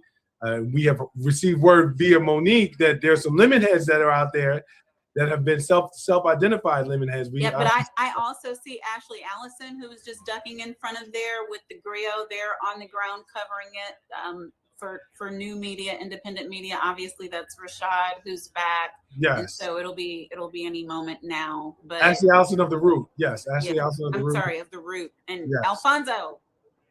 And Alfonso, as we are waiting for Don, just your quick reaction from a civil rights perspective to everything that we've seen today. I just think it's important for folks to understand that this is not about Don Lemon. This is about all of us. And so as we think about the First Amendment, we should understand that this is about freedom of religion, freedom of speech, freedom of the press, freedom of assembly. And often when we think about it in these contexts, we listen to the noise, and we have to remember not to listen to the noise. This is about our civil liberties and our ability to actually be free in a democracy. These freedoms that we just talked about, the First Amendment, religion, speech, press, assembly, all of those are specifically outlined in the Constitution. And if they can take Don's rights away, sorry about that, Alfonso. We're going to go to the live feed. All right, come farther. There's a podium. There's a podium. There's a podium. Come to the podium. Everybody else, get out of the way. Get out of the way. Clear the way to the podium. Thank you. Thank you. I'm good.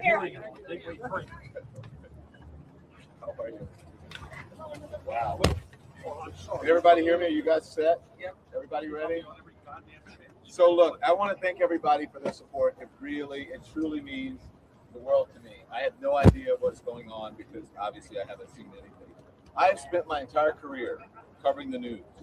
I will not stop now.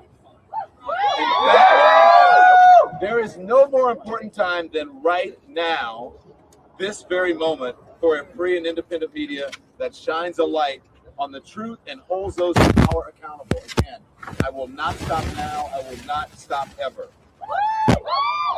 Last night, the DOJ sent a team of federal agents to arrest me in the middle of the night for something that I've been doing for the last 30 years, and that is covering the news.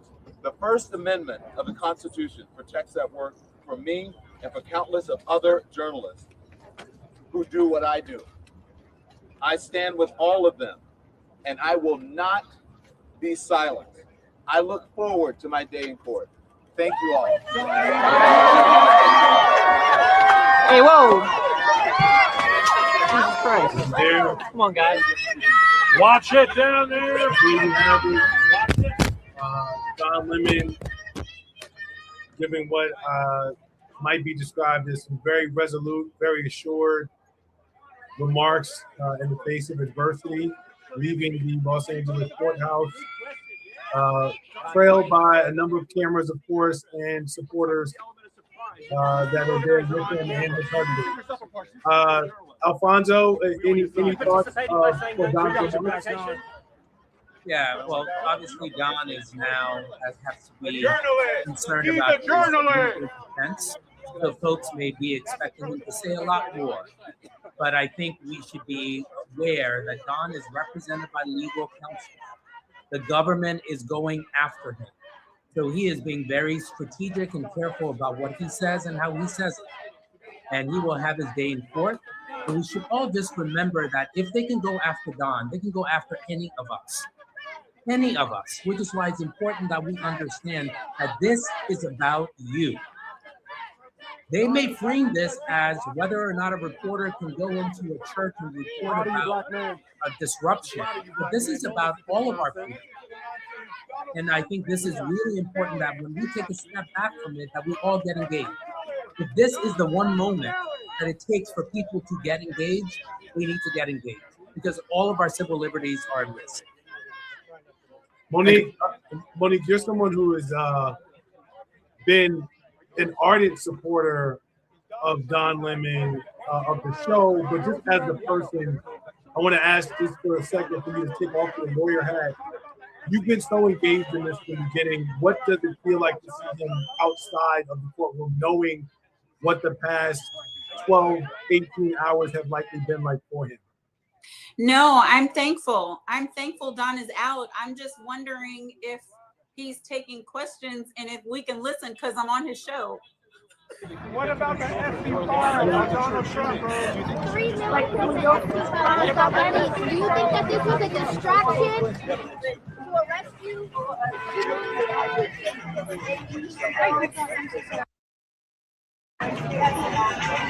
That curve coming up.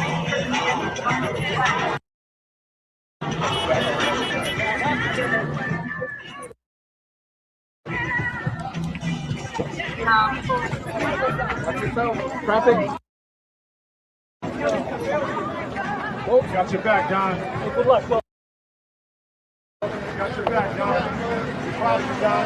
We're proud of you, Don. Back up, everybody. That's right. Aria. We have just seen Don Lemon leave the courthouse scene after being released on his own recognizance, from our understanding, as per Los Angeles Mayor Karen Bass. Don gave a brief statement outside of the courtroom, which we will play in a moment again. But this is a matter that today has caused all sorts of folk to lean in and to rise up and to make their voices heard. None among them, least among them, not being our former Vice President, Kamala Harris, who earlier today wrote, "The First Amendment is a foundational promise to every American. Each of us has the freedom to speak, to report, and to hold those in power accountable without fear of retribution or retaliation." Today, Donald Trump and his administration are once again trampling on our rights and our freedoms. Journalists Don Lemon and Georgia Fort were fulfilling their duty to the American people to report and inform, and they have been arrested for it. Donald Trump continues to consolidate power and show a flagrant disregard for the rule of law. This arrest is another affront to our rights and freedoms. It should alarm and enrage us. Yeah. Charles, before you ask a question, please bring on our sister-in-law, Angela Rye. Angela Rye is joining us of Native Land. Thank you so much, Angela. You're the latest to join the conversation. Always good to see you. I just want to ask, generally speaking, Don has been released. He is out. This has been a tumultuous day. I know you've been on this live stream. I know you've been doing a host of media. What is your reaction now to seeing this after everything that's taken place today? My reaction now is Don should have never been arrested. My reaction now is the same that it was when we first learned that he could potentially be charged with the Ku Klux Klan Act of 1871, as if it was ever meant to apply to a Black person. My reaction is that Georgia Fort also should never have been arrested. And my reaction is that the other two names, who we still don't know, don't need to be arrested, because you actually will get beat in a court of law. Any judge with any sense, with any ability to read the law, knows that the KKK Act and the FACE Act do not apply to these people. And by these people, I mean the journalists and the protesters. There was nothing done by force where they could actually litigate this and win. There's no grounds for this. And so what I want us to hold on to in this moment is, yes, we are fearful. Yes, there is terrorism happening before our eyes. Yes, the January 6ers were pardoned so that they could now be the insurrectionists under government with our taxpayer dollars. And if there's no other reason to fight, there is a reason to fight. So I just want us to hold on to hope in this moment. Congratulations to our brother Don. He is absolutely going to be the person lifted up, the hero that Matt Walsh hates to see coming, and we are grateful for it. And I just also want to caution Attorney General Pam Bondi, as she sits in J. Edgar Hoover's building, or wherever she sits, that you can continue to operate as J. Edgar Hoover once operated, but we know what we deserve. We know what the law says, and we are going to force this country to be true to what it said on paper. Well spoken, Angela. I want to play again Don's remarks just from a minute ago, because they were short but powerful. And I want us to really take a second listen, because the first time maybe didn't do it justice. Do we have that? Yeah, there we go.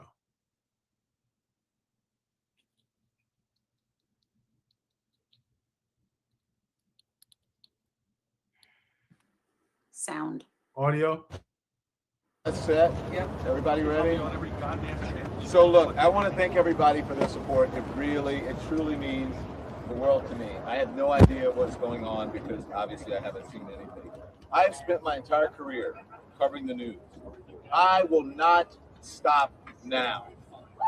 In fact, there is no more important time than right now, this very moment, for a free and independent media that shines a light on the truth and holds those in power accountable. Again, I will not stop now. I will not stop ever. Last night, the DOJ sent a team of federal agents to arrest me in the middle of the night for something that I've been doing for the last 30 years, and that is covering the news. The First Amendment of the Constitution protects that work for me and for countless of other journalists. who do what I do. I stand with all of them, and I will not be silent. I look forward to my day in court. Thank you all. Hey, whoa. Nadine, would love to get your reactions. Hearing it a second time, Yeah. what stands Well, out for you? a couple of things, especially because the prosecutors tried to get the judge to say he can't travel. He's got to get permission. I think the judge rejected all of that except for international travel, because they really, when we say silence, they don't want him doing what he does so well. They don't want him on the ground with a microphone talking to people and creating those moments that are sort of unique to his personality. And you know, as somebody, my first career was as a reporter, both in radio and print. And I was drawn to it because journalists have a history of taking on the powerful, protecting everyday people from corruption and government abuse. And so we have to understand this as an attack on Black journalists, very specifically, and a general attack on our ability to hear and tell the truth. And this is going to get worse. This is a multi-pronged attack that is going to get worse, especially as disinformation and deepfake AI begin to do their worst. And it has accelerated at a level that I think we're not sort of emotionally and structurally prepared for just what a reality distorting machine is coming our way. But we are already seeing Black creators. I saw Conscious Lee had his entire platform spoofed very credibly. It looked like him. It sounded like him. It was wearing one of his favorite shirts and you know, saying things that he never said. So when you think about that in terms of voter suppression, to have Don Lemon's voice telling you, we don't vote early, we don't vote by mail, we're going to march on election day, to have credible voices telling people things. And we have to get into a mindset, not of simply debunking what is not true, but pre-bunking, a kind of literacy that has people saying, I don't share things until I fact check them. We have to we got to be ready for what's coming, but it is a piece of this entire effort to clamp us all down under a propaganda dome. And we've got to hold on to independent journalism. We have to hold on to those voices that are loud enough to punch through. I love seeing all of the people who are donating right now, who are becoming Lemonheads. There's a way in this moment that we can do what the far right has always done, which is lift up their ecosystem. We need, you know, Jolly. We need all of the influencers, all of the people who are speaking truth to power to be successful, visible, and with a louder and louder megaphone. And Color of Change is the largest online racial justice organization. And we're going to lean into that role and take our place as a trusted beacon in the middle of this maelstrom. Angela, you're a co-host on Native Land podcast and do a bunch of other things and always have. Can you talk in this moment about the significance of Pam Bondi, specifically Harmeet Dillon, going after two independent journalists? Because you're on with Native Land, that's a non-legacy platform. It's a non-legacy form of media. Can you talk about how deliberate, intentional, and purposeful it is for them to target independent journalism, and what that says to you about how important independent journalism and those voices are in this moment? Well, we know they're very important. These voices are important because what we're watching is legacy media organizations every day bending the knee to Donald Trump completely. You know, this morning, if you all looked at the New York Times piece, they're making it seem like Don Lemon was potentially protesting. He says he wasn't protesting. There, you can run the clip back of Don Lemon interviewing the pastor of the church, asking the pastor to not push him, telling him that he was a Christian also, but he was there reporting on what was happening, ensuring that there was a clear indication from people on the outside of what was going on there. Don didn't even know where they were going. He got word of an action taking place, and he's always ear to the ground, going to report on what's going on. That is unfortunately not what we're seeing from legacy media organizations. Now, CBS News is being run by a right-wing conservative nut. That's what's happening. And so the more this continues to happen, the less likely it is we will hear voices of truth. That might make y'all uncomfortable. Hopefully you're not trying to get a contributor deal with CBS. If you did, I just ruined that for you. Start your own thing. But here's the reality of it.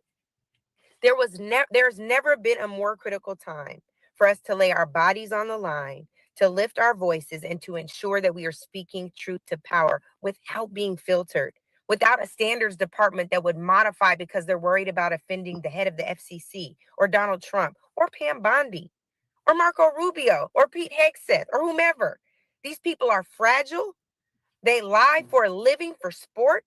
They are colluding to ensure that Donald Trump's Epstein file released today is not discussed.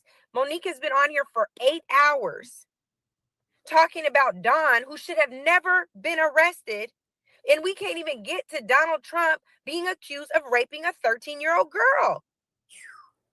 That's the truth. So of course they want us to focus on Don Lemon and Georgia Ford, and we should raise money to ensure that nobody goes bankrupt doing the right thing.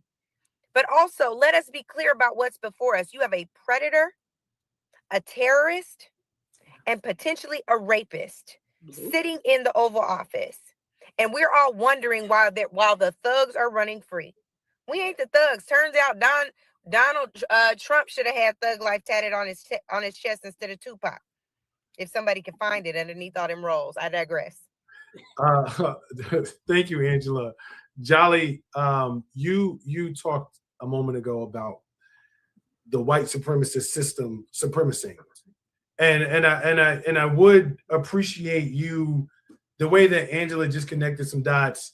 I think it would be perfect to connect the dots between the notion of how white nationalism connects a Don Lemon to a Fonnie Willis, to an Alvin Bragg, to a Letitia James, to an April Ryan, right? Like there is a notion of white nationalism, which is a bit more specific in terms of its intention and its focus, and whether you see that element here, and explain for our viewers, if so, how it shows up. No, I appreciate the question, because honestly, listen to Angela talk. That's why I wanted to kind of follow behind that and say, like, you know, they're investigating Don in Georgia to get these charges because there was no charges. They didn't do anything wrong. And they investigated Nakima Armstrong and Chantel Allen and William Kelly to get those charges. Those are the people that were inside the church. And they didn't investigate Jonathan Ross when he murdered Renee Nicole Good. They still haven't properly investigated the unnamed agents that blatantly murdered Alex Pretty in the middle of the street. We haven't even heard the details of Keith Porter Jr., who was shot and killed New Year's Eve by a wannabe cop who's an ICE agent. And then they talk about the FACE Act. Oh, they interrupted their place of religion. Well, there's mosques here in Minnesota that are ransacked and ran up in by far-right extremists all the time. Where's the FACE Act then? Where's the DOJ then? 3 weeks ago on the DOJ social media, they made a post where a song was playing in the background. It says, "By God, we'll have our home again. By blood or sweat, we'll get there yet. By God, we'll have our home again." That song was written by the KKK post-Civil War, after the federal troops agreed to pull it out of the South, and they promised that they would follow all the rules, and then brought in Jim Crow. That is literally a song born of the KKK and white nationalism. Throughout this entire thing, Pam Bondi came out on the podium and said, you know, one of ours, all of yours. This is white supremacist. So if you look at what they're very intentionally doing, because I agree with, I believe it was Nadine earlier, but somebody said they don't have a case. This will never hold up. It might have been Angela. They don't have a case. No, and I agree. But they're creating the idea that it's okay now to go after journalists. It's okay now to go after protesters. Whether or not they win in the end doesn't matter, because they're targeting very specific Black journalists, Black attorney generals, Black DA, everybody you just named. This is to attack the credibility of anybody who's not white. And, oh, by the way, guess what that plays into? White replacement theory.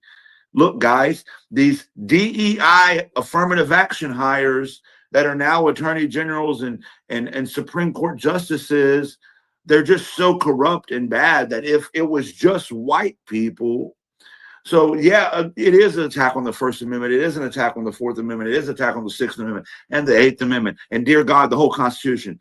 But we're doing it for you. We're doing it to save our country from this takeover of the inside.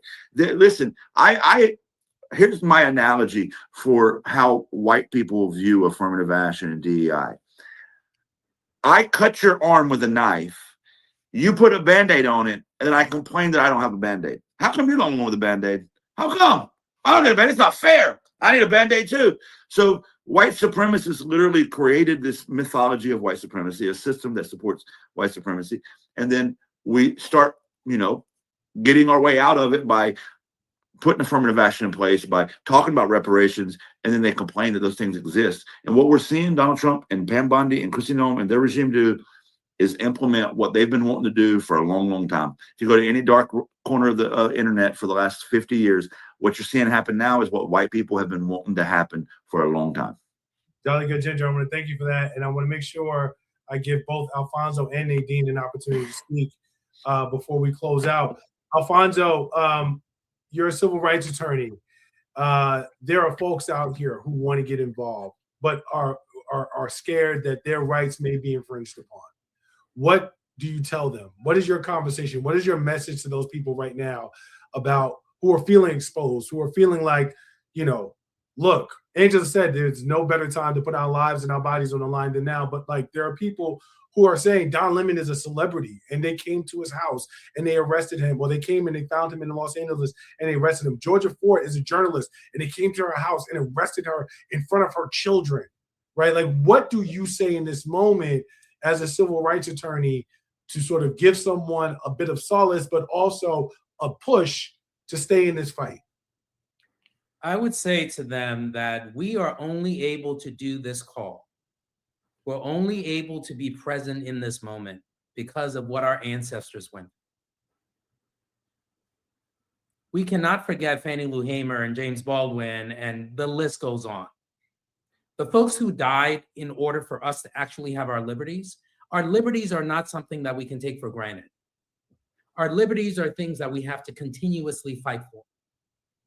And yes, Don may be considered a celebrity or a journalist and they can come for him. But guess what? If we don't stand up for Don Lemon, then they'll come for you next. Mm-hmm. And that's what's important. They will come for you next. And we have to just remember, capitulation does not give you any awards. Mm. Think about what just happened with diversity, equity, and inclusion in education. Think of all the colleges and universities that changed their policies because they wanted to comply with the, quote, executive orders. Executive orders, by the way, are not laws. Donald Trump cannot pass an executive order or sign an executive order that supersedes a statute that is passed by Congress. But nevertheless, these colleges and universities, many of them changed their rules, their regulations, their policies. Well, guess what? The administration now is retreating on their attacks on diversity, equity, and inclusion in education. What is the result? Are these colleges and universities going to go back and adopt the diversity, equity, and inclusion policies they had on the books? This is the same strategy as Angela and Jolly were mentioning. They want to change our behavior. They want us to live in fear.